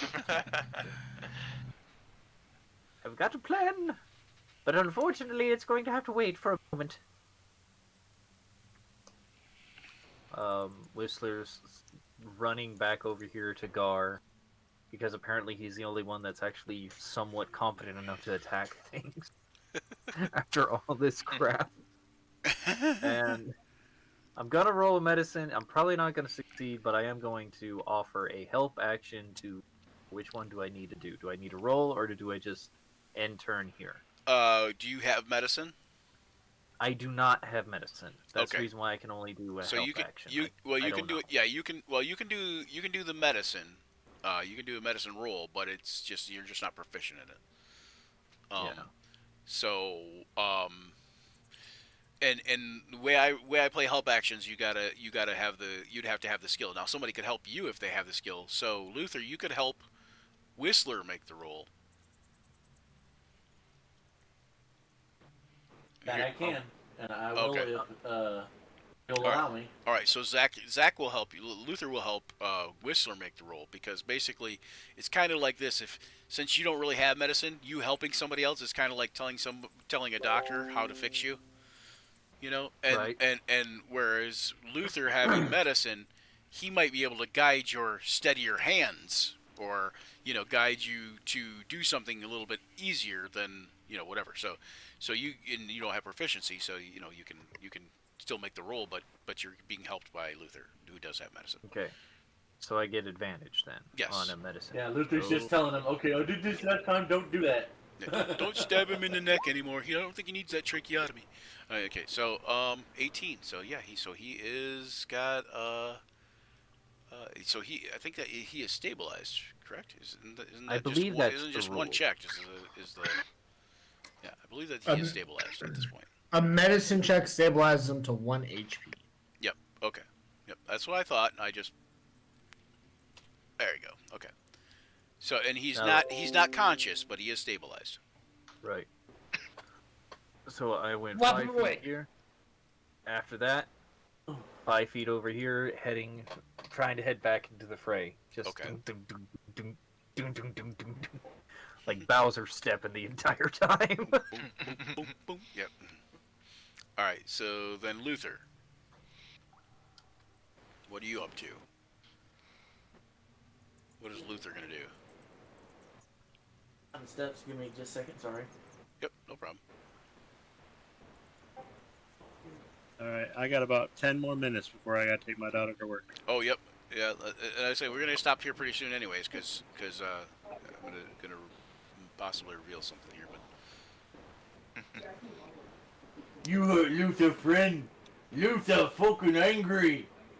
yeah, you don't attack this one. You know he's under your control, or he's under your friend's control. But hey, there's a nice. I'm more or less laughable- looking at the skeleton right here. Okay. So that rat's got some this got a nice skeleton. pelt. Okay, so you gonna throw a javelin at it or something? Yeah. Can I use my This rage? one here, you damage said, on it, or this one here? On left next to the dragon. Yeah, rat? you can use your bonus action to rage. Need to Does rage keep only the work on dragon. melee attacks though, or no? Yeah, it does, I think. Mm-hmm. Yeah. Yeah, so it only Ah, works on Melee melee attack with a attacks. strength so- weapon. Okay, yep. So bonus action rage wouldn't help that much, but it might be something to do anyways, just in case they come into melee. You'll take half damage. Yeah, it'll help you take half damage and help you be more resistant, and plus do more damage when you're melee attacking back or taking opportunity attacks, so on. Okay. Okay, so you rage. Okay, so so then you're gonna shoot a javelin at that one. You said. Yes. Okay, go ahead and throw your javelin. Yeet. Oh, nice. Ooh, so close. That was a 19. You're closer than that 20 there. All right, so then mouse over there. So 5. Okay, you see that one like, the javelin catches it in the leg, and it drops into the water with a splash, but you can still see it trying to like make its way to shore.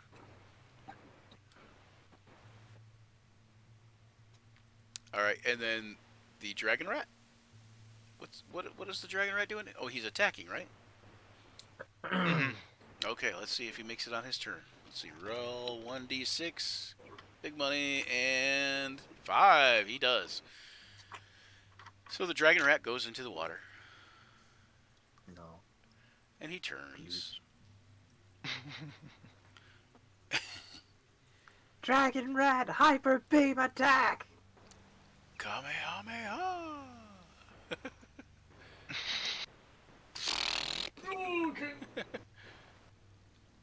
Yeah, that worked. Yep. Yeah.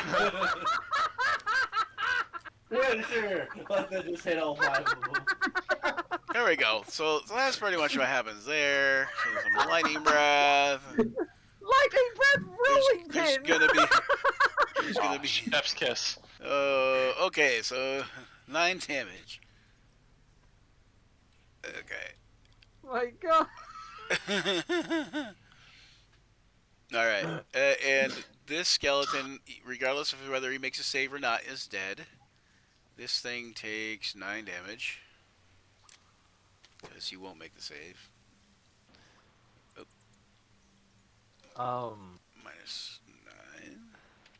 I know the difference And that's between it. these and black puddings, but dang. So gray ooze basically look like a rock underwater, or maybe just like a kind of a oily gray water. You know, they're amorphous like most oozes. It's pretty much indistinguishable from an oily pool or a wet rock. I just say I'm it does a thankful it's not a pseudopod black things. pudding. They do have a corrode metal thing where they, you know, if they attack your metal armor, then they will corrode it. So yeah. All right, and then Urgram. All All right. right. Do you want to make one last attack, Urgram? We're gonna end the Yeah. round here, and we're gonna end the Yep. session. Okay. I will do the bonus action rage. 5, 10, 15. Get right there. And since they haven't gone yet, I'll do the surprise attack. Okay. 12 hit. No. Surprise attack doesn't that give Yeah. advantage? I don't know. What is yours? Pop that thing up here, John. The surprise attack thing for the bugbear. If you hit a creature with an attack roll, the creature takes an extra 2d6 damage if it hasn't taken a turn yet in the current combat. Never mind. It's like sneak attack. Yeah, kind of, yeah. It's kind of like the assassin's surprise attack thing. So, yeah. Right. All Sorry. right. All right, so, yeah, that's a miss, though. All right. All right, Gale? I will bonus action rage. Action rage? Bonus action okay. rage. Okay. It's like action surge, only rage. We should have changed our. We gotta change now. See, we gotta change the name of our channel to Action Rage. Anyway, no. That's a spin-off. yeah. Gonna rage. Yeah, that's the secondary channel. And then I am going to get right next to that. Now somebody Skeleton. else will make a channel called Action Rage, and it'll be like Facebook to MySpace, and we'll be fucked. And I am going to use my double-bladed big overkill axe. Yeah. And I'm going to swing it. Okay, nice. So Swing it. Yeah, just roll just roll like a battle axe or whatever axe you have on you. There you go. That's 24. That's a hit, and then roll damage for the battle axe. Well, two-handed is D12 one for a great D10. axe. Yeah. D12. Okay, yeah, just roll damage for the battle axe, and we'll add 1 to it. You just want me to roll a D12 for the great axe? Just roll the battle axe. Okay. Where it says, there you go. So it's 10 slashing, we'll add 1 to it, that's 11. Because it Alright, would and automatically had that other damage die, is what I'm saying. So Yep. you'd automatically got at least 2. No, isn't it dual bladed? So if I go one way, I can go the other way. No. Yes, it is dual bladed, but it doesn't work like that exactly. So, yeah. All right. So That close to getting 2 actions. Yep. Not yet. All right. So Gar is stable. He doesn't have to make any more death saves. Baron. Oh wait, that's the end of combat. We're gonna end it there. So yeah, we're gonna end the session there, guys. And if we want to continue this at some point, we can. And I hope you guys had fun. And before you go though, you notice over here, a fine robed skeleton. Looks like they're wearing looks like they're tattered robes a little bit, but it looks like scholars' robes. And that's where we're gonna end that. All right. Got It it. was good playing with you guys. All right. Yeah. Everybody have It's fun. been a good time. All right, Heck cool. yeah, that was good. Yeah. Absolutely. Are you happy you got to go a little bit further in this time, Quentin? Did you like getting a little further in it? I have to say I kind of like this character a little bit better. I did like the centaur, but I kind of like this turtle. I've never had anybody play a turtle. Oh, yet. And I've never had anybody play a turtle yet. So, I gotta go. all right, talk to you later, John. I gotta Good figure out job. which one of these guys I actually want to play with, or if I want to go with a Totally different, yeah, totally something different. Yeah. Okay, 1 second. So, now that the session is all but over, I basically have Brock, who's one of my mods, and I have Wes Perry, who's off working with the military, and I cannot say 100% yet. We're still going to take a poll, but it looks like everybody in this group will most likely have a group to be in. So, Nice. so that'll work, and then probably Wes will end up either in this group or another group. But I have to talk to Brock and Wes, and I'm still gonna run them through like a little quickie audition. But just unless they're absolutely hideous, it should be okay. Unless Brock is like, when he gets on there, he's like, I like to play D&D a lot, guys. Then I might just be like, okay, Ian can DM you. So Ian's Then you watching also right got- now. Like, no way. Excuse me. You can't do a bonus action before an action. I don't like that. Isn't it delightful? Oh, anyway. All right. So yeah, so this is Action Surge, guys. Anybody watching? This is probably our final aired audition.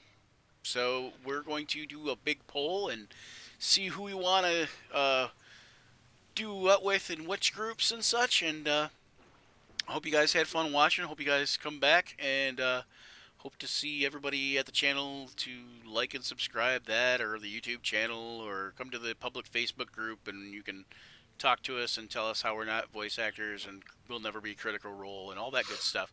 And you know, any constructive criticism, any positive feedback, that's all really good and helpful and appreciated. So and with that, happy Easter, guys. I don't know if you guys celebrate Easter, but have a good weekend, and we'll catch you later. Happy Easter, guys. Oh gosh, I gotta go to. I gotta Happy Easter. See where I'm going here. See ya. I can't see. All right, talk to you later.